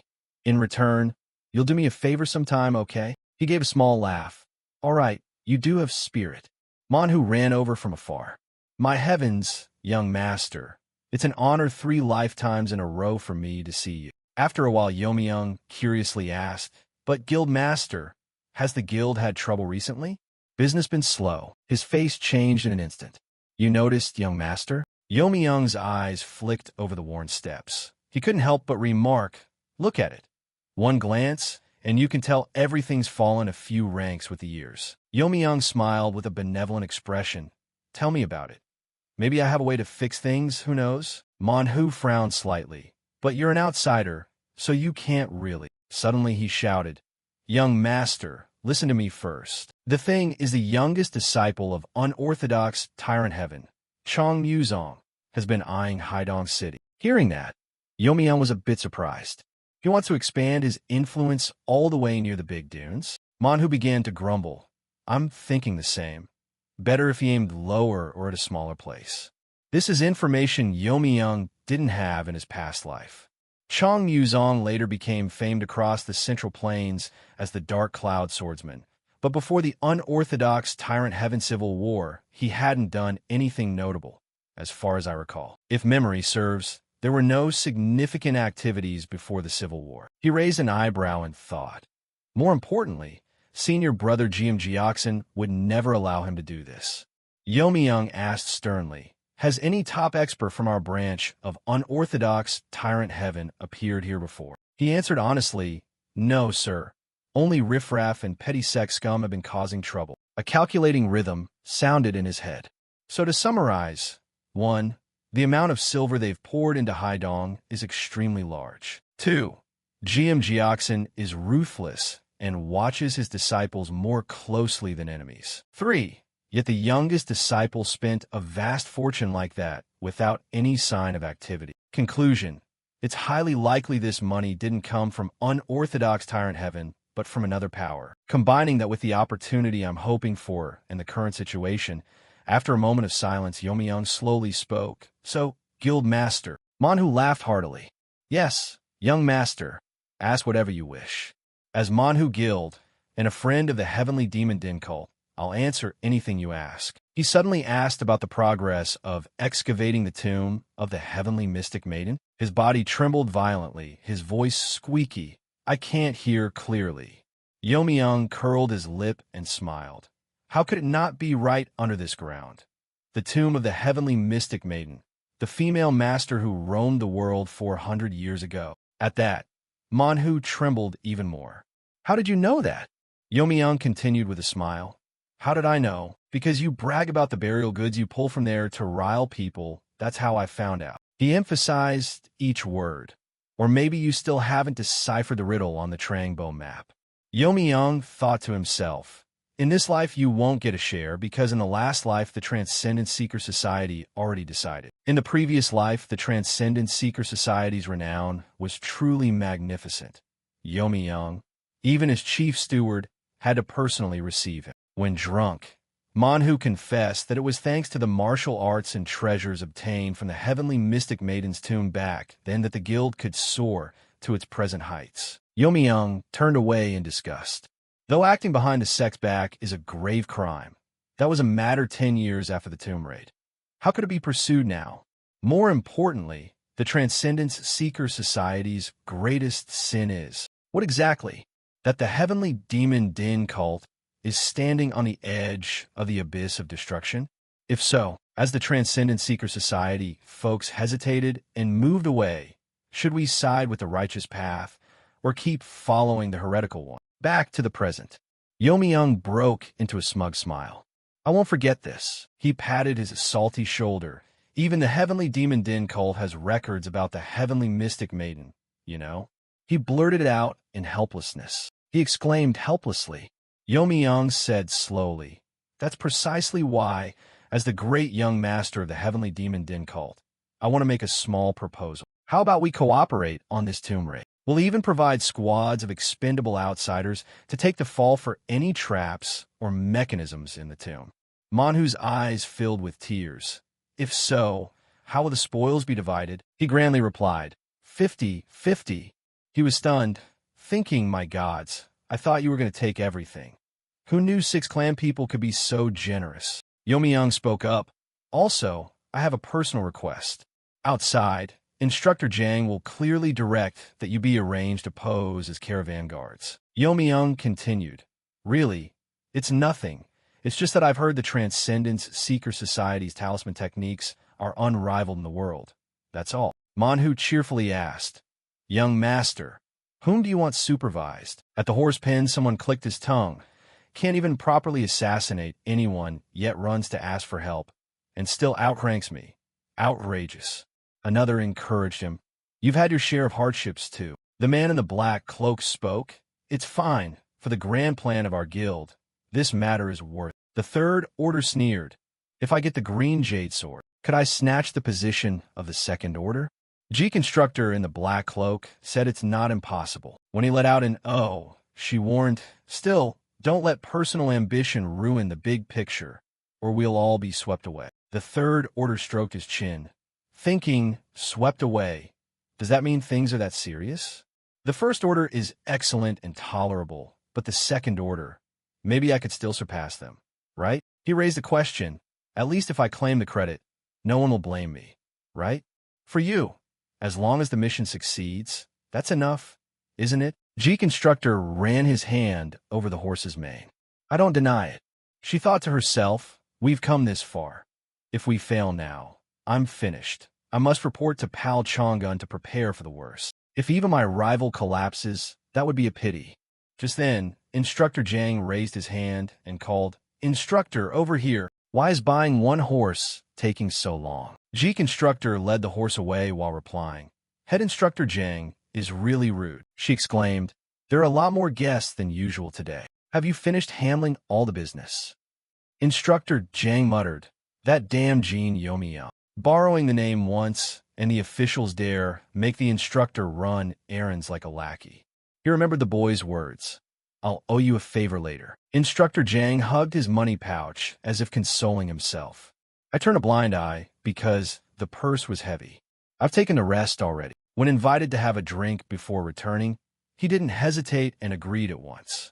Of course, on Yomyang's side, Manhwa set a stack of ledgers on the table and explained, this is the state of the Transcendence Seeker Society's business establishments. Because you are the great young master of Six Clan, I dare to present this, but I truly don't understand what you need it for. He flipped through each page intently. Knowing in advance lets you prepare. A huge question mark popped into his head. Look at these fools. Yomyang fell silent. Are these crude numbers even called ledgers? Massive expenditures with edits to hide them. Surely it's all funneled into the tomb raid. Splitting it 50 with these lot is just heartless. It should be 9 parts to me, 1 part to them, or even 9 and 9/100ths to me. A contract? I'm of the demon way. I don't care for such things. Certainly not doing it because of that charming smile of theirs. He spoke up. It's just that the profit margin is too low, so I need to reorganize a bit. Better said, a complete overhaul. I can't stand these messy ledgers any longer. Manhwa was utterly bewildered. Why must the young master do this? Yomyang stepped outside and ordered, let's go out. It's better to walk and take a closer look. Manhwa hurried after him. Yomyang couldn't help noticing the stacks of fabric on the table. He turned to ask Guild Master Manhwa. The nearest Silk Road is 400 li from here, 1 li being about 392.7 meters. Manhwa replied, is there a problem? Yomyang explained angrily. Of course there's a problem. Who in this backwater would buy high-grade silk shipped from afar at such steep prices? Besides, though the white tree pattern and blossom pattern aren't bad, they're out of fashion now, and the colors have faded a lot. Manhwa awkwardly tried to sell them in Sheening, but Yomyang snapped. Sheening is completely controlled by domineering heaven. How could you possibly sell anything there? According to the ledgers, the last silk sale was 7 days ago. Manhwa had hoped.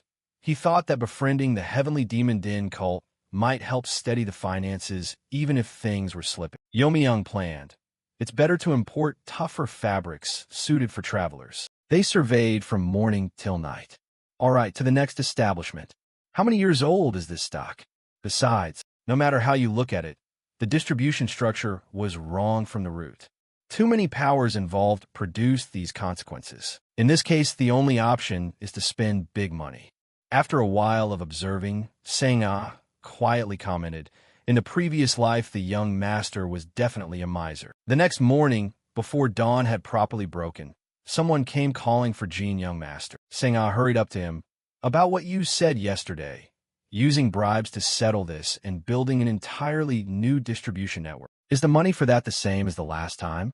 Yomyang signaled for her to be quiet. Sang-ah jumped and shouted, so it is private funds.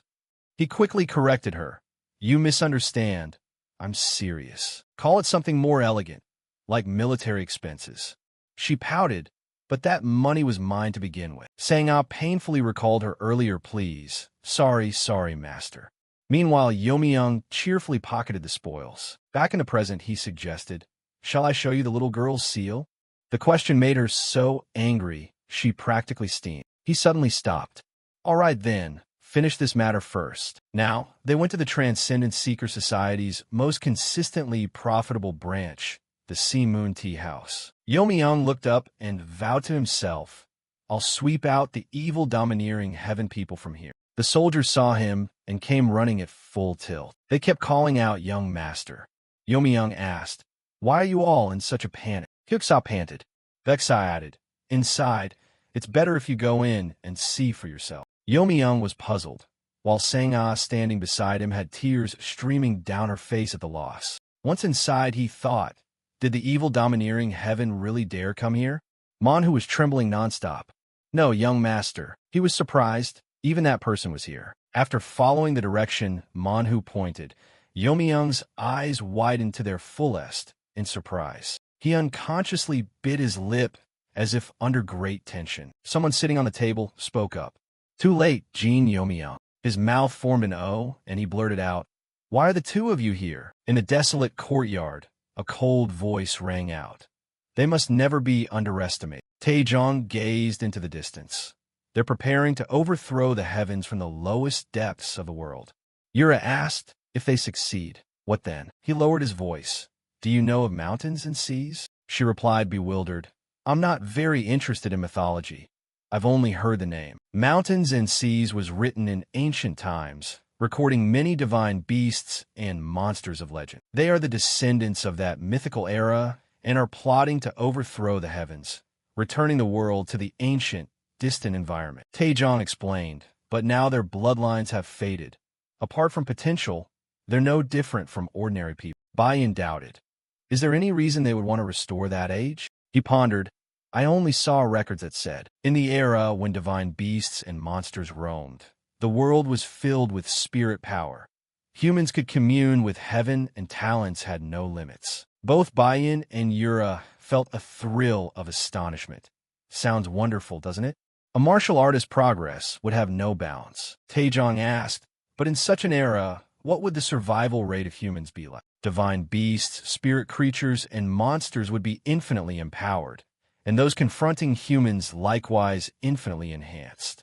Ultimately, only a few outstanding individuals would survive. The rest would be eliminated, right? But no need to worry. As long as I'm alive, they won't dare show themselves. Many are deceived by their honeyed words, but that's only a small matter. Bayan and Yura hesitated. "Only a small matter?" He continued. "What we must do is simply crush those visible bugs." "That's it," Yura said. "So it believes those words?" Bayan was curious. "In the martial world, does anyone else know their true identity?" Taejong replied that the reason the martial leader entrusted his granddaughter to their sect was because they agreed not to distinguish between righteous and evil in this matter. Recently, it has been peacefully leading a group at Cheonail Gate along with the Gene Child. Yura was shocked. "Peaceful? You say that? How peaceful?" Taejong hurried to reassure her.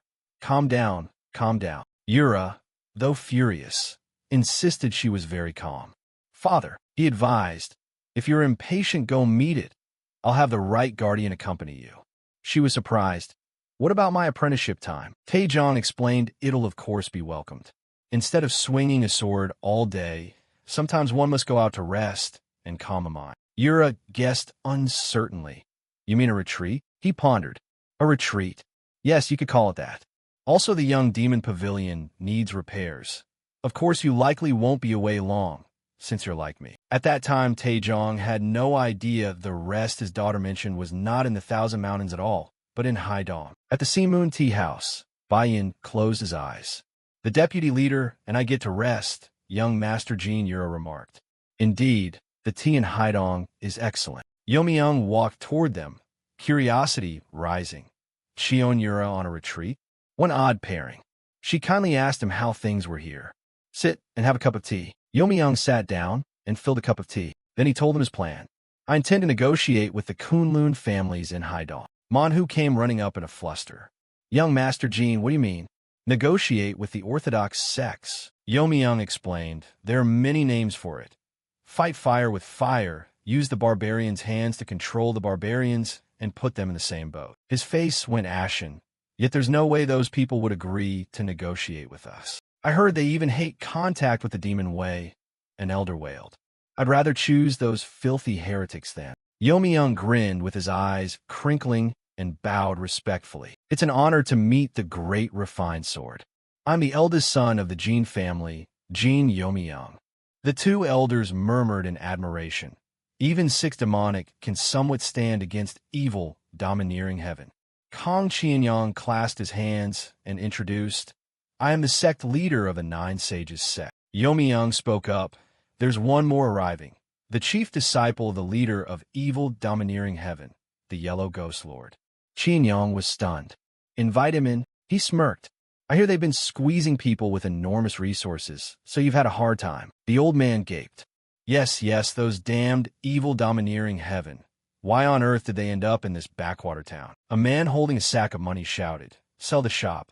Live off the money and enjoy your old age." Another fellow muttered, "Auntie, you don't want to sell the shop?"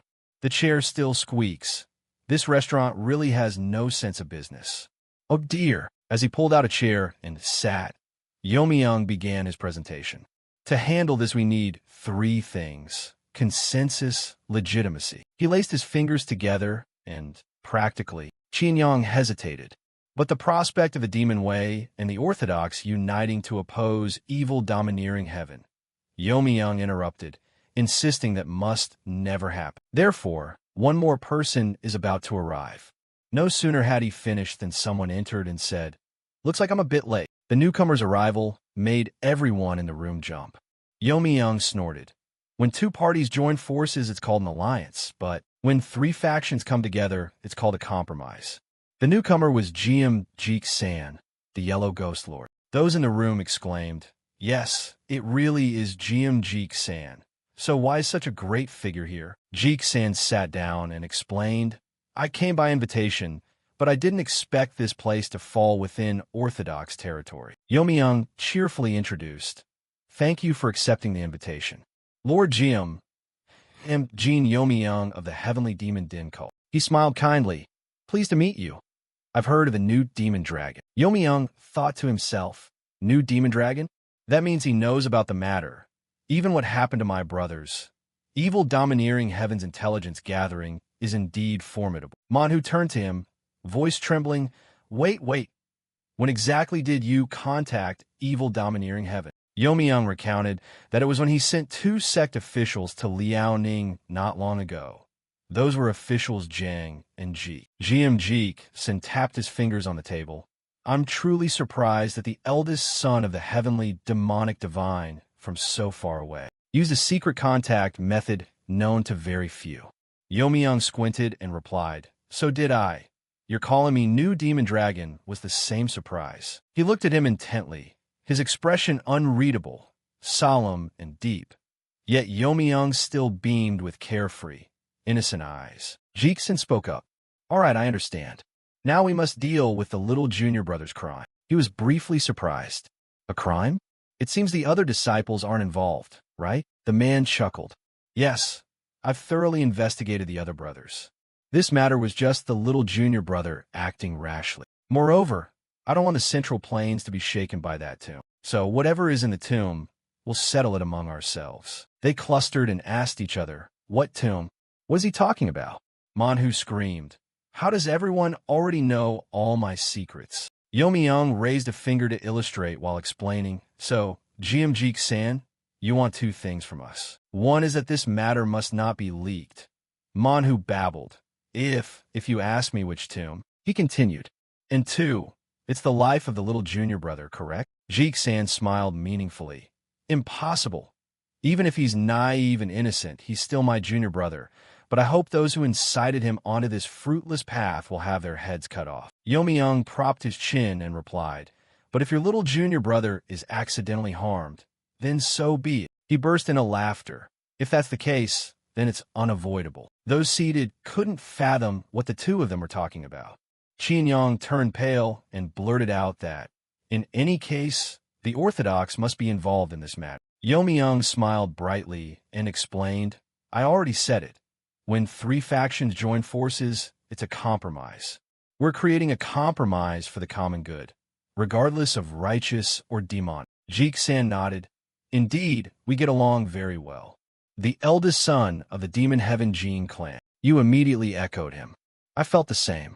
Now I see why Jik-san is the chief disciple of the myriad sinful king. Then they all burst into laughter, their chuckles blending as if there were no boundary between orthodox and demonic sections.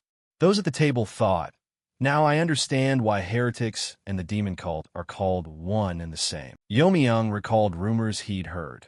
The goddess Heavenly Mystic Maiden, a mysterious, unrivaled master, suddenly appeared 400 years ago and caused rivers of blood across the Central Plains. At that time, the Kunlun sect was pushed to the brink of extinction. If her tomb contains her martial techniques or relics, A few 100,000 taels of silver would be nothing. To think he told us to handle it ourselves. That way we could quietly divide it among ourselves. Everyone exclaimed upon learning the kind of tomb it was. Of course, we will cooperate with you for the greater cause. Just then, Jiksen stood up, so I understand the Haidong matter will be resolved that way. He was thoroughly pleased and said, "Thank you for your generous consideration." And while he continued speaking, it was also seen as a fitting compensation for correcting my youngest bad habits. I hope that one day we may meet again. Yeomyung agreed with Jik-san's sentiment. I feel the same. After all, your sect and mine are both enemies of the Orthodox schools. He couldn't help laughing. Indeed, indeed. Those at the back muttered, thinking it over. Sorry, but we heard every word loud and clear. Then Jik-san and his followers left the city. He suddenly spoke up. The woman who brought that mask. While his subordinate was still blinking in surprise, Jik-san pondered that the Jin heir was like a wolf with big fangs. But the one who truly threatened him was that female martial artist. She was like a tiger hiding its claws. Then he reached out and gave the reins a strong tug. The horse, obeying the signal, bolted forward. Now Jik-san commanded, "Give me the list of female masters of the heavenly demon den cult that you know who are at peak realm." His subordinate immediately complied with the order, and Yeomyung quietly calculated inwardly. Now we can deploy any plan without worrying about unorthodox tyrant heaven. I've already done everything possible for the Transcendent Seeker Society. Manhwa, walking behind, pondered, I'll drive those bastards out of Haidong and take the relic of the heavenly mystic maiden. Just then he turned and said, "By the way, Chief, what about that thing I asked you before?" He quickly replied, "You mean my subordinate's grand technique? It's ready. If needed, we can start tomorrow." Yeomyung pondered seriously. A secret method passed down in the Transcendent Seeker Society that even the heavenly demon den cult covets.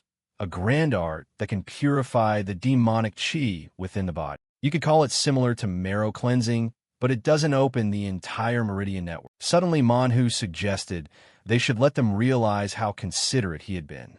The young master saw him step away and coldly replied, "I don't care if they think they'll be used to death." He worried from behind. Should I pray for their eternal rest first? I already feel sorry for them. Cut to the next day when Yeomyung stretched. I'll buy time by using the Overlord art to stop the vital energy from turning turbid after receiving the grand technique. Then he silently resolved to begin acting officially. Just then someone spoke up. "You're the one who dragged Yeomyung into that affair, aren't you?" Yeomyung overheard the conversation by chance. "What's it to you? What's your relationship with my vice chief?" In the distance, two masked people were arguing about whether to fight here. While he still didn't understand what was happening, Seng-ah curiously asked, "Miss, where are you from?" Yura quickly explained, "I come from the Sa clan." Hearing that, she blankly thought, so this young miss is a direct descendant of the Golden Sa clan? No wonder she treats Jin young master as her equal. Just then Yeomyung approached. "What are you three doing here?" Seng-ah, spotting him, said, "Young Master Jin, I was about to head to the appointment." She looked puzzled at the word appointment, while Seng-ah went on and on. "Since you're here, come along." He spoke up with a reminder. "I appreciate your help, but this is a serious situation. Please be careful, and if possible, don't leave my side." Suddenly, Yura stepped forward. "Yeomyung, I want to help too. You said it's a serious situation, right?" Even though I don't know what's happening, Yeomyung awkwardly explained. "That, Miss Cheon, would you mind helping with this?" Seng-ah, hearing that, was confused and thought, "Isn't Miss Cheon actually Miss Sa?" She was very puzzled. "So you don't need my help?" He hastily shook his head in denial. "Absolutely not. That's impossible. For the greater good, my life is at stake, so I absolutely can't refuse." Yeomyung dared not speak his true feelings. If the sect leader knew I sent the junior chief to do that, I'd die. I'd definitely die. Yura tightened her grip on the sword and said, "So what you're saying is that I'm inferior to that woman, and she is capable of helping you avoid danger." He was so frightened his whole body trembled as he quickly denied it. "Do it, please help me." Then Yeomyung painfully thought, "You've just pushed me into danger." Cut to the Sea Moon Tea House, a tea shop run by the Transcendent Seeker Society and a hub for exchanging news.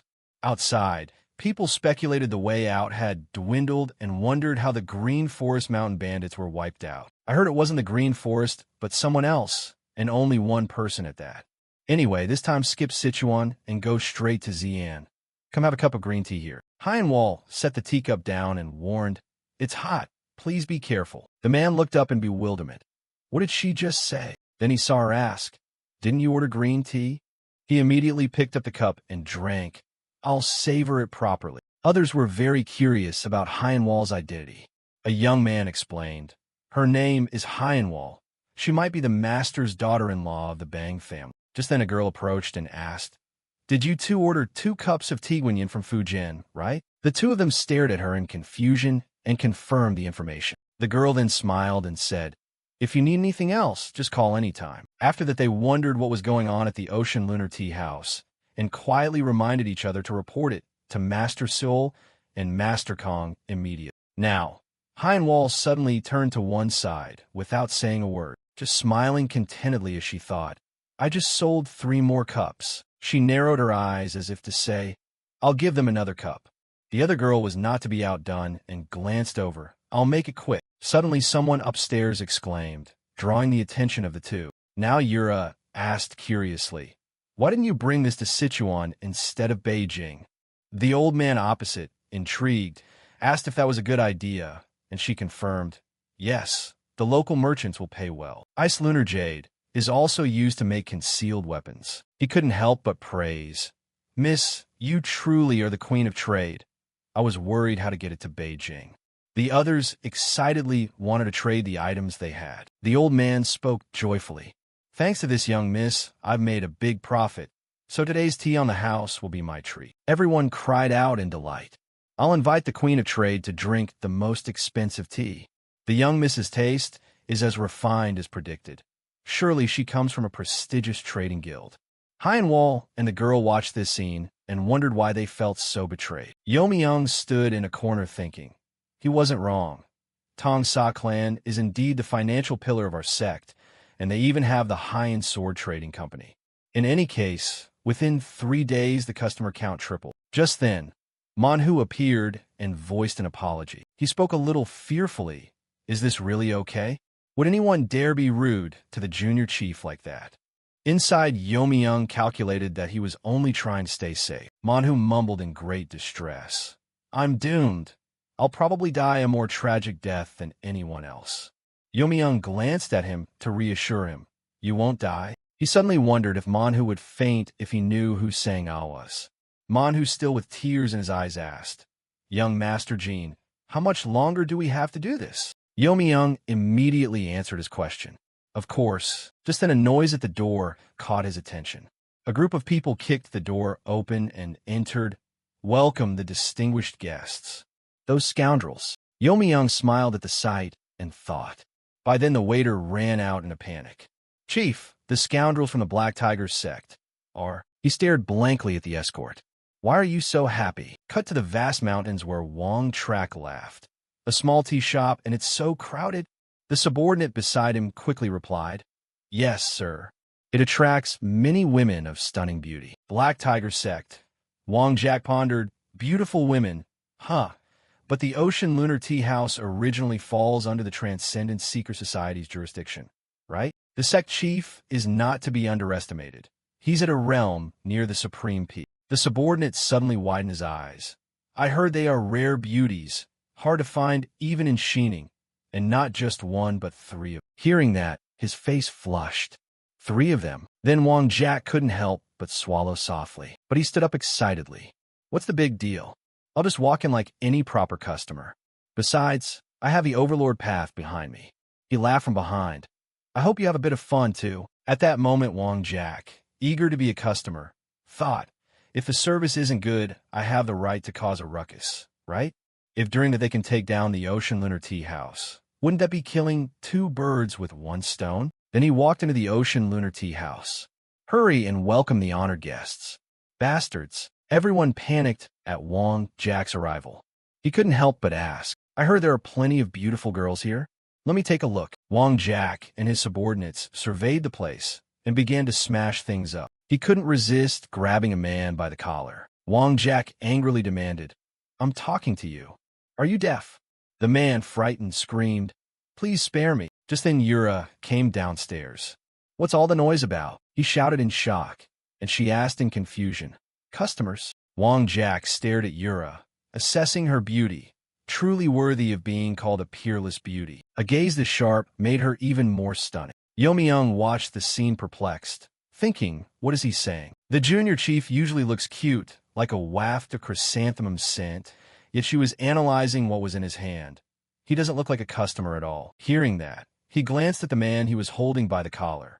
A moment later, Wang Jack coldly tossed him aside. Then he stepped forward, blushing, and asked, Young lady, what is your name? Yura exclaimed, My name? Now she replied coldly, You're not worthy to know my name. Those words left Wang Jack stunned. He gasped. His eyes suddenly reddened. Refuse me outright? Me, Wang Jack, refused. Rage exploded inside Wang Jack. How dare she? He then swung viciously. You damned bitch, I'll kill you. Someone screamed in alarm, trying to stop Wang Jack's action. On the other side, he was bewildered when his strike missed. While Wang Jack was distracted, Yura raised her hand to strike, and finally she sent him flying with a powerful blow. Everyone was astonished to see Yura's action. Yomi-young, a little panicked, said, Could it really be him? The notorious sect leader of the Black Tiger sect. Why would someone like that come to our tea house? What? You mean you came here intending to seize our establishment? Wang Jack's subordinate panicked. What? What nonsense are you spouting? Then he was silenced by her intimidating gaze and dared not say another word. At that moment, Manhwa spoke up. The Transcendent Seeker Society will demand full compensation from the Black Tiger sect for the damages done to the Ocean Lunar Tea House in Haidong City. Only then did everyone realize, wait, that can't be. The trick they fell for is the same one I used to fool others. The subordinate took advantage of the commotion to leave. Run, it's a trap. Unexpectedly, they were blocked by a group of people and couldn't get away. Those people shouted excitedly, finally a bit of liveliness after a long time of being mobilized. Now Yomi-young calmly said, Everyone, we will need your testimony to claim fair compensation from them. Everyone listened and glanced at each other in bewilderment. Quickly they rushed forward to report what they'd seen with their own eyes. I saw those ruffians smashing property and causing commotion, and the clerk seized the chance to write statements into the register. The face of Wang Jack's subordinate turned ashen when he saw everyone giving testimony. They claimed threats to life and other abuses. They even bullied the frail young ladies. His voice trembled slightly. Do you know who's backing us? Silence and disperse. Black Tiger sect is finished for. At this he wondered whether it was okay to just let them go. You replied without a care. Leave the rest to the righteous sects. We focus on our own affairs. Then Yomi-young suddenly turned, as if about that favor I asked last time. Manhwa immediately took out a talisman. You mean that matter? He looked at the talisman and couldn't help but exclaim inwardly. Very quickly the talisman transformed into a mirror. He pointed at the mirror and said, Right now he's speaking with Master. Manhwa regrets we can't eavesdrop. Still, as soon as they leave the designated spot, I'll know immediately. At present, you secretly calculated that if my suspicion about Han Muyin is correct, he will definitely make his move right here in Haidong City. Cut to a cluster of horses as Third Phantom gritted his teeth. Say that again. The man lying among the straw trembled. Black Tiger sect had collapsed, and the rogue factions in Haidong were being hunted. He couldn't help pounding his fist against a beam as he raged. Third Order, furious, ground his teeth. What about our group? Our territory is being occupied too. Are we just going to stand by? All he could hear from the demon, there was apologies. Senior brother vehemently opposed sending troops. He heard this and fell silent, stunned. Third Order thought to himself, Senior brother, so this is how you intend to play it? Then he spoke up to give orders. Go inform the deputy commander. Kill the alliance leader's granddaughter at once. I'll bear the consequences later. For now, just kill her. Third Order spat out bitterly. As expected, whether it's the second illusion or the third illusion, none can surpass the first illusion. Jeek sect officials reassured the three spirits. Calm down. Third Phantom has matters to relay. General Pal, Chang'an will arrive. Third Order was stunned upon hearing that. The privilege of looking down on Shining Fortress from the highest point was supposed to belong only to the leader of the unorthodox Tyrant Heaven faction. A voice rang from outside the door. "Master, I have arrived." The unorthodox Tyrant Heaven leader called, "Enter." The newcomer immediately knelt and performed the salute. It was Jeek-san. "I have come to apologize." The unorthodox Tyrant Heaven leader questioned him. "Did you intervene in the affairs of our junior brother in Haidong, and even collude with both the righteous sects and the demonic sect to do so?" Jeek-san, slightly surprised, said, "As I thought, he already knew beforehand." After thinking, he replied, "Not for that reason." The unorthodox Tyrant Heaven leader pressed. "Then why?" He confessed, "I have come to apologize for my disloyalty. I had intended to use this incident as a pretext to expel the junior brother." And the leader suddenly asked, "Do you remember Chong Wu?" He was astonished. Chong Wu. Wasn't he one of the founding meritorious elders who established Unorthodox Tyrant Heaven? The leader of Unorthodox Tyrant Heaven recounted, "When I first founded this organization, Chong Wu helped me by pulling funding from the Bet Clan Merchant Guild." Jeek-san thought to himself, Bet Clan? The merchant guild that tops the 5 great merchant guilds of the Central Plains, famed across the land. He continued, "Not only pouring in funds, but the capital was nearly limitless, and he never demanded repayment. Whenever we were in trouble, he always brought ingenious solutions. When Chong Wu died, he entrusted his lifeblood to me. That child was the junior brother." The junior brother's financial lifeline also came from the Bet Clan Merchant Guild. For over 10 years, Chong Wu and I poured our efforts into building Unorthodox Tyrant Heaven. He went all the way to Nanchang to father a child. When did that happen?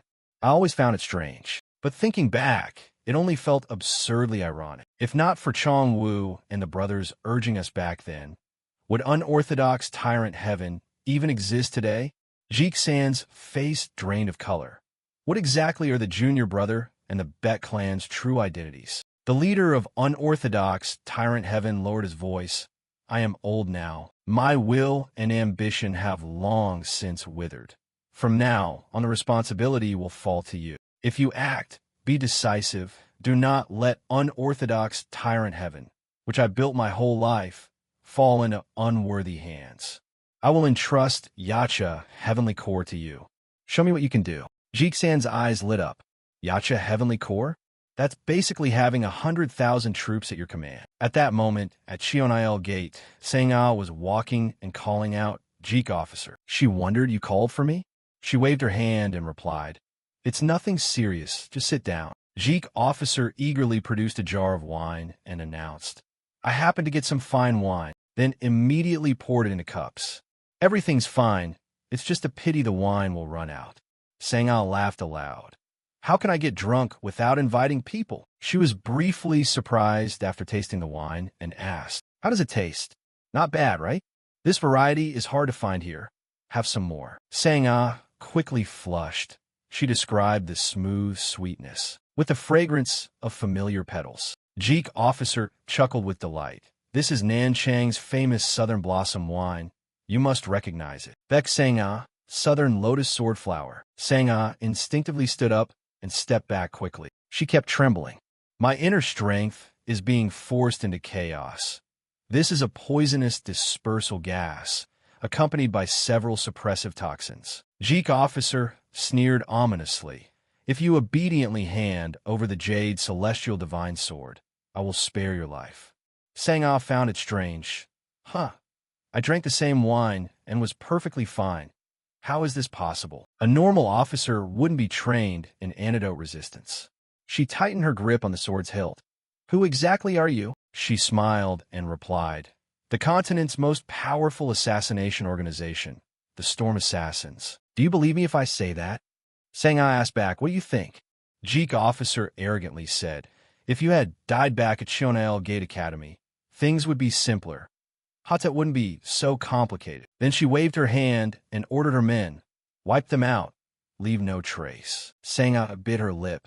"Do you think I'll just let you kill me here?" She squeezed her eyes shut and silently called, "Jean Gongzi." When Sang-ah opened her eyes, a figure flashed past like the wind. The person marveled, I didn't expect you could withstand the dispersal poison for so long.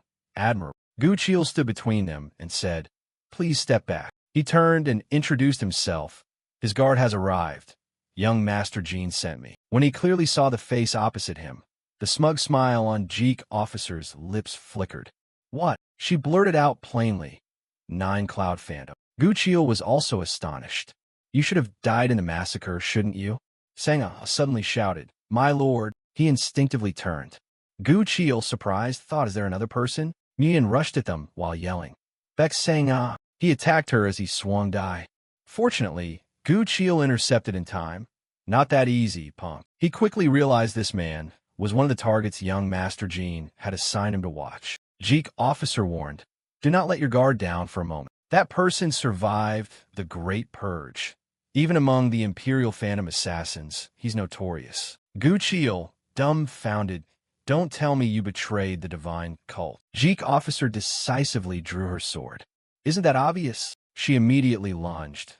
"You should understand the reasons better than anyone. Senior brother, originally an assassin." Gu Chiel smoothly dodged aside.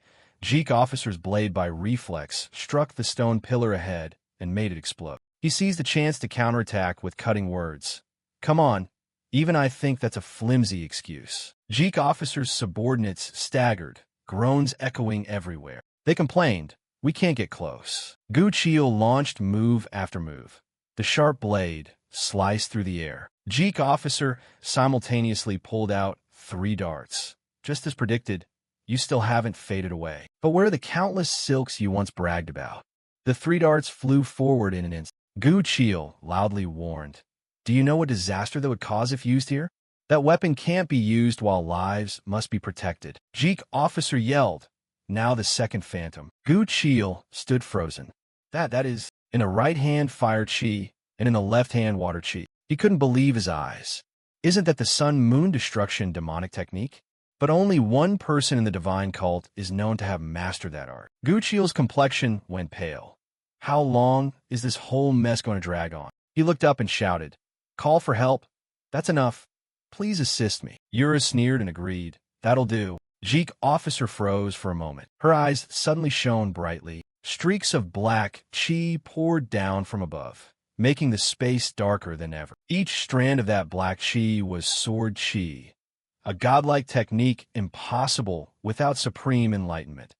As the black chi struck the ground, the earth erupted violently. Nguyen, startled, brought a hand to his mouth. 2 figures flashed up from the roof like light. It was Yura and Bayan. Nguyen hurriedly raised a hand to stop them. Wait. He warmly introduced himself. "I am Han Nguyen." Jeek officer, standing beside him, was astonished. "By order, what do you intend to do?" Nguyen held her back and continued. "I am both the successor of the 7th Yin Yang Elder and an outstanding instructor of Cheonail Gate." Yura went silent for a moment. He continued. "I was aiming for the position of Great Demon Lord." Both Yura and Bayan were left speechless. Sang-ah was utterly bewildered. Suddenly things had changed. Jeek-yo slammed out in rage. "What the hell are you talking about?" Nguyen kept babbling on and on. "I've always tried to become her partner. Of course it's a shame that things turned out this way. But I want to prove my worth to her."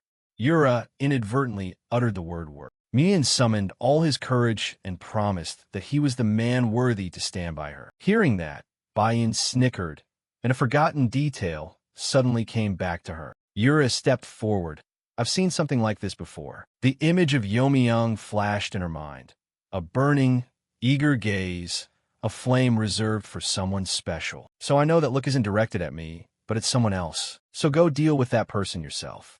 Nguyen, even now, keeps talking big. "I don't want to be a stand-in." She even saw through my desire to surpass the Y order. Even if she refuses, I only have eyes for her. Before he finished, Jeek Jioan struck him down from behind. "What on earth are you rambling about?" She grabbed Nguyen's clothes and darted off to escape the black aura. "That's the heaven-slaying demon sword. Crazy. Run." The plan failed. All troops fall back to the tomb. The ground erupted, creating a scene of terrible chaos. The others hurriedly fled. Bayan turned to ask, "Is just chasing them off enough?" Yura replied, "If we want to exterminate them according to Yomi-young's plan, It's right to let them retreat. Those words froze her for 2 seconds. That day had changed. Both the fiery temper and that hard tone. Would the sect leader realize that? The chaotic scene left Manhwa dazed, her whole body trembling. As soon as Yura saw Yomi-young, she greeted, "You're here?" "Jean Yomi-young," he bowed in thanks. "Thanks to your help we ended without casualties." Manhwa tried to protest. "With losses this big, how can you say there were no casualties?" They just received word that several shops of the Cheonail Gate had suddenly disappeared. Yura and Yomi-young were stunned. Traitors? Was there any big, burly shopkeeper among them? He nodded. There was one person. "Do you mean Sandojian?" She was curious. "What about him?" He answered wearily. "He was always desperate to be my subordinate." Someone suddenly shouted. "Wait," Sang-ah worriedly said. "Senhiro is surely being threatened." Yomi-young was shocked. "Wait, what?" She relayed that he said it was protection, but to me it sounded like someone close to him was being held hostage. Only then did he realize it was coercion? If so, that makes sense. Moreover, the clan's power alone could pressure an elder and easily persuade Sandojian to come along. Guchiel softly called, "Young master." He looked at Yomi-young with a look full of feeling. He pressed, "What are you trying to say?" Guchiel sighed. "Truly, my young master, there was someone he wanted to save." When Yomi-young asked who it was, he replied that it was a comrade from the Royal Demon Phantom Assassin Corps, the one survivor from that time. At the tomb area, the third phantom, after hearing the account, angrily scolded, "Is that so? You failed the assassination and ran back here? Like a total loser. And on top of that you even used Pal Chongun's secret forbidden technique." Second phantom, "Do you realize you just completely ruined our society's grand plan? And Muyin has the nerve to say there's still a chance." Hearing this, the third phantom flew into a rage and shouted, "Of course, if we wipe out Haidong City before dawn, there'll be no witnesses." He stubbornly replied, "I only need the sect leader's recognition." Jeek Jioan, standing nearby, growled, "You're still bringing that up?" He looked up and said, "On the way here, I kept wondering whose gaze the sect leader meant." The third phantom was bewildered. What nonsense is he spouting now? And Jeek Jioan wanted to kill Muyin right then and there. He argued that no matter how you think about it, it could only be the great scion of Matan, Jean Yomi-young. The sect leader's appearance in Haidong City was also thanks to interactions between the two. So Jean Yomi-young will be killed by my own hand, and the rest of you can fend for yourselves. Having said that, Muyin called Sandojian, and he answered immediately, "Yes, senior brother." Dojian's eyes widened in terror when he received the order. "You will kill Sang-ah," Muyin instructed. "Except for the third phantom, we'll disguise ourselves as if dead in the tomb. Only you'll be taken back to the sect. That means if you kill Sang-ah, you'll live on and be able to provide for your family." Dojian broke out in a cold sweat. Is it Sang-ah, the friend he knew from Cheonail Gate, or the family that's raised him since childhood? He bit his lip and tried to stay calm. Muyin coldly asked what his answer was. Suddenly a sound echoed from afar. "There, look, those we sent over there." The people at the tomb all panicked. The righteous faction? A rush of memories flooded back. Sandojian had been an orphan. His adoptive parents had accidentally found him in the woods. They were astonished. How could a trap set for wild boars nearly catch a little kid? But it was indeed a person, not a bear cub. And so he was taken in by the Sand family. Dojian's appetite matched that of an adult. His adoptive father laughed with delight. That face really did look like a bandit's. His mother suddenly had the idea to name him Sandojian. It suited their family, and the family trade was thievery after all. Dojian's father objected, saying that name might be a bit too much. She nodded. Then Dojian, he agreed. So be it. While they debated, Dojian ate the paper, frightening them. "That's paper. You're not supposed to eat that." When his brother tried to stop him from relieving himself inside the room, the little rascal peed right out the door without remorse. Still, they forced a smile. The boy hadn't trained internal kung fu yet, but his strength was already this great. Luckily, he met the Sand family when he was young.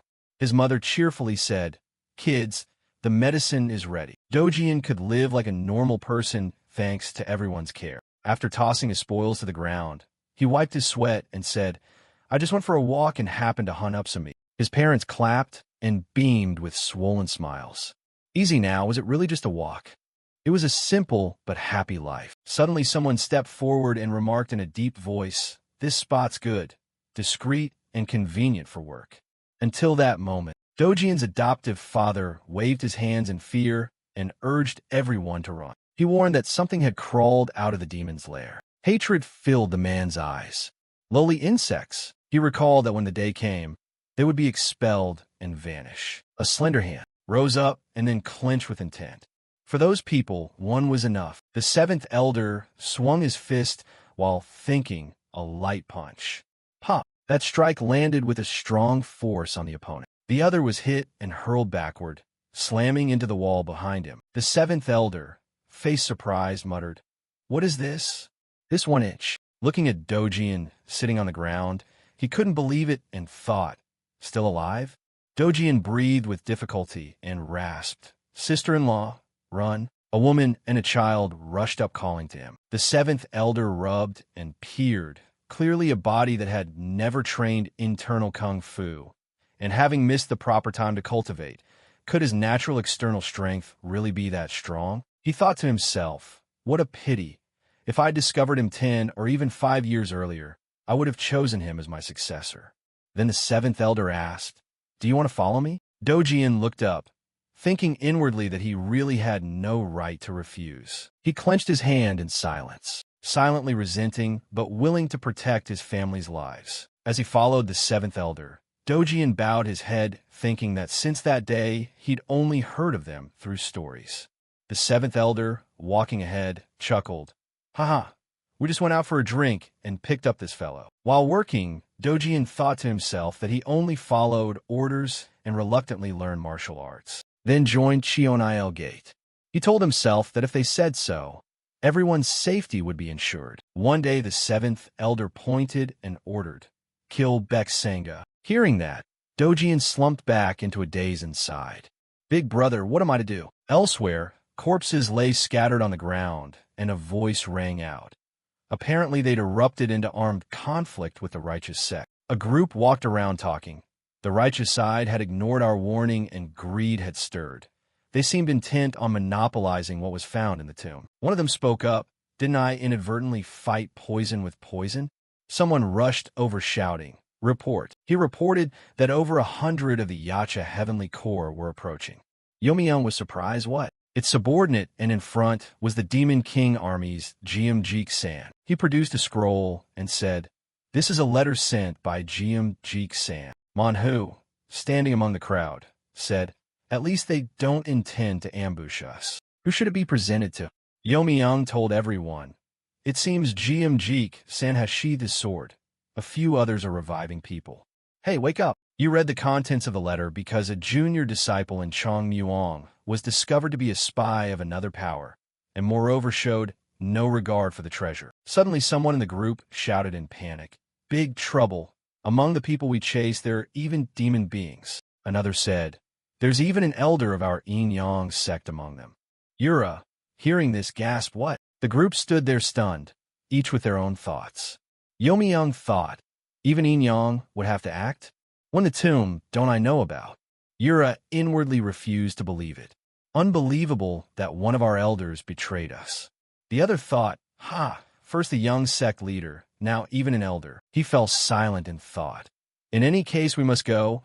We can't miss this chance. In Yomiyoung's mind, he considered that Han Muyin and Chong Muzong would be handled by the four great heavens. If they could seize Yin-Yang now, they might get to their bodies, not just the tail. He stared off, lost in thought, when Zhang Jiaoan came over and whispered in his ear, "Hey, can I withdraw?" Young sect leader, elder, the wings of the unorthodox Murim alliance are too heavy a burden. Yomiyoung pointed back and replied, "If you can say that to the young sect leader as well, I'm willing to let you withdraw." Zhang Jiaoan answered sadly, "Fine, over there a girl is talking with Yura." Young sect leader, about this. She frowned, produced a wooden tag, and said, "Report this to the sect leader immediately." At the same time, the Heavenly Demon Order arrests 7th Elder Yin-Yang and those involved. The wooden tag she handed the girl was the Celestial Demon Mandate, a symbol of authority that only the sect leader and young sect leader of the divine cult may use. Young silently looked at Yura. He thought the young sect leader must be resolute. If someone was to be removed, it would be. Sang-ah suddenly spoke up. No, I'll see this through too. Young stepped forward to dissuade her. Miss, this has become too big. Sang-ah answered firmly. I'm a martial artist too. I don't want to only be protected. She spoke with conviction, saying that even if she died, she would harbor no regrets with that resolve. Sang-ah presented a hand-piercing sword with determined eyes. I entrust this to you, young master. That sword is the righteous leader's sacred relic, the jade celestial divine sword. He looked at the sword in her hand and thought how complicated things would be if it fell into the cult's hands. There's no way Beck Sangha wouldn't know about it. All right, this must be her way of showing resolve in the righteous style. Then Young said, Miss, I'll give you my sword. Using dual blades will be even better. Having said that, Young led the group and said, Now let's go. Time to catch the big fish. As they left, Young recalled that within the heavenly demon Din cult, the highest ranked among the 5-6 houses was 7th Elder Yin Yang, Jan Hyol. All along he had acted as an agent of the Pal Chongun to expand influence within the divine cult. Over here, the 7th Elder wore an angry face and demanded, How could you mess things up this badly? The man kneeling on the ground replied, I have no face left. The 7th Elder called out, Third Phantom. From the cliff a man stepped forward and answered, Yes. Pal Chongun. He frowned. The credit for discovering the tomb of the heavenly mystic maiden was immense. He continued, When this is over, prepare to transfer to the heavenly demon Din cult. The third order behind the cliff let out a gleeful sound. The 7th Elder added, For now my name is no longer Chong Yuzong, but Han Yuzong.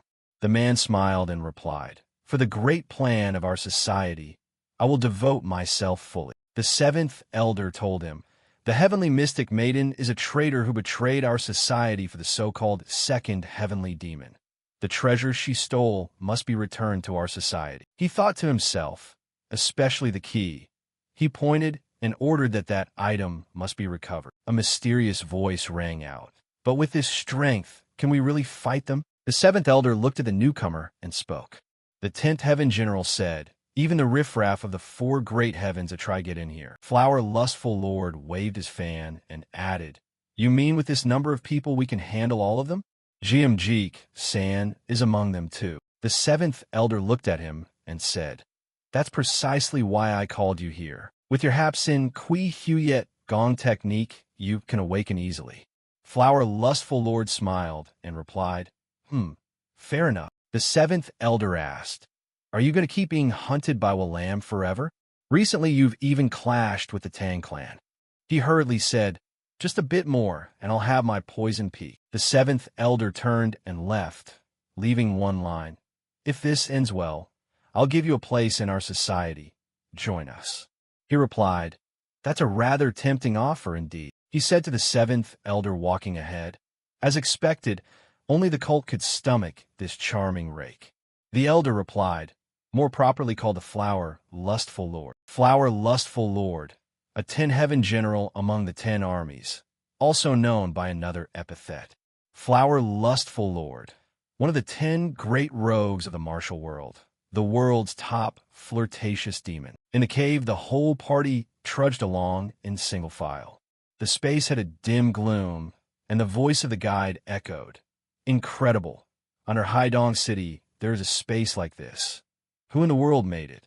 Truly admirable. Zhang Jiaoan suddenly noticed a set of clothes on the ground. He looked at the embroidered characters on the hem of that corpse's robe, and Zhang Jiaoan whispered, Wisdom King Squad. Memories surged back when he stood beside Jeek Jiaoan.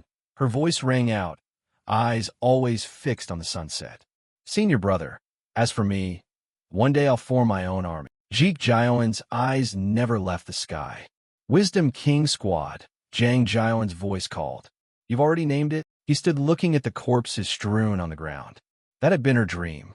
Wisdom King Squad, annihilate completely. The passages in the cave began to reverberate with unintelligible sounds. Everyone started peering around the place. Manhu looked around and said softly, there are 9 forks. Zhang Jiaowen gently knelt and looked toward Yomi-Yang, saying that the enemy seemed to have split their paths. Every route bore traces. Manhu turned and asked him, 2 people facing each other. So which way should we go? Yomi-Yang gave a small sound, then fell silent as he sank into thought. It's unbelievable that under Haidong City there's a space like this. Who in the world built it? Truly admirable. Yomi-Yang looked at the passage where Zhang Jiaowen was squatting.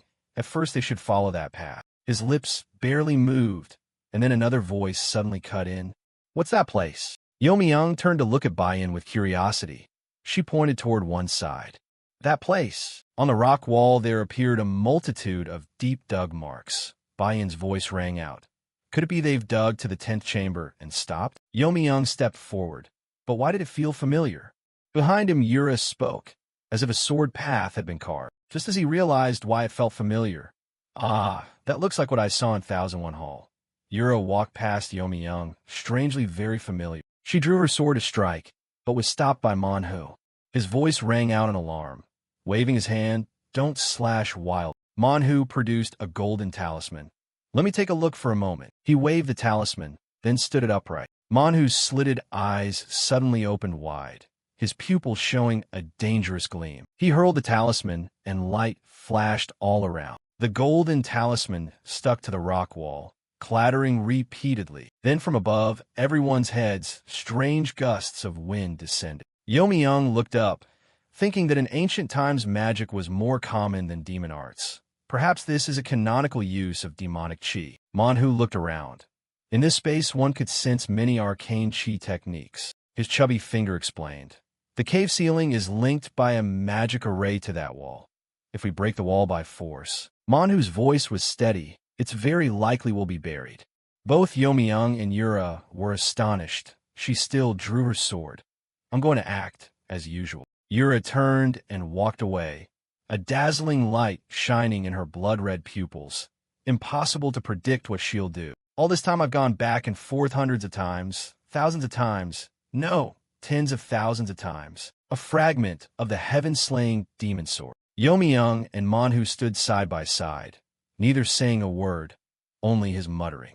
Hurry up and say it. Young sect leader, honestly. 2 stone walls began to part before everyone's eyes. Yomi-Yang hurried forward and opened it. Yura turned and asked, Yomi-Yang, are you all right? The heaven-slaying demon sword is the highest technique of the Chion clan. Only the chosen may cultivate it. Because the sword path of that technique was carved in this tomb, it was buried like this. His violet eyes showed a hint of hesitation, Yomi-Yang's brows lifting and falling. Also, if we choose this path, all the information gathered from the Manhwa sect will be reduced to scraps. But then he smirked, and Yomi-Yang's steady voice rang out. Let's go. I have a feeling calling me. Jixin leaned his back against the wall, exhausted. What were the losses? Beside him a young man with curly blonde hair, many wounded, 3 dead.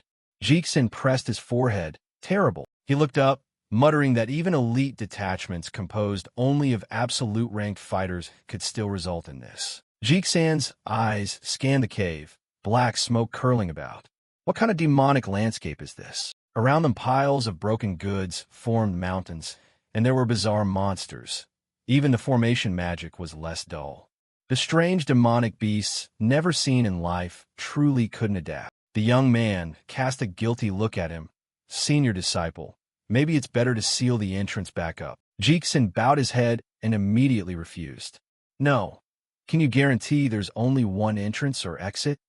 He thought inwardly the second reason was even greater. His eyes opened with madness.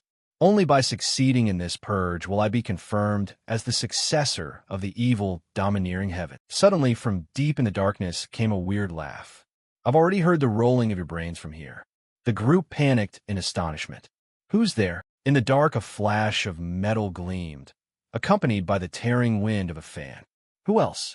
It's me, the one who will send you all to hell. After those words, a shriek echoed through the cave.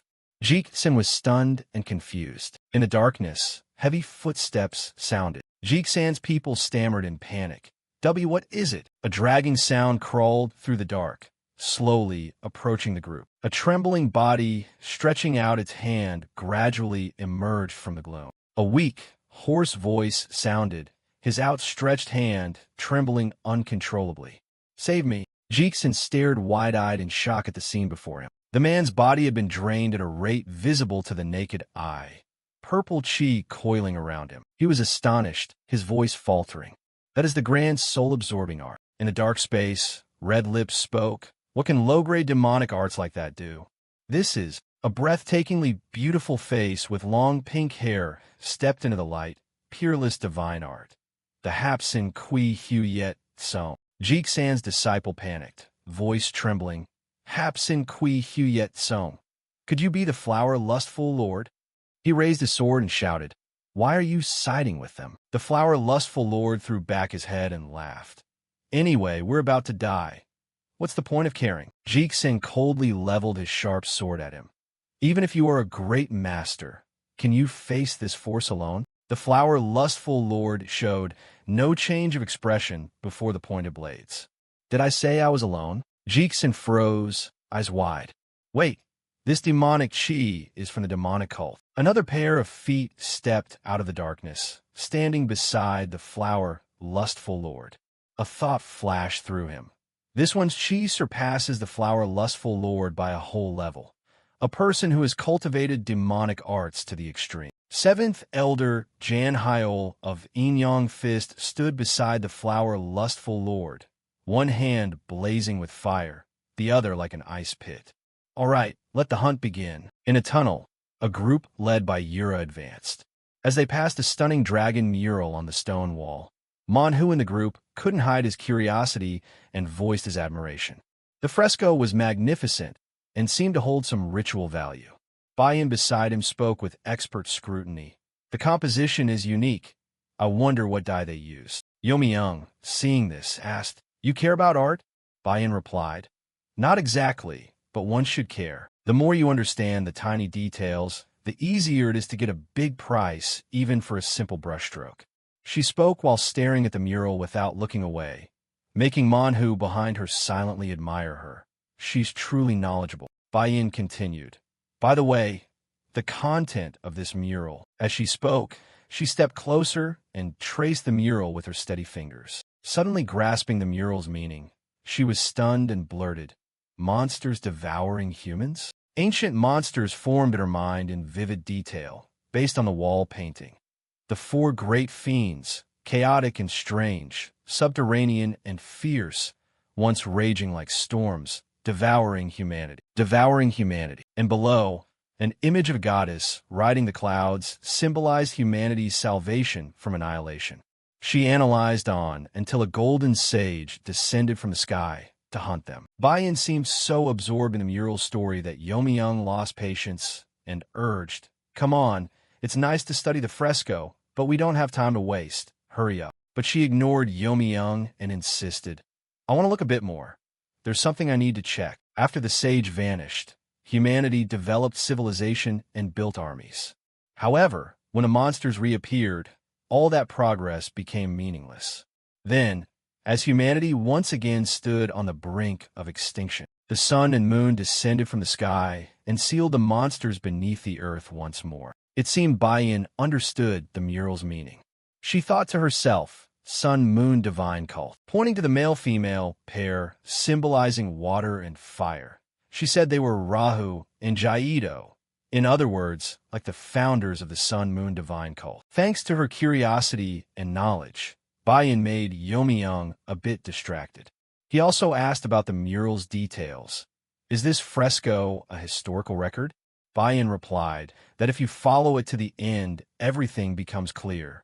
As for Yura, she seemed astonished, blocked already. Her words snuffed out the group's curiosity about the mural's story, causing them to turn their eyes to the door ahead. Yomi-young said, "Another door."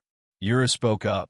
"This time it's not the heaven-slaying demon sword technique." Yomi-young tightened his hair tie, showing determination. Then he walked alone to that door and said, "My turn." Yura felt puzzled. Yomi-young immediately drew a beautiful jade-green sword, a confident smile playing on his lips as if breaking that stone door were as easy as flipping a palm, secretly proud. fortunately fewer moves than what he'd seen at Cheon Academy. I must succeed brilliantly and impress Yura. Sang-ah stood there watching him, her face betraying surprise. At Cheon Academy, Lord Jin's sword style bears a black hue. So why is there a hint of green this time? While he rushed forward to smash the stone door, Sang-ah wondered in confusion. She called out, "Wait, that thing you're holding right now." To Sang-ah's surprised eyes, Yomi-young remained unervingly calm.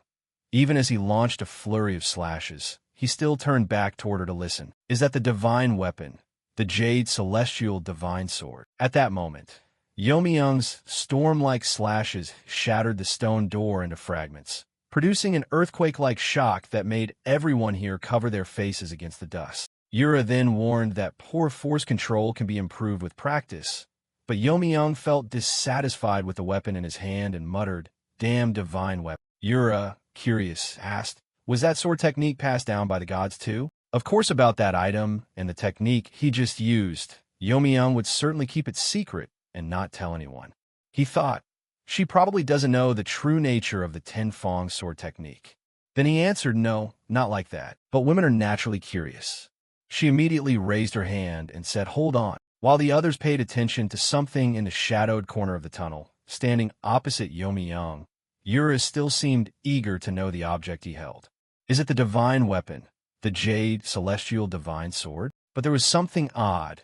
At the entrance of a chamber where darkness seemed endless, suddenly a loud cry of some creature rang out, causing everyone's eyes here to fill with worry. The noise grew louder and gradually revealed a giant beetle with a hard shell. Seeing the sight, Manhwa involuntarily went pale and trembled as he spoke. It was Yomi-young, and Yura finally noticed it and turned to look. It turned out that the disgusting monster was an armored centipede. Manhwa panicked and shouted a warning. "Be careful." Its shell was as hard as steel. But Yomi-young and Yura seemed all too familiar with this. The two of them were utterly calm. "Oh, I get it." One man tore open a steel door. "The woman is even stronger than him." While Manhwa was turning back to look at those people and speaking, suddenly Sang-ah grabbed her sword and charged at the centipede alone. Surprisingly, she showed no fear at all. She even smiled confidently, her swordplay honed day by day, the woman eager to swing her blade herself. The monster lashed out its sharp fangs to attack the girl, but Sang-ah nimbly dodged with ease. Another strike from the centipede was launched, but missed her completely. Agility and refined skill were Sang-ah's advantage. She swung her sword with deadly precision, aiming at the centipede's neck and causing it immense pain. Very clever, she had aimed for its neck, the centipede's fatal weak point, making its blood flow non-stop. Seeing this from outside, Manhwa warned, "Be careful. The centipede's bodily fluids are highly acidic." But Sang-ah seemed exhilarated. She replied with a smile, and with that she chopped a slash, carving a large gash beneath the monster's belly. Its eyes turned blood red. It felt unbearable pain and let out a loud scream. Sang-ah added, "Secret art." Then, seizing the opportunity while it was gravely wounded, Sang-ah leapt onto the monster's head and performed her ultimate move. It was the Twin Star Sword Strike, perhaps the finishing blow. The monster's head was severed from its neck by her powerful slash. After finishing, Sang-ah quietly sheathed her sword with a very smug air. This little thing was nothing. The armored centipede had no time to counterattack, and the cave remained intact. While Manhwa still couldn't believe his eyes, Zhang Zhao Quan broke into a satisfied smile, as if he had anticipated the creature's fate. Yomi-young also appreciated her. He thought to himself that somehow this felt more like a raid by a demon cult than a mainstream sect. Yura, though impressed by Sang-ah, coldly said, "At least you're somewhat useful anyway." Then Yura immediately stepped forward to recruit Sang-ah. "I see you have the makings of a fine disciple. Would you like to join my cult?" Sang-ah immediately protested vehemently, saying it would ruin her family's reputation. "Ah, I see. A bit disappointing," Yura said without pressing further. Yomi-young looked around the creature's corpse and spoke. "Anyway, this trap seemed a bit weak." Bayan kept glancing back and forth at the mural and said, "Ah, the fresco continues." The monsters had changed strategy, become human, infiltrate human society, and stir up conflict. Now, is that person's action wrong? Stab them. Stab them. If you don't want to be stabbed, you should have a bay. Look, that person is different from the rest. Hate them, despise them, push them back. You have the right to do so. I'll support you. You need friends. Stab them. Stab them. It seemed those in the mural were being manipulated, while before them a man and a woman bearing sun and moon symbols were urging restraint. The girl said, "Everyone calm down," and the young man added, "We are all human. But the hearts of those people are too heavy. Stab them. Stab them." When the world once more erupts in flames amid despair and rage, that one will appear. The final image shows a girl with long hair wreathed in blazing red flames. Standing there, Yomi-young thought to himself he could roughly guess who she was. Yura spoke up. "At least one thing I'm sure of. This tomb was not created first by the heavenly maiden." On the cold cliff, a vague dark silhouette gradually took shape. That black entity was likely the ancestor of the heavenly demon. Sang-ah frowned slightly, hesitated, and spoke with lingering doubt. The ancestor of the heavenly demon? No sooner had she finished than she flinched at the sensation of countless gazes turning toward her. Manhwa immediately lifted his chin arrogantly.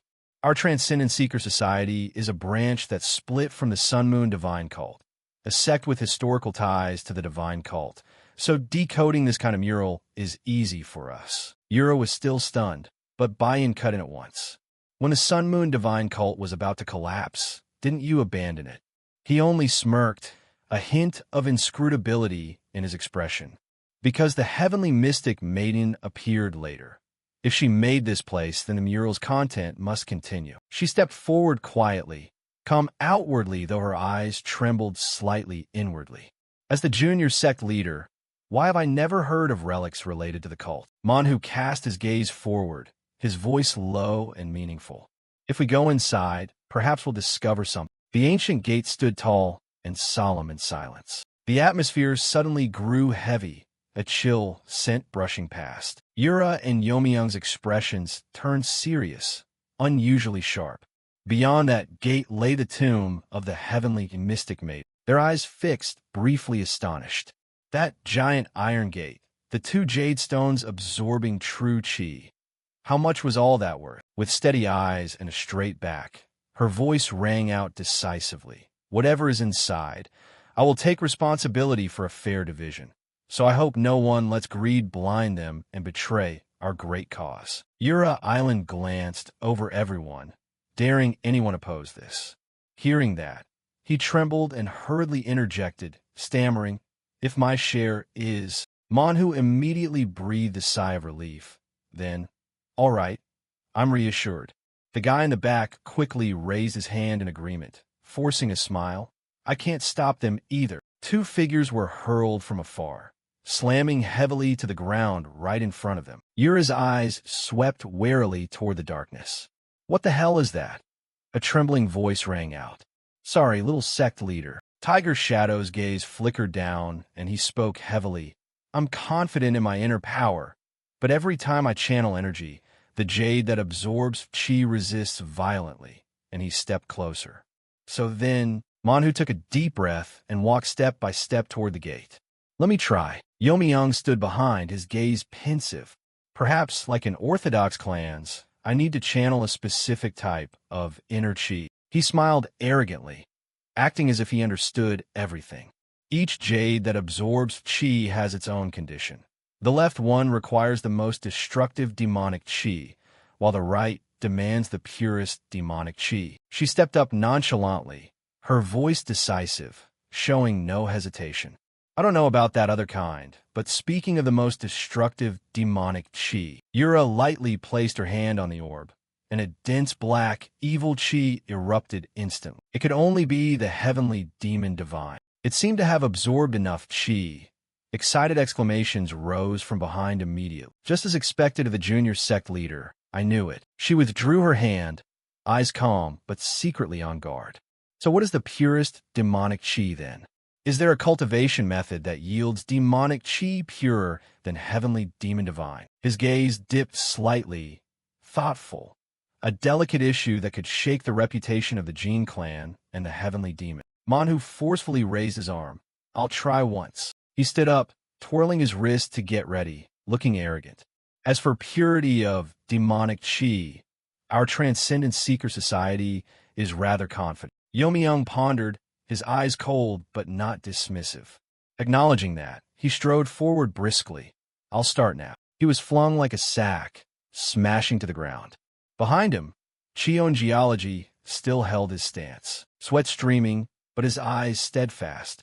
If I just push a little more, it'll rebound. At that moment, Bayan instantly pulled his hand back. Yura did the same, her face ashen. Her voice was heavy, tinged with helplessness.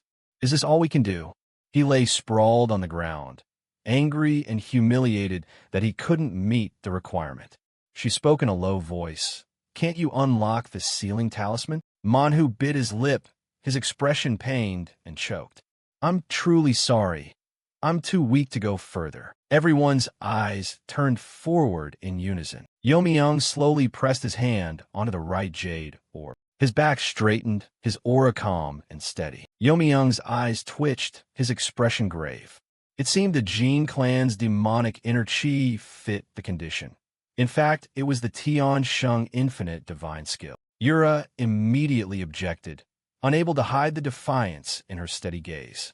Impossible! The Tianma, Tu La divine skill, is one of our cult's 10 great demonic arts. She stared straight ahead, voice low and questioning. Yet in terms of inner chi purity, it still couldn't surpass heavenly demon divine. Beside her, Bayan also grew bewildered. Could there be something we don't know? Yomi cut in, his face urgent. We must hurry. There's no more time. At that moment, Manhu suddenly cried out in horror. My God, look at this. He immediately drew his sword and, with a straight arm, slashed at a point in midair. The space didn't tremble. There was no echo, no sound returned, no reaction at all. Yomi fell silent, dubious. If it were just an illusion, I'd have heard the sword chi strike the ceiling by now. Sang-ah, alarmed, pointed ahead. This is a space-warping technique even more advanced than the one used in the heavenly demonic hall over there. There's also an altar. The spaces on both sides mirrored each other like two facing mirrors. The space seemed copied in parallel. His eyes widened as if about to pop out. Gold, Yura said coldly, not caring about the astonishment. Retrieve the treasure and wait for the enemy here. Yomi he laughed heartily.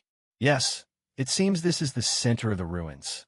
Manhu suddenly froze, his face going pale. A nearly invisible, transparent veil stood between them and the treasure. It seems there's a transparent wall there. We should slice it open. At that moment, Rangrang's voice came slowly from behind the group. That place is an illusion created to mislead intruders. Her gaze swept over them, calm and indifferent. I never expected anyone to make it this far. Yura instantly grew vigilant. Who are you? Rangrang smiled, her fingertip lightly touching her full red lips, as if teasing. Then let's see if you meet my condition. Her voice stretched, laced with a challenge. Only those under 30 may step onto the altar. Yura frowned and asked, why under 30? The two of them exchanged glances. If you exceed that age, you cannot receive our arrangement. She did not hesitate further and turned to command, we will return.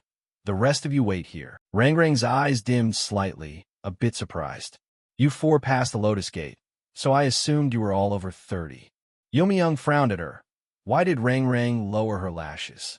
If it were a Lotus Gate, you'd probably be a pair. At that moment, Yura and he were stunned and unconsciously turned to look at each other. Both instantly blushed and awkwardly looked away. She squinted, surprised with a hint of regret.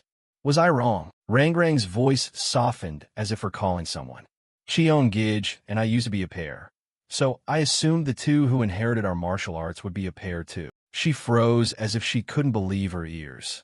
Are you the heavenly mystic maiden Rangrang? Then Chion Gij. Rangrang stood there, a solitary figure in the space. It seemed you arrived without much knowledge. Yes, my epithet is the heavenly mystic maiden, and my other name is Rangrang. She bowed her head, a pale smile on her lips. My real name is Rangrang. Everyone trudged forward, feeling as if someone were squeezing the air from inside them. The last survivor of the Yu clan loyal to the Sky clan turned rebel, Rangrang lowered her body, her feet lightly touching the altar's surface. Yes, She tilted her head slightly, eyes gloomy yet proud. I am the descendant of great disciple Jean, the one who once rebelled against the heavenly demon ancestor. At that, Rangrang's voice recited, Blood Dragama clan, Extreme Blade Pa clan, Demon Heaven Jean clan, Black Gold Saw clan, Heaven Shaking Huan clan, Hidden Shadow, So clan, and Heaven Abiding You clan. My ancestor once said he would establish a lineage by that name. Hearing this, Yura suddenly narrowed her brow and scoffed. She hadn't expected this place to be created by a traitor. Rangrang brightened, raising her hand as if pondering, then remarked, It seems you still haven't heard the truth because you aren't mature enough yet. She then pointed at Youmyang and asked, But as my descendant, why do you seem to know part of the truth? Buy-in, puzzled, cut in. Young Master Jean belongs to the Demon Heaven Jean clan, not the rebel clan that opposed the heavenly way. Hearing that, Rangrang rubbed her hands and smiled. Not the Sa family's daughter, then? You hide a strange shadow inside you. That name, Jean clan. She looked back at Youmyang and commented, But why does he look so frail? At her words, the three girls turned away to stifle their laughs. Then Rangrang continued, Moreover, in this child, I don't sense the domineering aura typical of the Jean clan. But why do I feel the power of the Xian Tian divine skill I once left behind? Youmyang, stunned, carefully asked, Master, is your surname Liu? He thought to himself, So that's it, powerful enough that you can't just call him an unknown hidden martial artist. What is your connection to the second heavenly demon? Rangrang smiled leisurely and answered, A lover. Then he recounted, I heard you disappeared after being defeated by that person. She calmly replied, Indeed. Hearing that exchange, Yura, puzzled, asked, Youmyang, how do you know about that? Rangrang looked down and asked softly, So do you know about it? That I once served as the third heavenly general of the second heavenly demon. They thought to themselves in surprise, Second heavenly demon? Seeing their confused faces, she asked, On the way here, did you see that mural? She evoked an odd statue and explained that it records their origins. Recalling the image of the flower-lustful lord striding forth, she said there were 10 commanders among them, from Great Heaven Lord to 10th Heaven General, called the 10 Lords. And in this ruin 2 of them have already entered. The 4 others exclaimed in shock. Huh? What did you say? Rangrang drew a sword and said, This arrangement was originally set to counter the Great Heaven Lord and the evil spirit that will be born in the future. At that, someone cried out, Evil spirit, imagining a dark entity with blazing red eyes. She continued, I haven't seen it with my own eyes, but they say it's the being that will send this world back to the ancient age. The fire in the cave was stoked high, as Rangrang warned. Now those 2 are nearly here, and I don't have much time left. A colored barrier enveloped them, she explained. This is a demonic spirit soul attraction formation. The 4 of them struggled to stand in the black liquid as Rangrang spoke. For a demon kind, this is the greatest chance in a lifetime. They worried inwardly. The demonic chi is suffocatingly strong. She swung the sword before them and added, Of course, only if you can survive it. Youmyang's breathing grew increasingly labored, his mind troubled. As breaths quickened, the power in his body surged tumultuously. He broke out in a cold sweat, his eyes growing dim. He thought that inside this formation you either die or become strong enough to survive. Rangrang smiled and raised her sword to announce, Now then, let's begin. Sang-ah inside screamed in fear. Wait, I'm not a demon person. From afar, a group ran toward the barrier, emitting a dazzling light. They called anxiously, Junior Sect leader. Yura inside shouted, Just as I thought, it's not only them who were sent. Seeing Cheon Geology approaching, she loudly ordered, Don't come here. Perhaps the transparent urn on the right has disappeared.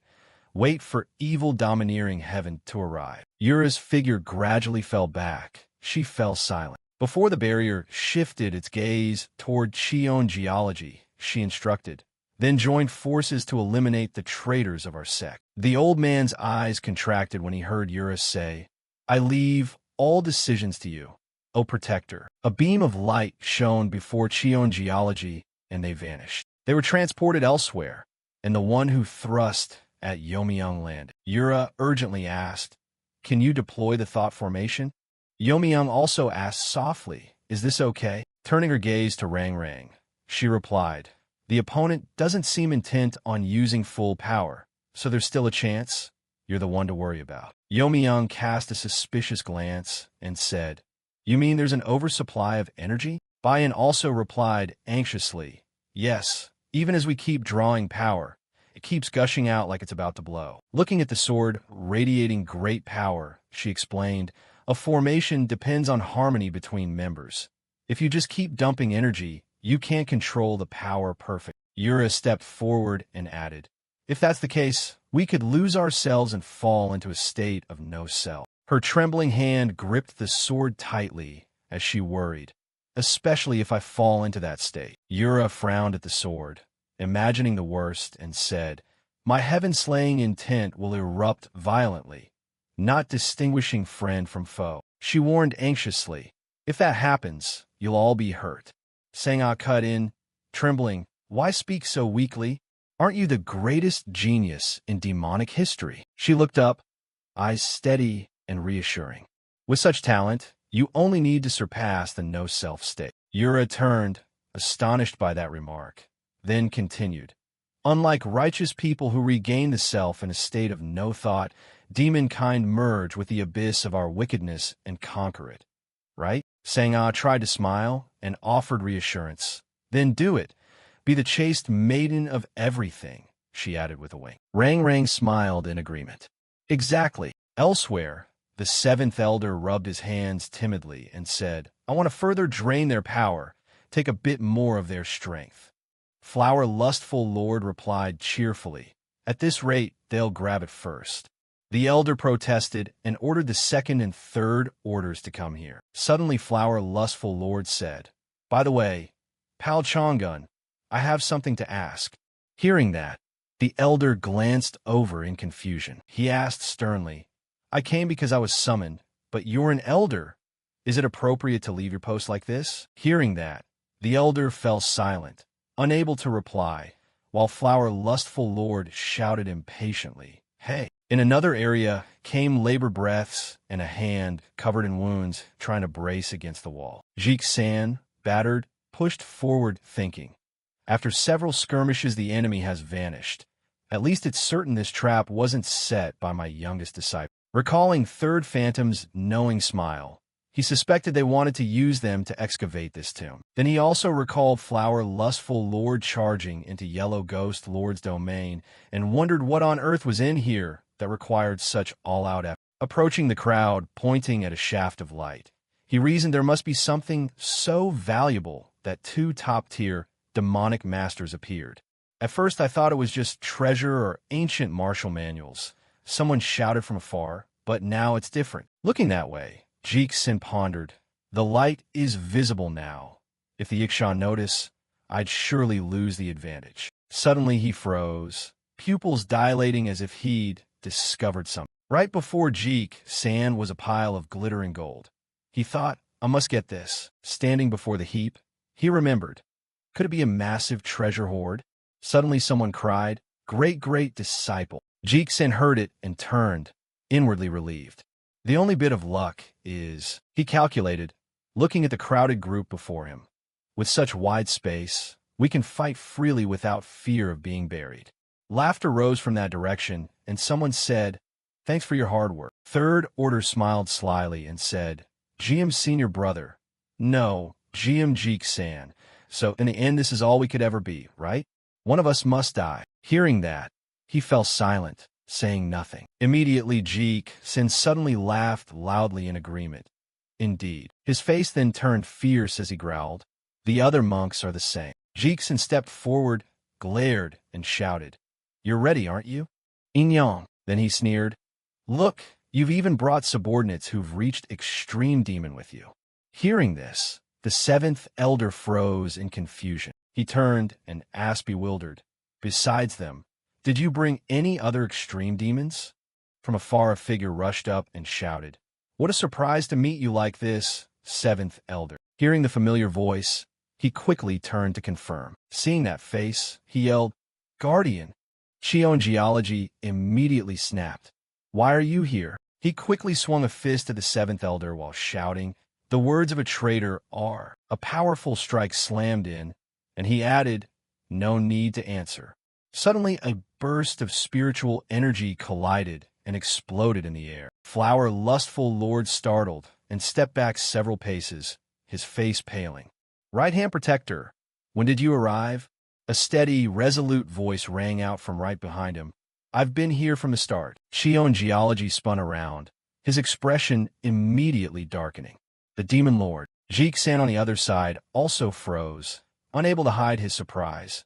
An ally. He leapt forward, his momentum erupting, leading celestial warriors and Daka to slaughter the enemy.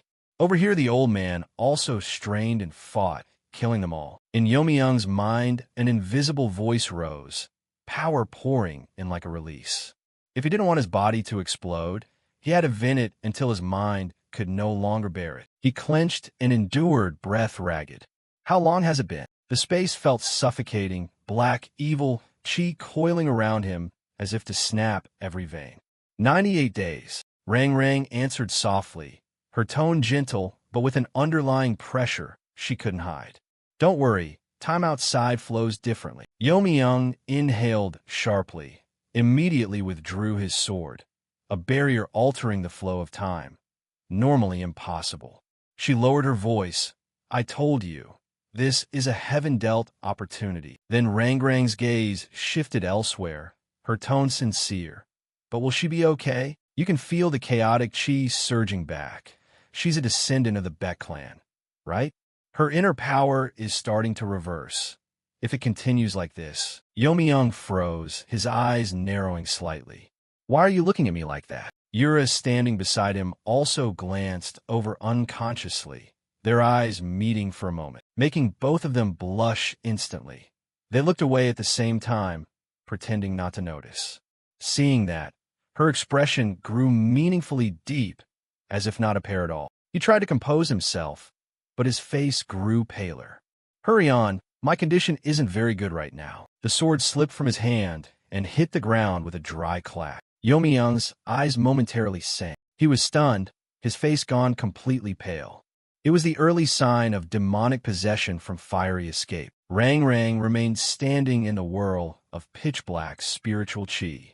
It's begun, the true trial of the barrier. Youmyung immediately rushed over and caught her before her body collapsed. Was this entire barrier deliberately made to induce demonic possession? She replied calmly, chilling in her composure. Of course, black spiritual chi swirled around Rang Rang. You think merely swinging a sword can break the limit, so that's why you demanded under 30, huh? He steadied himself and said teasingly, deliberately letting them experience early-stage demonic possession while their roots were still weak to reduce backlash. And once they overcame it, they'd woo into a higher realm. She raised her head slightly, her expression shifting. You knew about that too? Could it be? Youmyung curled his lip a little, his gaze carrying confidence and arrogance. My situation is a bit special. You'll have to guide me differently than others. Rang Rang paused briefly, her hand powerless, astonishing, but everyone's bodies were lifted, their spiritual force being churned away uncontrollably. This isn't your first life, is it? She lifted her hand slightly to sense the lingering aura. I'll give you a gift. Rang Rang's sword point aimed straight at him. Withdraw your sword. In her eyes tinged with sorrow, she smiled. I hope you reach a different end than we did. Cut to Youmyung, who sank to her knees on the cold ground, trembling as she hugged her arm. I'll kill you. Yura's gaze was indifferent, her demeanor icy. Qion Yura, immediately an excited voice, declared that from now on the position of junior sect leader of the Heavenly Demon Den cult officially belonged to Qion Taejong's main line. The elders and disciples accepted it calmly, unsurprised. The cult master had put everything into this. She was pulled to her feet, her whole body trembling with resentment. Even though Youmyung was the most talented among the branches, she was completely overwhelmed. I'll get revenge. I'll take that position back. Youmyung screamed, her voice breaking with anger and grievance. I'll take everything back. Taejong nodded gravely. You did well. He walked with measured steps, his gaze deep. But remember, you've only climbed a small hill. You've earned the right to learn the heavenly demon divine, so train relentlessly. Yura bowed her head and replied, her face cold and resolute. Yes, Taejong's shadow fell over her, shining straight into those young but already resolute eyes. Yura, you must become my supreme successor. That's my wish and your mother's. She tightened her grip on the sword hilt until her knuckles went white, but her voice was clear. Yes, Cult Master, I will not disappoint your expectations. In the main hall of the Sa family, Bai-yin knelt straight-backed, listening silently. Think about what you can do for our future so that later Bai-yin can become the next clan chief. For now, you'll be the junior leader's right hand. When the time comes, you'll marry the person chosen for you. She spoke coldly, someone of the same age, possibly from a Ma clan or the Jin clan. She clenched her fist, her eyes betraying ambition. I've always wanted to ask. Bai-yin bowed her head, but her eyes shifted. I'm more talented than my brothers. If I killed them all, would I have a chance too? In the end, she answered herself, in a voice like a reminder. No, that's not right, is it? Yes, mother. Bai-yin bowed deeply, her tone firm. For now, I'll focus on gaining the junior leader's trust. I beg you, use me as your hands and feet in return. Be the steps I climb. When Yura heard the last line, she burst out laughing, somewhat amused. I hear your Sa clan tends to produce female leaders. You dream of becoming mother, do you? Her eyes wandered in confusion as she thought. This is a test. Maybe I do want that. She turned away, the corner of her mouth curved with pride. If you're my maid, such ambition is necessary. Bai-yin froze. I've never heard anyone say that. Yura still smiled brightly, a rare warm smile in the cold cult. You'll be mother of the Sa clan, and I will be the cult master of the heavenly demon Din cult. She's like the sunlight that touched me for the first time. She gave a slight, rare smile full of pride. Fine, then I'll be the shadow of that sun. As time passed, and after she locked herself in the demon hall to focus solely on cultivating the heavenly demon divine, she began to change. Yura spoke coldly when she saw Bai-yin enter. You're here? I'm not finished training yet. She froze for a moment. Too bad I can't do anything. Is she really going to use such a distant tone? Bai-yin remained composed and sat down beside her. Yura, what's your ideal type? She replied coldly and arrogantly. He must at least be able to withstand my techniques. She glanced at Yura's serious face and then asked, that ideal type as an immortal disciple, right? At that moment, the image of Yomi-young and Yura unexpectedly locking eyes in the present flashed by like an illusion. And then he appeared. Ji Gyokwon lay collapsed on the ground, gasping for breath, her nails dug deep into the cold stone. The entire Nether King squad was wiped out. All the emotions she'd held and built up and choked her voice. No matter where we go, are we just disposable pawns? Ji Gyokwon bowed his head, his body trembling. So my number has come. Suddenly a cold voice cut in. Hey, what are you doing? She turned around in alarm. Suk Gyokwon also froze, his eyes full of turmoil. Senior Bayok. Guchil bowed slightly, his voice steady. Now my name is Guchil. She frowned in confusion. Really? What kind of name is that? God, he immediately darkened. What did you say, kid? Guchil slowly looked around, his tone heavy as if falling into an abyss. I see now. Your subordinates were all killed, but I can tell you trained them well. I even noticed it at the tea house. Ji Gyokwon clenched his fist, his gaze icy. If you came to finish me, then do it. Guchil merely reached out gently, his voice far softer, entirely the opposite. Kid, he calmly persuaded. Surrender. Talk to the Nether Realm. Young master, he will spare your life. She trembled and stood up with the last of her strength. The only thing keeping me alive is hatred. Guchil frowned, almost objecting. If you keep this up, you'll all die. Don't you see how hopeless this battle is? Ji Gyokwon smiled, chillingly calm. That's precisely why. She quietly pressed the syringe in her arm. Anyone could see this was a fight to the death. So why would anyone give up? His face suddenly changed color, his voice trembling. Don't tell me it's because you still think you have a chance to win? Ji Gyokwon chuckled softly and pushed the syringe into himself. That's right. The person opposite sneered. If Senior is here, it means the master has entered this place. Gu Chiel snapped angrily, you brat. Ji Gyoquan curled his lips. So our target has arrived as well then? She reached out and continued, saying that if done well, they could both take revenge and complete the mission. Two birds with one stone. Joining this organization because it offered the highest chance of revenge was the reason. Gu Chiel stammered each word. With you like that in the end, the image of Ji Gyoquan's abnormal body and her voice went cold. This is the power of the gods. She continued with a gruesome laugh. We call it awakening. Gu Chiel looked up and asked, can it be returned to how it was? Ji Gyoquan answered, no, I'm not the right person. Tears streamed down her face as she spoke coldly.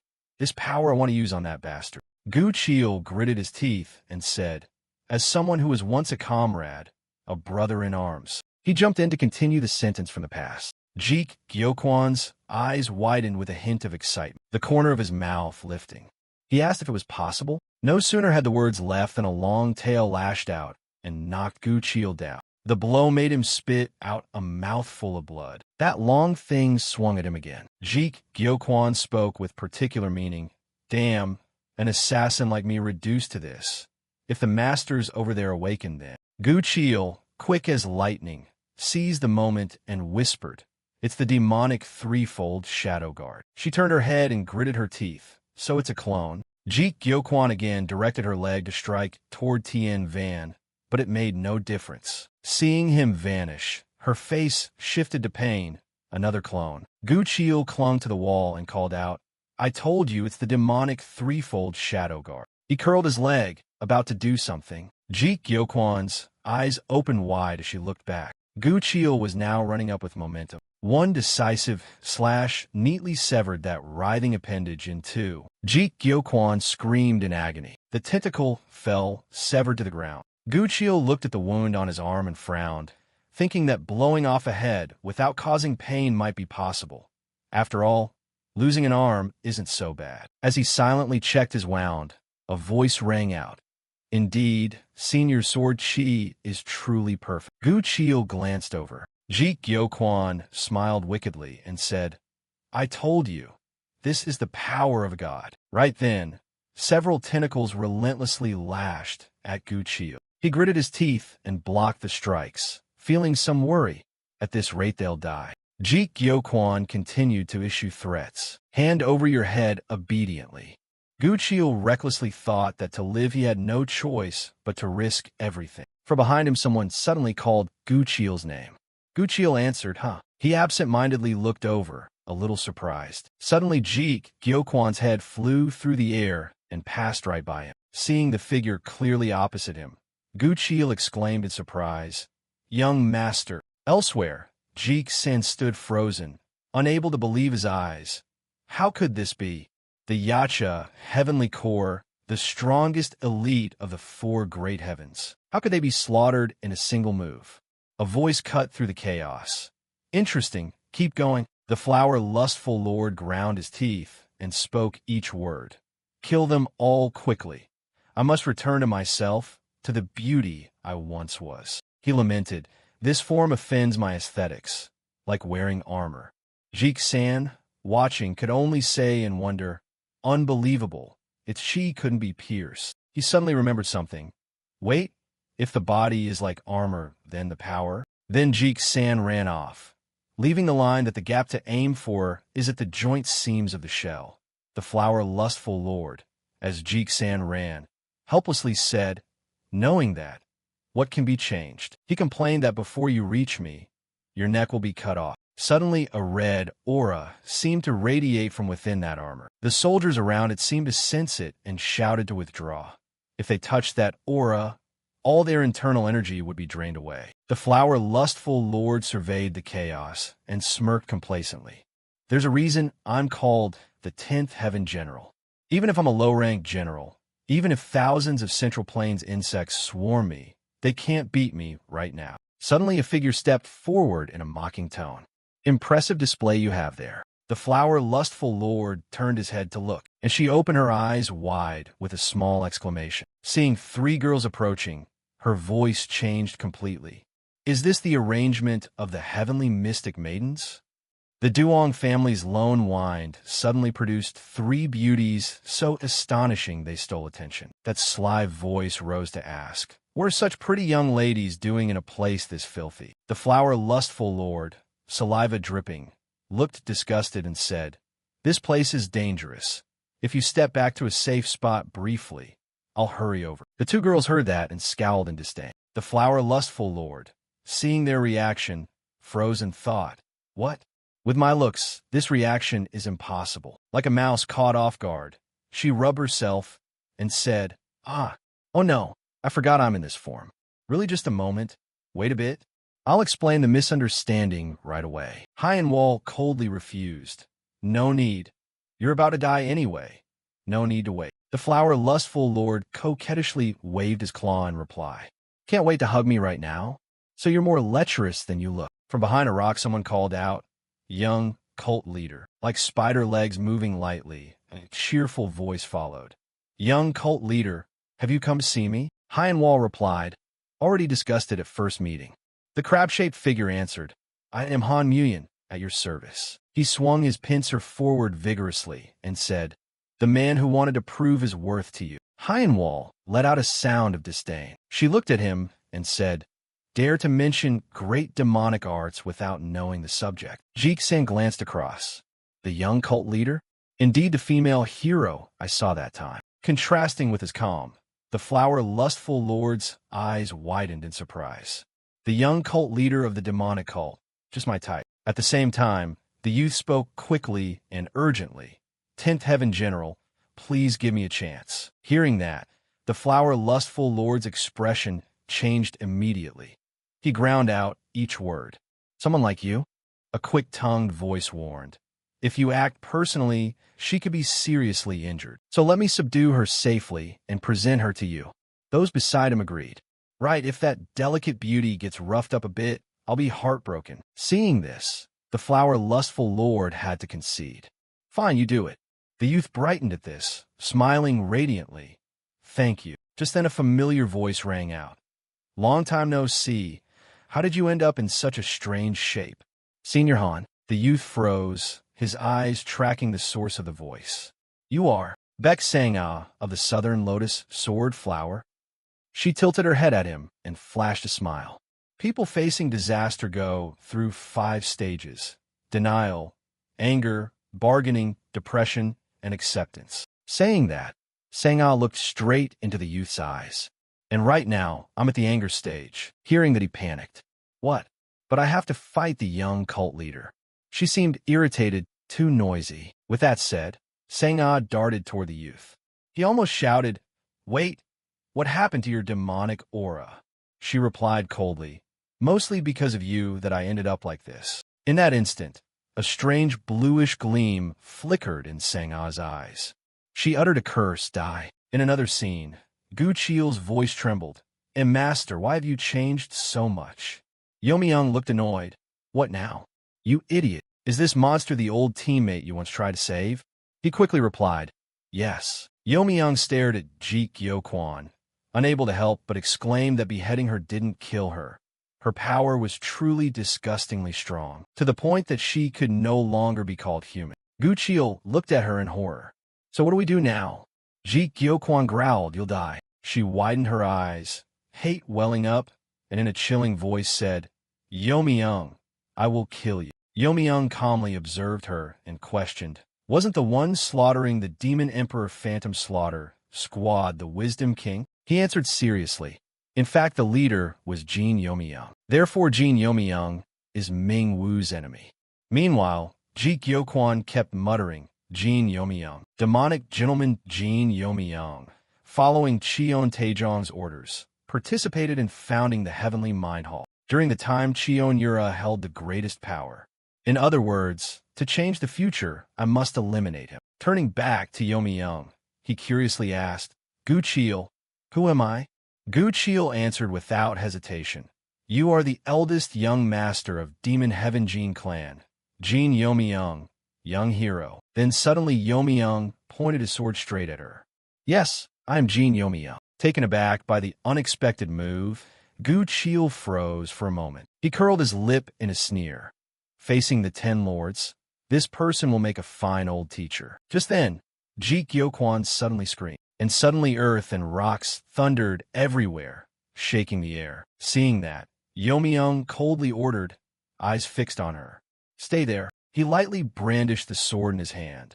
I might even help you get some revenge. Ji Gyoquan suddenly fell silent. Her eyes trembled without stop. After a while, the bloodlight in Ji Gyoquan's eyes dimmed. At that moment, her body suddenly collapsed to the ground.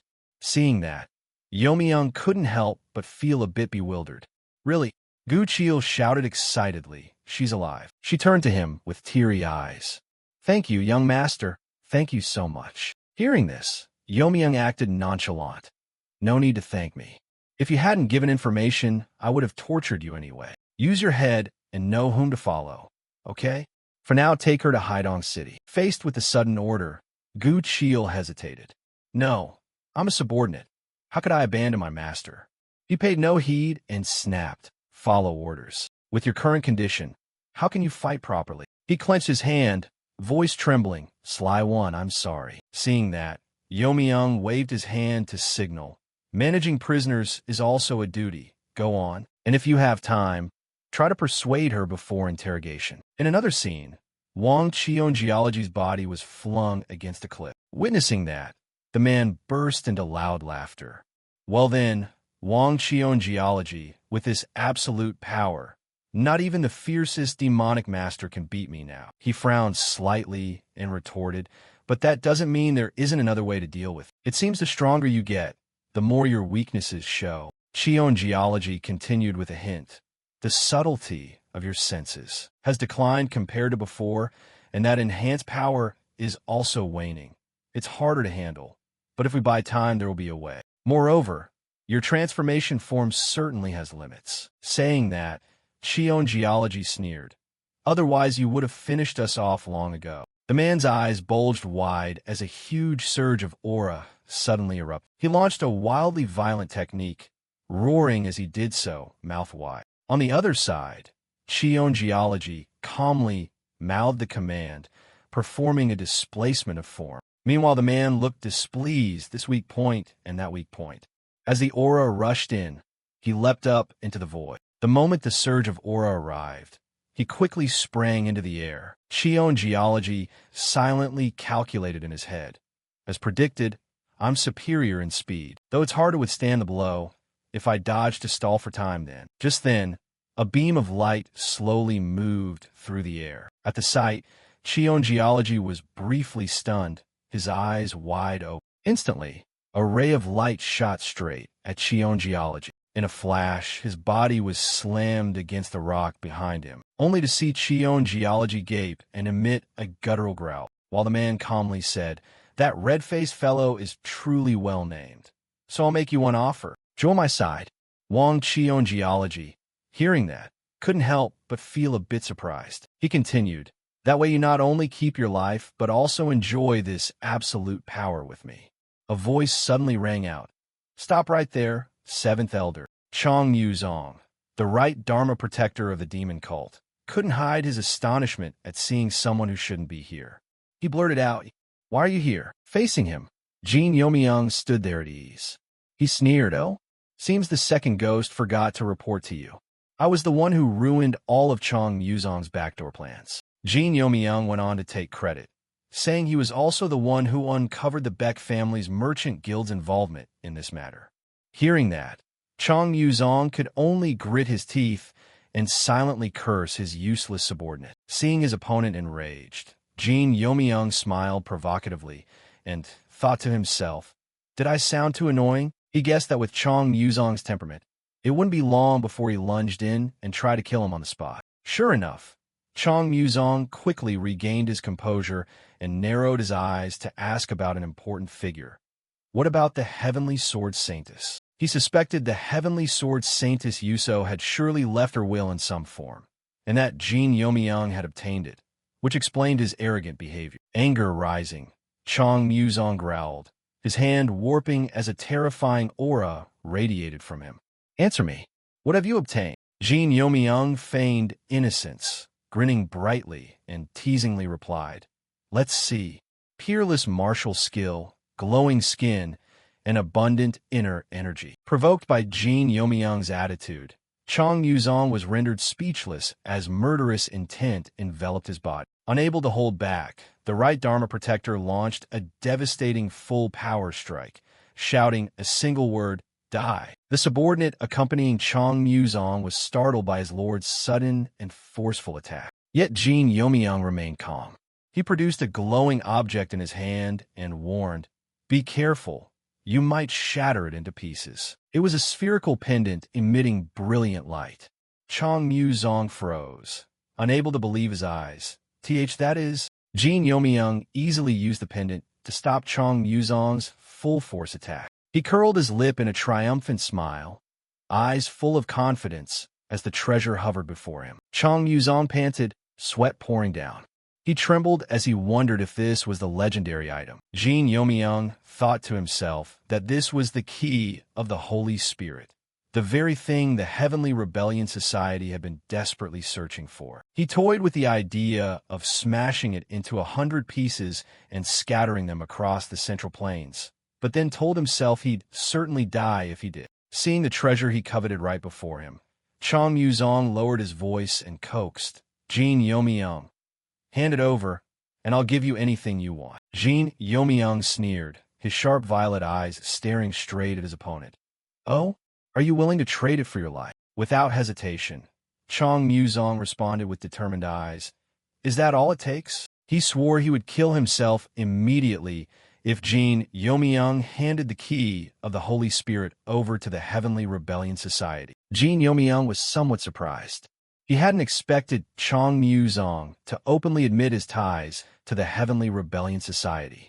This only made him more curious about the true value of the treasure that could make a master willing to trade his life. While Jin Youmyung pondered, he glanced at Wang Qianjiu standing nearby. He thought that without a witness he could have lied his way out, but it seemed there was no need to put on more theatrics. The enemy had already cornered himself. At that moment, Wang Qianjiu, though battered, glared with furious eyes. He roared, "If I kill this traitor here and now, everything will be settled." Wang Qianjiu glared at Jin Youmyung and growled, "Have you broken through to the absolute peak?" Jin Youmyung replied nonchalantly with a single word, "Yes." Wang Qianjiu bitterly admitted, "It seems you really have obtained peerless martial skill and abundant inner energy." Jin Youmyung added teasingly, "And glowing skin too." Seeing the unfavorable situation, Wang Qianjiu decided to sacrifice himself. "I'll pave the way with this light." With determined eyes, he turned to Chong Yuzong. "In that moment, make sure you kill him." Jin Youmyung realized Wang Qianjiu's terrifying loyalty. He wasn't just risking his life, he was ready to throw it away. Wang Qianjiu began to cultivate, concentrating all remaining life force, preparing for a final suicidal strike. Suddenly, Jin Youmyung spoke up to stop him. "Right Dharma Protector, you don't have to do that. Rest. I'll finish this here." Wang Qianjiu cried out in astonishment. Do you understand how strong he is?" Jin Youmyung just smiled confidently and replied, "Yes, I do." Jin Youmyung added that a loyal man like Wang Qianjiu should be allowed to rest and wait to see the young deputy leader ascend to leader, then smile in contempt. Jin Youmyung's words left Wang Qianjiu stunned and speechless. Seeing this, Chong Yuzong thought it ridiculous. He believed that by killing Jin Youmyung, he would obtain both the key and the Heavenly Angel Sword. With that thought, Chong Yuzong felt confident that luck was on his side, his face turning frenzied. He roared, "Die!" and lunged forward, unleashing an attack even stronger than before. Jin Youmyung remained still, his violet eyes unnaturally calm as he faced the devastating assault. Chong Yuzong made no concessions, unleashing a barrage of powerful moves aimed straight at Jin Youmyung. He laughed savagely, confident in his strength. Chong Yuzong unleashed his ultimate technique, Sunmoon Heaven-breaking demon art, a move even he found hard to withstand head-on. He was certain that after taking this strike, Jin Youmyung would be torn to pieces. But then Chong Yuzong's eyes widened, showing utter horror. As the smoke and dust cleared, Chong Yuzong still stood there. However, a stream of black energy enveloped Jin Yomyung's sword, forming a bizarre and mighty shape. Jin Yomyung curled his lip and said, "Now it's my turn." He knew Chong Yuzong had held back to avoid damaging the key of the Holy Spirit. He began to expose Chong Yuzong's weakness, quoting the heavenly sword saintess. "Under sunlight, you cannot maintain your awakened state." Chong Yuzong flinched in alarm. Jin Yomyung continued, "And once the awakening of the pure bloodline ends, all your inner energy will be sealed for a time." Chong Yuzong's hand began to tremble. Not stopping there, he added that over time, Chong Yuzong's body and mind would start to collapse. Cornered, Chong Yuzong crazily shouted, "Shut up!" and launched a desperate attack. Struck at his core, Chong Yuzong let out one final desperate roar. "I told you to shut up." He poured in his remaining strength, combining both Sun Moon Heaven-breaking demon art and Twin Stars primal force. The chaotic energy wave shattered Jin Yomyung's dark technique. Jin Yomyung calmly explained, "Our powers are fundamentally incompatible. If you had used traditional demonic arts, I might not have had a chance." Then he swung his sword, a razor-sharp cut radiating an eerie blue light. 10 Fong Divine Sword Style, 9 Fong. Chong Yuzong's eyes contracted. He was completely shocked by that move. Jin Yomyung gave his opponent no chance and unleashed the next move, Heavenly Ring Strike, conjuring a gigantic dragon of energy. The dragon of light surged forward at terrifying speed, leaving a blinding streak. Chong Yuzong was swept into the technique's vortex, and his power was utterly broken. He screamed in panic, "How can you break my power?" In that final moment, Chong Yuzong realized a horrifying truth. But that can't possibly be heavenly demon divine art. It was all too late. Jin Yomyung's attack was completely overwhelming and engulfed Chong Yuzong in destructive light. The scene shifts to that early morning. Rang stood before a group of people. Yomyung looked rather exhausted and congratulated them on their successful breakthrough. Rang explained that they had perfectly absorbed the arrangement she and her husband, Jin Yomyung, had prepared.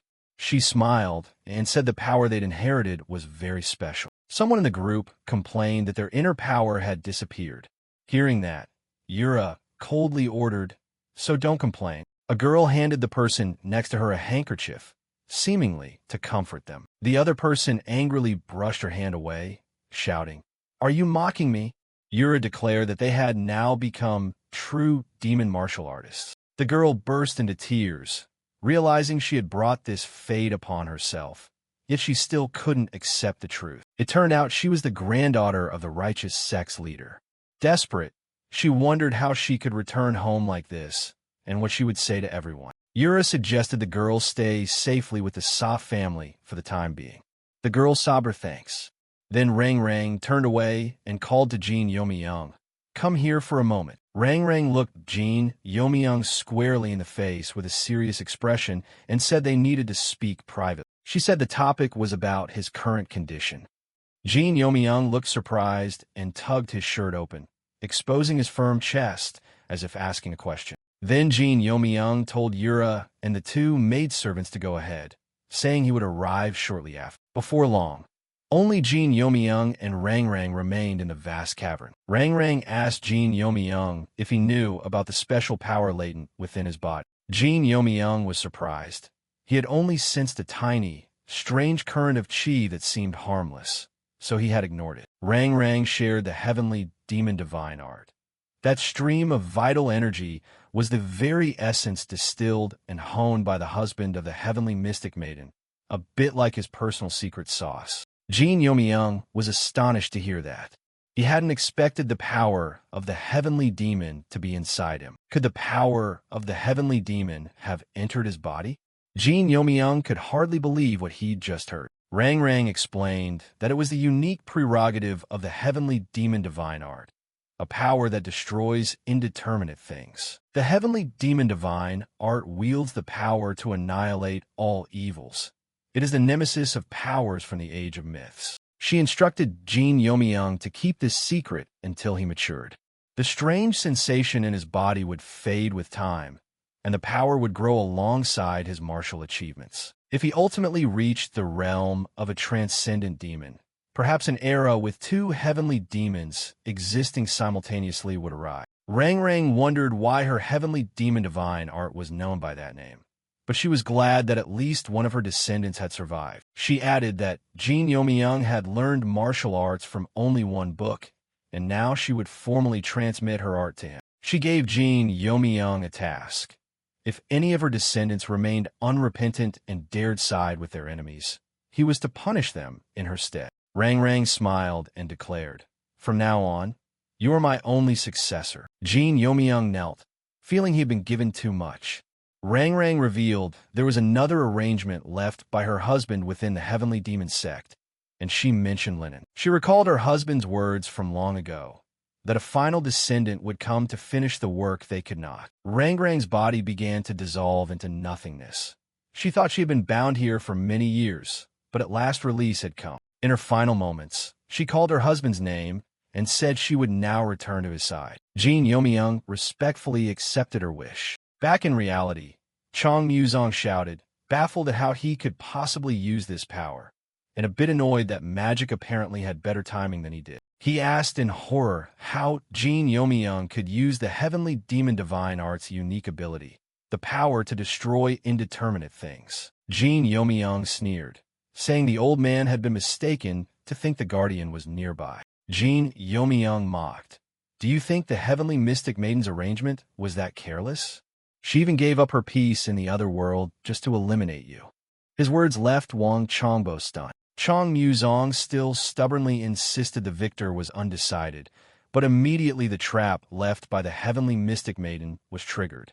The ground beneath him began to quake and crumble. Chong Muzong was stunned as his own trap swallowed him whole, an ending he never expected. As Chong Muzong panicked over his internal energy dissolving, Jin Youmyung ordered the guardian to destroy the core of his power. Wang Qion Geology, just saved, expressed his gratitude.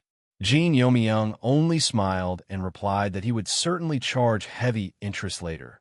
With a wink, of course. Chong Muzong begged desperately for mercy, but Wang Qianjiu, his subordinate, did not hesitate to strike, leaving him furious and thinking, this brat knows no rules. After dealing with Chong Muzong, Jin Youmyung turned his attention to the next opponent, the one known as the Lustful Lord. He felt a little uneasy about facing a heavyweight figure in the trade, a legend even in his previous life. Seeing Wang Qion gravely wounded, yet still wanting to be a human shield, Jin Youmyung ordered him to retreat to Haidong and guard the prisoner carefully so he wouldn't commit suicide. Wang Qion loudly objected, saying it was unacceptable to abandon the young master and leave. Really? Who does that? Jin Youmyung reassured him that in his current state, he would only be in the way. He promised to escort the young sect leader back safely. Jin Youmyung instructed Wang Qion that outside, Diaksu, the sect head of Cheonail Academy, was waiting, and his men were already stationed in Haidong. The purpose wasn't just to save the guardian's hands, but also because if the Yin-Yang Fist demon died here, they could further investigate the matter at Hidden Manor. Before leaving, Wang Qion honestly admitted that at first he hadn't trusted Jin Youmyung. Hearing that, Jin Youmyung only gave a cold smile. The Right Protector chimed in, saying that now he believed only Jin Youmyung was worthy of becoming the Demon Lord. No small compliment, even if delivered with a smirk. He shouldered Chong Muzong, turned his back, and left, entrusting the young sect leader to Jin Youmyung's care, as if dropping off a slightly troublesome parcel. The Guardian's final words were cryptic. Who knows, you might even change the Master's orders. Jin Youmyung stood alone, pondering the hidden meaning. Meanwhile, elsewhere, Sang-ah was struggling against a lobster-like monster, constantly cursing it a damn rat. Sang-ah sneered. So you, the one being toyed with by that rat, who do you think you are? Then unleashed a strike of green sword energy. He was hit and angrily shouted that she would never die at the hands of someone who wasn't even the young sect leader. The lobster monster was stunned by Sang-ah's power, while he mocked the fellow for her arrogant words. Sang-ah's eyes gleamed a deadly green. She coldly declared, "It's time for you to die." Sang-ah spun, creating a massive whirl of green sword chi that engulfed the enemy. Swept into the vortex, he only managed one final desperate cry. I'm going to die. Suddenly, a force pushed Sangha backward. At that moment, Warrior San unexpectedly lunged in with his sword and blocked Sangha's path. He turned to apologize to the young lady for his action. Facing Sangha, he insisted firmly that he was not part of the rebellion society. His only mission was to protect the young lady. Warrior San gripped his sword tightly, declaring he would give his life. He said this was why he hated the demon sect. They treated life too light. Sangha coldly remarked, "You all talk about throwing away your lives far too easily." On this side, Yura and the maid sat watching. Seeing Jin Yomi-young, she only let slip, "You're late." While he quietly thought the situation looked complicated. By now, Yomi-young had noticed the strange man's presence and asked who he was. A maid beside Yura confirmed it was Han Muyin. Yomi-young glanced over, clearly displeased at the uninvited guest's appearance. Han Muyin began to flare up, his voice rough, as he demanded of Jin Yomi-young what right he had to casually sit and chat next to the young sect leader. The old man, with his grotesque form and swirling black aura, bellowed for an answer, sounding like someone who'd lost his patience and his fashion sense. Han Muyin roared in fury, eyes bulging. He threatened that depending on the answer, he'd either tear Jin Yomi-young apart or grant him a merciful death. Before those mad threats, Jin Yomi-young merely thought calmly to himself, a lunatic? He smiled meaningfully and said, "If you're asking about the relationship between us, then allow me to enlighten you properly." Han Muyin's face cracked with shock and anger. The maid Yura sitting beside him was also astonished, quickly covering her mouth at Jin Yomi-young's forthcoming action. Jin Yomi-young said nothing more. He gently took Yura's hand beside him. Then he suddenly pulled her into his lap, holding her possessively, and asked Han Muyin challengingly, "Is this answer sufficient for you?" Seeing that, Yura turned to ask Jin Yomong, "What are you doing, Jin Yomong?" He whispered back that he was deliberately provoking the enemy, which is why he was acting so rude. He even thoughtfully asked that if she felt uncomfortable, he would let go. With fiery red eyes full of determination, Yura answered tersely with one word, "No." She added that once something has started, it should be seen through to the end, implying she agreed to continue Jin Yomong's act. Suddenly, Yura looped her arms around Yomong. His unexpected action startled her a little. The corner of Jin Yomong's mouth lifted into a satisfied, slightly mischievous smile when he saw Yura's reaction. Yura's red eyes gleamed sharply as she focused intently on the battle unfolding in the distance. Meanwhile, Han Muyin was roaring in anger. He shouted, "How dare you? How dare you betray me? I was even prepared to purge all my concubines just to make you my official wife." Hearing that, the shrimp fellow suddenly piped up, "10th Heavenly General, what do you mean by that?" Han Muyin shouted, "Silence," and lunged forward with an even more powerful strike. The shrimp fellow was knocked to the ground by the attack, letting out a painful cry, "Rghhhh." Han Muyin continued to strike without mercy. Facing death in that moment, the shrimp fellow could only despairingly think, "I'm going to die." At that moment, the warrior San was being attacked relentlessly and couldn't dodge in time. The weapon of warrior San showed signs of cracking. Another kick from Han Muyin struck warrior San, sending him flying into the shrimp fellow. In a fit of extreme fury, Han Muyin roared, "If I can't have you, I'll destroy you," then began to harness his power, emanating a terrifying red energy. Seeing that, Yura stood up and said, "Leave it to me." Jin Yomong, seated below, looked up and asked, "So you've gotten everything you wanted?" Jin Yomong smiled gently, his gaze full of affection, and said, "What I'm doing is for you." Yura was a little surprised and asked again, "Not for our sect, but for me?" Jin Yomong replied firmly, "Yes." Yura gave a knowing smile and then asked, "Even opening trade with Qinghai?" Jin Yomong lightly smoothed a lock of Yura's hair, thinking to himself, "So she knows everything I've done." He looked up at her, eyes full of sincerity and love, affirming, "Every move I've made has been for you." Witnessing this, Han Muyin was screaming in madness, his face distorted with fury. "How dare you? How dare you trample on my innocent heart?" Immediately, Han Muyin lunged forward, shouting, "Die!" Confident in his blood energy, he bellowed a warning. Not even sword chi can repel it. If your ugly head dares to touch it, you'll surely die. However, faced with that raging energy, Yura remained completely calm. She simply replied softly, as if offering a casual suggestion. If sword chi doesn't work, how about try Imperial Will Manifest? Yura unleashed her power. This was Imperial Will Manifest, a realm where the user can control released energy and affect external phenomena without relying on willpower. Seeing this, Han Muyin was utterly stunned, his face draining of color. He couldn't believe his eyes, muttering impossible. Around Yura, coils of pitch-black demonic energy writhed like snakes.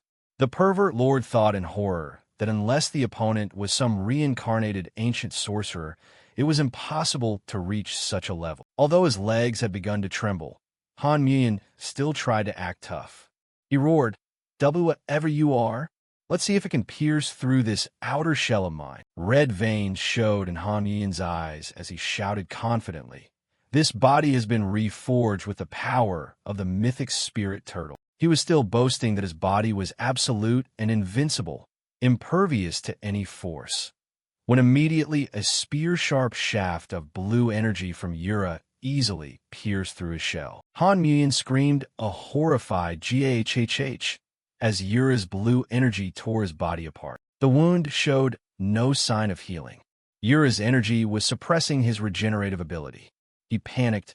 Why isn't it regenerating? He gritted his teeth, eyes full of pain and rage as he looked at Yura, managing only the word, "You." Yura gave him a cold, emotionless glance, as if looking at something not worth her concern. In desperation, he screamed a curse. "Damn you, heavenly demon Sect." Yura swung her sword and declared coldly, "You're nothing but a beast." The corner of her mouth curled into a cruel smile as she added, "And beasts should be butchered like beasts." She delivered the finishing blow, a massive surge of demonic chi crashing down. He only had time to let out a final GUH. The blue energy enveloped and utterly destroyed Han Muyin's body from the inside out. His final GH echoed as his body was ripped to pieces. Yura coldly commanded, "That's enough. Die." Her gaze without a shred of hesitation. All of Yura's demonic chi converged, forming a gigantic black and white vortex that swallowed him. After the annihilating strike, Han Muyin's body dissolved into black-purple debris, scattered across the ground. Only a few purple shell fragments fell to the ground, marking Han Muyin's end. At the same time, two other Ma Sect masters had finished clearing the battlefield. Sangha approached and said, "Looks like we finished at the same time, Yura." The other reported, "Not much over here." Sangha, with yellow eyes, one of the Ma Sect's triple flowers, held up a head and said, "I cut his head off before he could transform." He complained that it wasn't fair. The other Sangha expressed regret. "I could have handled that bug too." Yura replied, "If Jin Yomong wants him, let him deal with it." From afar, a voice shouted angrily, "My rage isn't quenched yet. There are still many more to kill." Hearing that, Jeek-san responded, "Fine, leave those remnants to me." Warlike Sangha, still hungry for blood, turned to Yura and said, "Don't even think about stealing my prey later." Yura smiled reassuringly, "Don't worry." Meanwhile, the enemy remnants trembled in fear, whispering in horror as they realized the identities of the three women, the triple flowers. Yura stood silently observing, her red eyes radiating authority and death. The three women stood side by side, exuding the aura of those at the pinnacle. The enemy soldiers, desperate, said, "They must be the Ma Sect's triple flowers." Unbelievable that the heavenly demon sect has such terrifying young masters. Jin Yomong looked toward Yura and asked, "By the way, have you seriously considered joining our sect?" Then immediately answered himself with a firm, "Absolutely not," and declared resolutely, "I will definitely." He looked at Yura with determination and love, finishing his sentence, "Turn that woman into the goddess of 10,000 peaks." This was Jin Yomong's ultimate goal. The leader of the heavenly demon sect was already a godlike existence, but he didn't intend to create a mere god. In the past, Chion Yura had isolated herself and devoted everything to martial arts, which meant she was completely vulnerable in every other aspect. They say only those who have been loved can recognize it.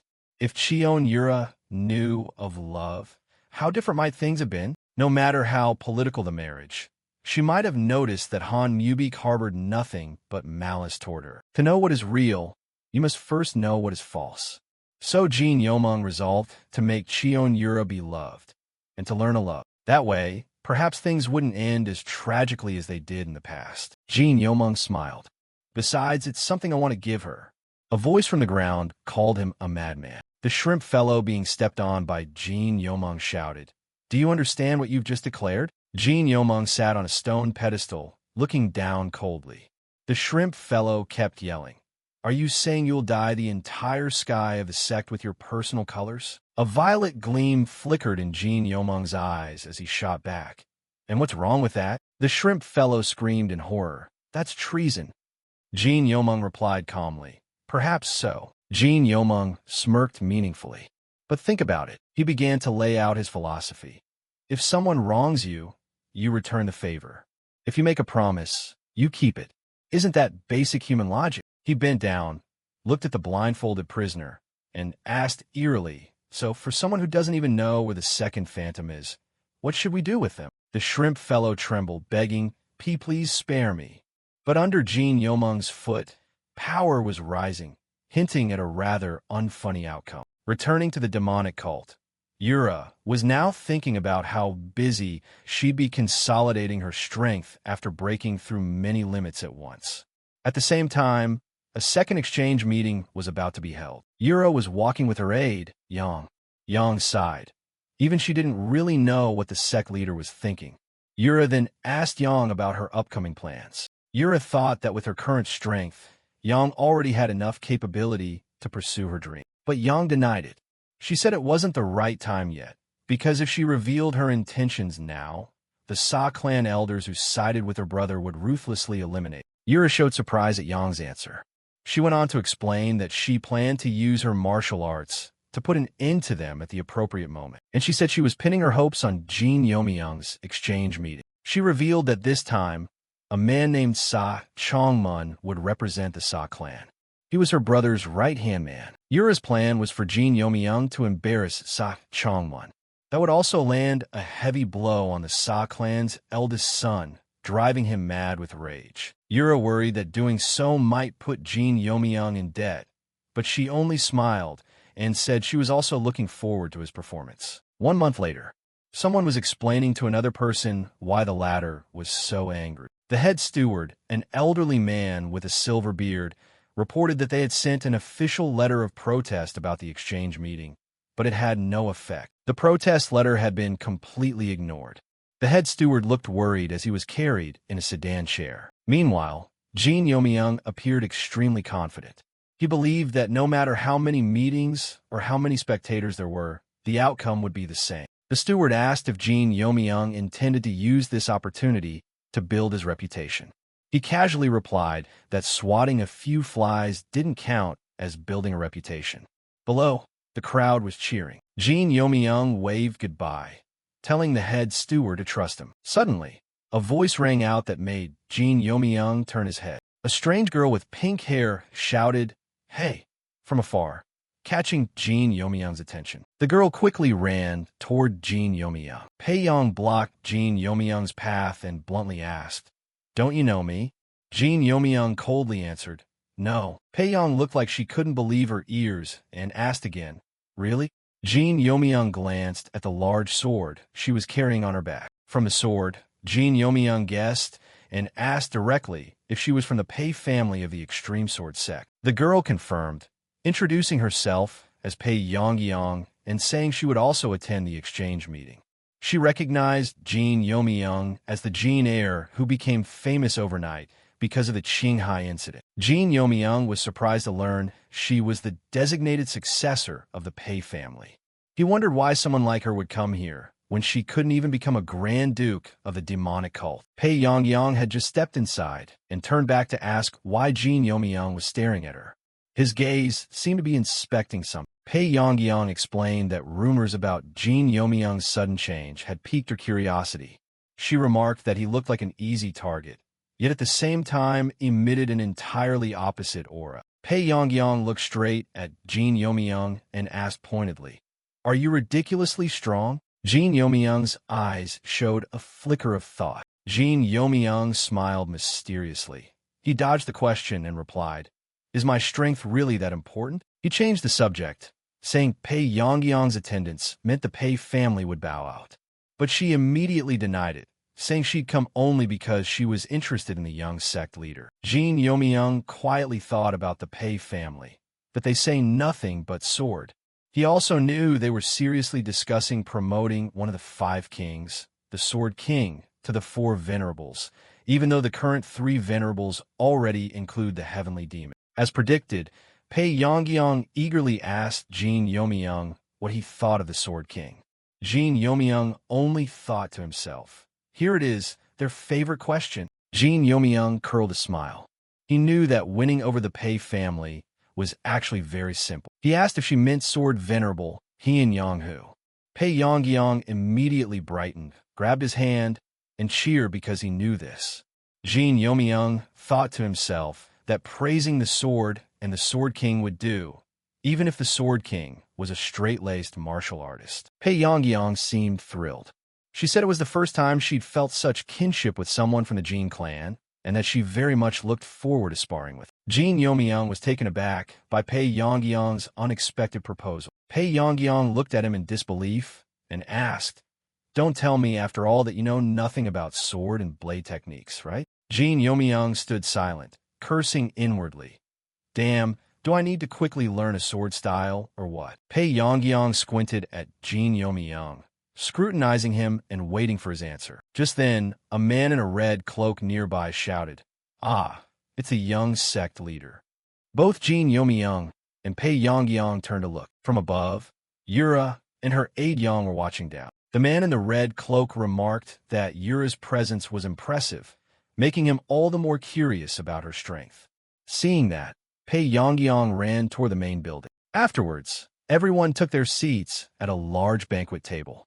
Yura, seated at the head, welcomed the Pei clan members and declared that their mission today was to earn her recognition. Yura continued, saying that to do that, of course their martial skill needed to be tested. However, Aide Yang stepped forward to announce that, at the leader's request, everything would proceed peacefully.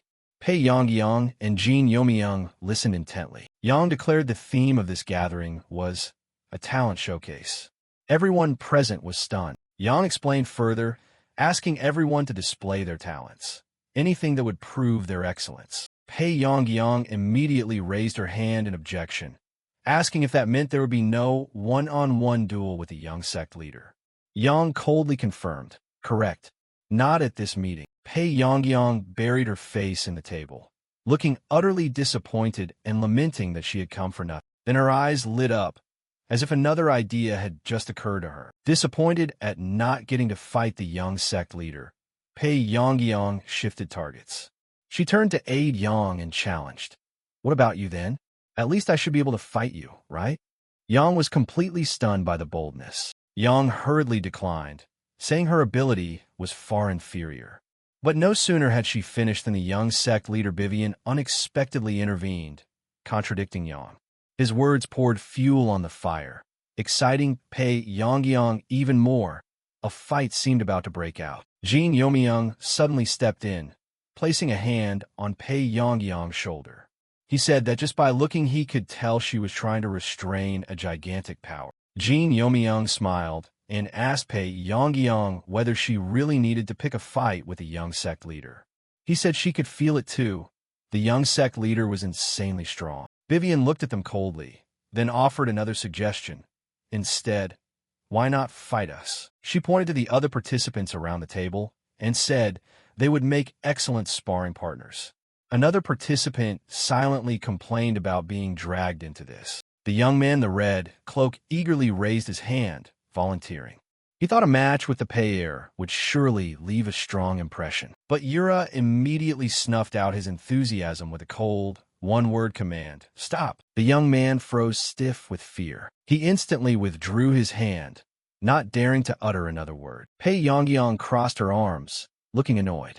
She declared she had no interest in the others. She turned to Jin Youmyung and said she only wanted to spar with him later. Jin Youmyung smiled, thinking she hadn't forgotten, and agreed. At that moment, Yura turned to Pei Yongyang and said there was one thing she wanted her to remember. Pei Yongyang happily obliged. Yura declared firmly, so long as they are not expelled from this gathering, these people are mine. Jin Youmyung listened quietly, and she finished with a possessive warning, and I really hate it when what's mine gets stolen. Her eyes glowed red as she stared at Pei Yongyang, tacitly referring to Jin Youmyung. After the bloody purge within the cult, an ally of Jin Youmyung apologized for not being able to help him. Jin Youmyung, with his red hair, reassured him not to worry. If that person acted, they'd just send another assassin. Jin Youmyung changed the subject, saying that now they should focus on how to win the upcoming friendly match. He added that it wouldn't be easy, but if they wanted to live, they had to get through it. Suddenly, a strange voice piped up, saying their conversation sounded interesting. A mysterious man with pale blue long hair appeared. He smiled and admitted he had come to see the leader, but had accidentally eavesdropped on their talk. Jin Youmyung's ally grew wary and asked whether the stranger was a guest of the leader. The stranger introduced himself as Cheon Jumyung, the master of Chanji Pavilion, a major intelligence organization. Cheon Jumyung began to recount a bloodstorm that had just swept through the demon cult. More than 10 intelligence cells like Little Hideout had been exposed, and over 1,000 people were executed. In another room, the head of the Jin family was furious to learn that even his 7th elder was implicated. Meanwhile, Jin Youmyung, now back to his normal black hair, stood silent. The head turned to Jin Youmyung and said he had heard that when the right protector defeated the 7th elder, Jin Youmyung had helped as well. Jin Youmyung humbly replied, it was just luck, and fortunately the right protector had adjusted the story to draw less attention to him. The head ordered that he would be rewarded later, but for now to stay quiet at the Cheonail Academy and avoid entanglement with cult troubles. Jin Youmyung bowed in obedience. Shortly after, Cheon Jumyung announced that the demon cult leader was summoning him. Jin Youmyung headed to the primal demon pavilion, telling himself this was the first time he'd come here in this life. Jin Youmyung quietly climbed the long steps of the pavilion. While walking, he suddenly froze when he heard his father, the head of the Jin family, call out, son. His father said he would not ask what he had accomplished there. He only warned that as long as those things didn't harm the family. Jin Youmyung replied that he would remember that. Continuing toward the audience with the leader, Jin Youmyung thought of the elixirs and weapons they had acquired, but decided to set them aside to focus on this meeting. Upon arrival, he announced firmly to the guards, Jin Youmyung of the Jin family of the Heavenly Demon, summoned by the Grand Demon. The heavy great door creaked and slowly opened. Jin Youmyung waited silently. As the door opened, an imposing voice from within commanded him to enter. The moment he stepped in and faced the leader, a terrifying memory suddenly surged through Jin Youmyung's mind. He heard a blood-curdling scream. Jin Youmyung's face hardened as he sank into the memory of a past tragedy. The scene in his mind was a village swallowed by flames, ashes drifting everywhere. The memory continued with the image of someone's foot collapsing to the ground in despair. And finally, a person flung backward amid utter chaos. The whole horrific tableau rushed in, forcing Jin Youmyung to confront a power and memory beyond his control. Jin Youmyung's eyes flashed a blazing purple, a sign that he was being pulled into an abnormal state by the leader's pressure. In his mind, he saw himself standing alone in a vast, hazy, and dark space. Back in reality, the demon cult leader, standing at the far end of the main hall, spoke a greeting to him. But the vision continued, a mysterious voice sounding, mentioning our weakest member, the internal administrator. Jin Youmyung was terrified, his whole body trembling at the strange images and sounds invading his mind. A faint illusion of a mysterious woman's face flashed through his thoughts, adding to the chaos. The leader's voice snapped him back to reality as he asked, "Are you all right?" Still shaken by the horrific vision, Jin Youmyung stammered in a. As he tried to regain his composure, he quickly knelt and performed the cult's highest ritual. The heavenly demon descends. 10,000 years to the heavenly demon. Your servant pays respects to the true leader of the divine sect. The leader got straight to the point and asked bluntly, "So you were the one who defeated the seventh elder?" Jin Youmyung modestly replied that because the right protector had drained most of the traitor's strength, he could only offer a little help, hardly worth mentioning. The leader chuckled at his modesty. However, the leader suddenly intensified the pressure, his presence enveloping Jin Youmyung, and said it would be better if he told the truth right now. Under the overwhelming pressure, Jin Youmyung trembled and collapsed, and he understood why members of the Defiant Heaven Society dared not show themselves. He couldn't even form the thought of resisting such an unimaginable presence.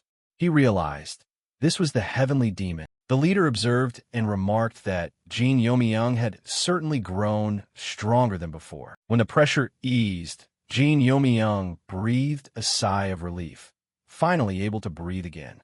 The leader suggested they continue the conversation. The atmosphere in the main hall grew quieter, lit only by the flickering light of lanterns. After hearing Jin Youmyung's explanation off-screen, the leader turned his back and said, "I see. So that's how it was." Jin Youmyung thought to himself that the leader wasn't as unaware of the power he had gained as he'd assumed. The leader asked if he knew about the spell linked to the demonic spirit Qi and the heaven-sent opportunity he had received. The leader revealed the name of that power, Heavenly Heresy Demon Subjugation Charm. He explained that it was said if one endured 1,000 days under those two types of charms, the person would gain the power to literally subdue demons. That meant beyond the main flow, Jin Youmyung had experienced half of Cheonil Academy's original stream. Jin Youmyung was utterly astonished. The leader told him he had worked hard and should rest a while. Jin Youmyung was surprised by that remark. Seeing Jin Youmyung hesitate, the leader turned and asked if he had anything he wished to say. Summoning his courage, Jin Youmyung began to explain that even if practicing the Defiant Heaven Society's martial arts wasn't forbidden, he worried it might displease the leader. The leader replied that he wasn't particularly interested in the martial arts or legacy of the Defiant Heaven Society, and his questions were merely out of curiosity. Moreover, the leader said that since Cheon Yura had also benefited from it, there was no reason for him to be displeased. He hoped Jin Youmyung would continue to act similarly in the future. Jin Youmyung gathered his nerve and said he wanted to ask one more thing. The leader seemed a bit impatient, turned back, and remarked, "You do have a lot of questions." With a determined gaze, Jin Youmyung looked up and addressed, "My lord leader." Then he asked a philosophical and dangerous question. "Do you believe that an absolute supreme being must be completely alone?" The question immediately enraged the leader. He roared, "How dare you?" and once again unleashed his terrifying aura, knocking Jin Youmyung to the floor. Jin Youmyung groaned in pain under the crushing pressure. The leader coldly remarked that he had a sharp instinct, so sharp it was uncomfortable. In the pain, Jin Youmyung recalled the things that had always troubled him. The primal demon pavilion ruined in his previous life, Yura smiling at him for the first time, and the final words of the right protector. So he silently prayed that the answer wouldn't be what he feared. Yet the leader replied, "I will answer you." The leader affirmed, "Yes, that is the truth."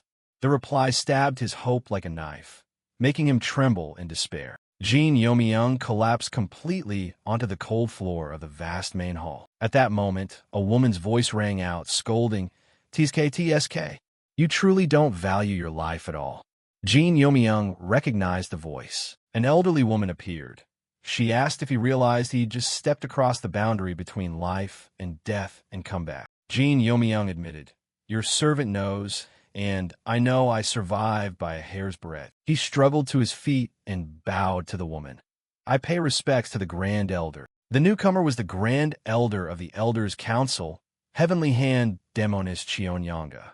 She asked Jin Youmyung why he had risked his life like that. Jin Youmyung looked up, his face showing a bit of hesitation. Then a gentle smile appeared on his lips. He suddenly confessed, "Because your servant has someone he likes."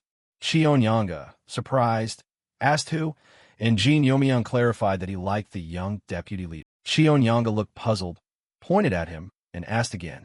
Jin Youmyung affirmed he was serious. He smiled and said that although he wasn't in a position to say this, his wife, while beautiful, wasn't the sort of woman men typically fancy. She only cared about martial arts and was frankly intimidated. Hearing that, Cheonyanga smiled warmly and echoed for him, "Still, the girl is cute, isn't she?" Jin Yomyang continued, saying his wife might seem gruff, but up close she was very affectionate, just clumsy at showing it, which was endearing.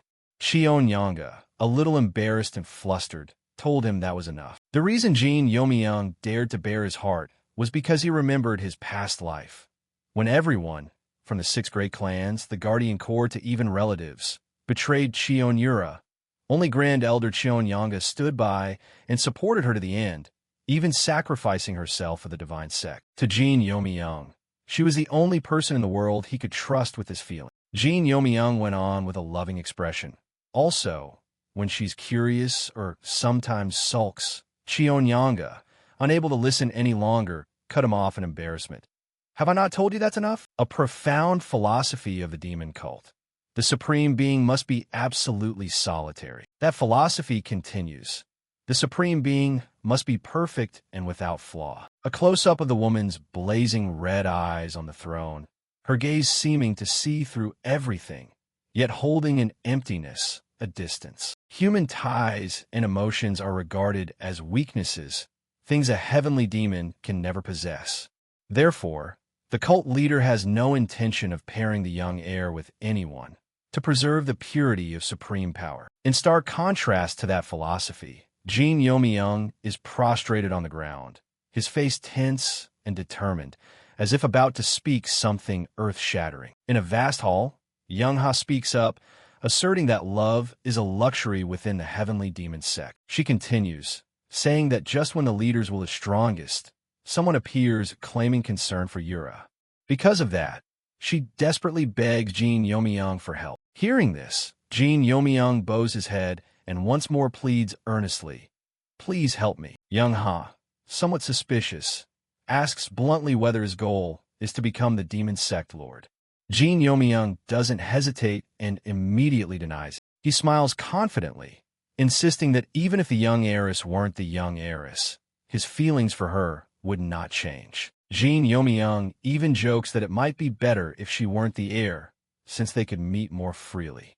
Hearing this, Young-ha warns that if the leader heard, he'd tear him to pieces. But Jin Yomyang replies nonchalantly that it's fine, because the leader isn't here. He adds that the leader often handles affairs away from the primordial demon hall. Young-ha is astonished. She didn't expect Jin Yomyang to know a secret few are aware of. Immediately, she channels energy, releasing a strong, icy aura. The energy transforms into icy serpents that lash out and coil around Jin Yomyang. He groans in surprise and secretly admires her skill, truly worthy of one of the sect's top masters. The cold quickly seeps in, numbing and freezing his hand. Still, Jin Yomyang forces a smile, acknowledging the elder's prowess and harshness. Seeing he can endure it, Young-ha withdraws her aura.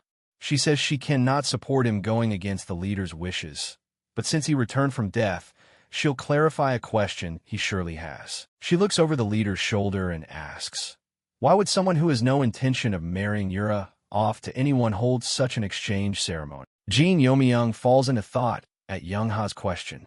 She explains that in this generation, the successors of the 6 great families are roughly the same age, so the rivalry is brutal. She gives an example. Unlike the quiet of the Jin and Bui families, the Ma clan is a mess, with the eldest and second sons openly and dirtily vying for power. Moreover, not only does the Sa family have 4 contenders, including Sa Baiyin, aiming for succession, but the Huin and So families are no different. Young-ha continues, analyzing that in such chaos, what happens when a new variable called Demon Sect Lord appears? Jin Yomyang sighs. He understands. Add deliberate manipulation, and the chaos intensifies.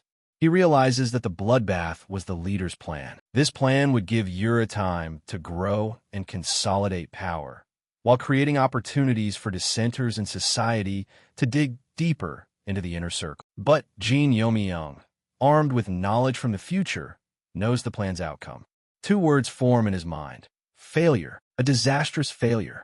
No matter how the heavenly demon sect disposes of its refuse, he despises that plan. Jin Youmyung smiles knowingly and mutters to himself. He knows that with the heavenly archives moved, this chaos won't end easily.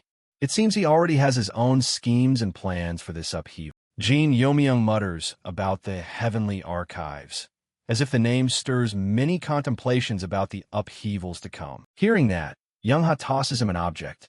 Take this. It is the token of the Quan Tuong Thien Pavilion, one of the 9 demon pavilions. The elder promises to help him, provided his actions do not cross the line into betrayal. After handing over the token, Young-ha suddenly changes the subject, narrowing her eyes at him and reminding him, "Come to think of it, you caused quite a stir in Tanhai, didn't you?" She says there's a rumor that he turned the Alliance leader's granddaughter from the Orthodox side into a practitioner of demonic arts. Jin Youmyung startles and hurriedly protests his innocence, saying he told her to stay away. Young-ha thinks that, in any case, he cannot completely dodge responsibility. Fortunately, Yura defended him in front of the leader, so the matter hasn't spread beyond the sect. She advises him to restrain and resolve the issue himself, leaving Jin Youmyung with a bewildered, confused expression. At the same time, elsewhere, facing the harsh truth he had avoided, Sandojian finally breaks down. He collapses, wailing beside the family members who are no longer there. Shortly after, Sandojian comes to Jin Youmyung, drops to his knees, and begs him to help avenge him. With a tear-streaked, furious face, Sandojian shouts that he wants to flay the villains alive and offer their skins at his people's graves. The scene shifts to Cheonil Academy. After hearing Sandojian's plea, Jin Youmyung stands alone, brooding, seemingly calculating something. Suddenly, a group of students blocks his way. One of them speaks up, claiming that although Jin Youmyung is a senior at the academy, when it comes to serving the Lord, they were the ones first in line. The burly leader of the group introduces himself as a retainer of the Lord, saying the Lord took him, and even before Sandojian. Therefore, he considers himself worthy to be the Lord's right hand, and naturally also Jin Youmyung Sr. Hearing this, the other students in Jin Youmyung's group begin to mutter, arguing that words alone don't determine rank. Jin Youmyung calmly agrees. Indeed, in the heavenly demon sect, where only the strong have a voice, empty words mean nothing. He snaps his fingers, signaling a challenge. He leisurely dares the whole bunch to come at him at once. The burly leader and his cronies look surprised and somewhat angry at his confidence. Jin Youmyung doesn't even bother to stand and face them. He sits aside while the crowd yells and rushes in, showing absolute contempt. Amid the chaos, Cheon Yura suddenly appears at his side, startling Jin Youmyung. He asks what she's doing here, but he quickly smiles, saying that her arrival was expected and that he had been waiting for her, as if he knew she'd come. Cheon Yura stares into the air and begins her story.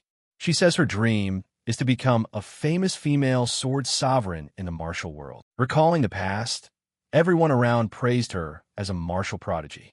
Even her grandfather said that with her skill, she was fit to inherit the Southern Heaven sword technique. Back in the present, the two sit side by side in the quiet scene. Cheon Yura bows her head, acknowledging that this incident was her fault. But she immediately raises her head, eyes resolute. She argues that it wasn't a mistake, because forging one's will to become stronger is not wrong. She recalls her previous declaration that even if she died, she would hold no grudges. Yet she must admit that the outcome this time was entirely unexpected, leaving her trapped in a dilemma. Jin Youmyung looks at Cheon Yura, inwardly acknowledging the steadfastness of her resolve. Whether past or present, her will has not changed. Seeing that determination, he clenches his fist as if making an important decision. All right, so I've thought long and hard about a solution. And then, Jin Youmyung makes an utterly shocking proposal. Let's get married.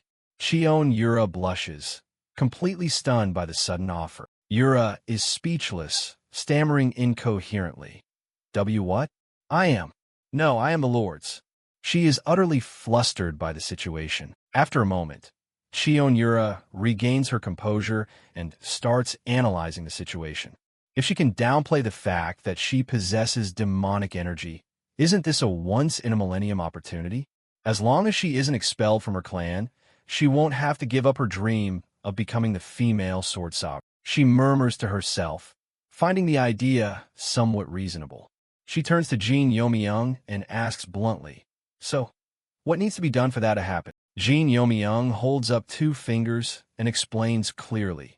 To legitimize her demonic energy and provide a valid reason for an alliance with the demon cult. The solution is none other than a political marriage with someone from the demon faction. Shion Yura grasps the issue but hesitantly asks, "That's true, but why me?" Jin Yomiyoung remains silent, making Yura realize she asked an awkward question. She quickly says, "I'm sorry for asking." Yura explains that for the alliance to carry weight, her partner must at least come from one of the 6 great clans.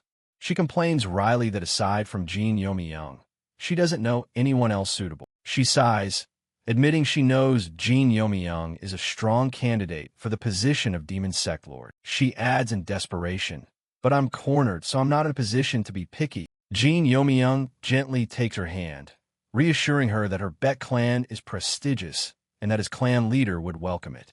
He adds, "Besides, personally I want to help you too." However, Jin Yomiyoung smiles slyly and declares firmly, "I truly love the young sect leader." Yura's eyes widen in surprise at his frankness. Jin Yomiyoung then suggests, "So, let's find the second best option together." Their conversation is interrupted by a shout of "My lord." Sandojian, the burly challenger from before, now runs up with a respectful expression. The duel seems to be settled. Sandojian, claiming to be the Lord's left hand and leader of the group, solemnly expresses his reverence. The followers behind him bow as well. Jin Yomiyoung responds indifferently, accepting their submission. Shortly after, a mysterious masked figure appears. The person reports that the deadline has arrived, and they have gathered 8 people. The masked figure lists the core members: Samsa, Sandojian, Cheon Yura, and the speaker themselves.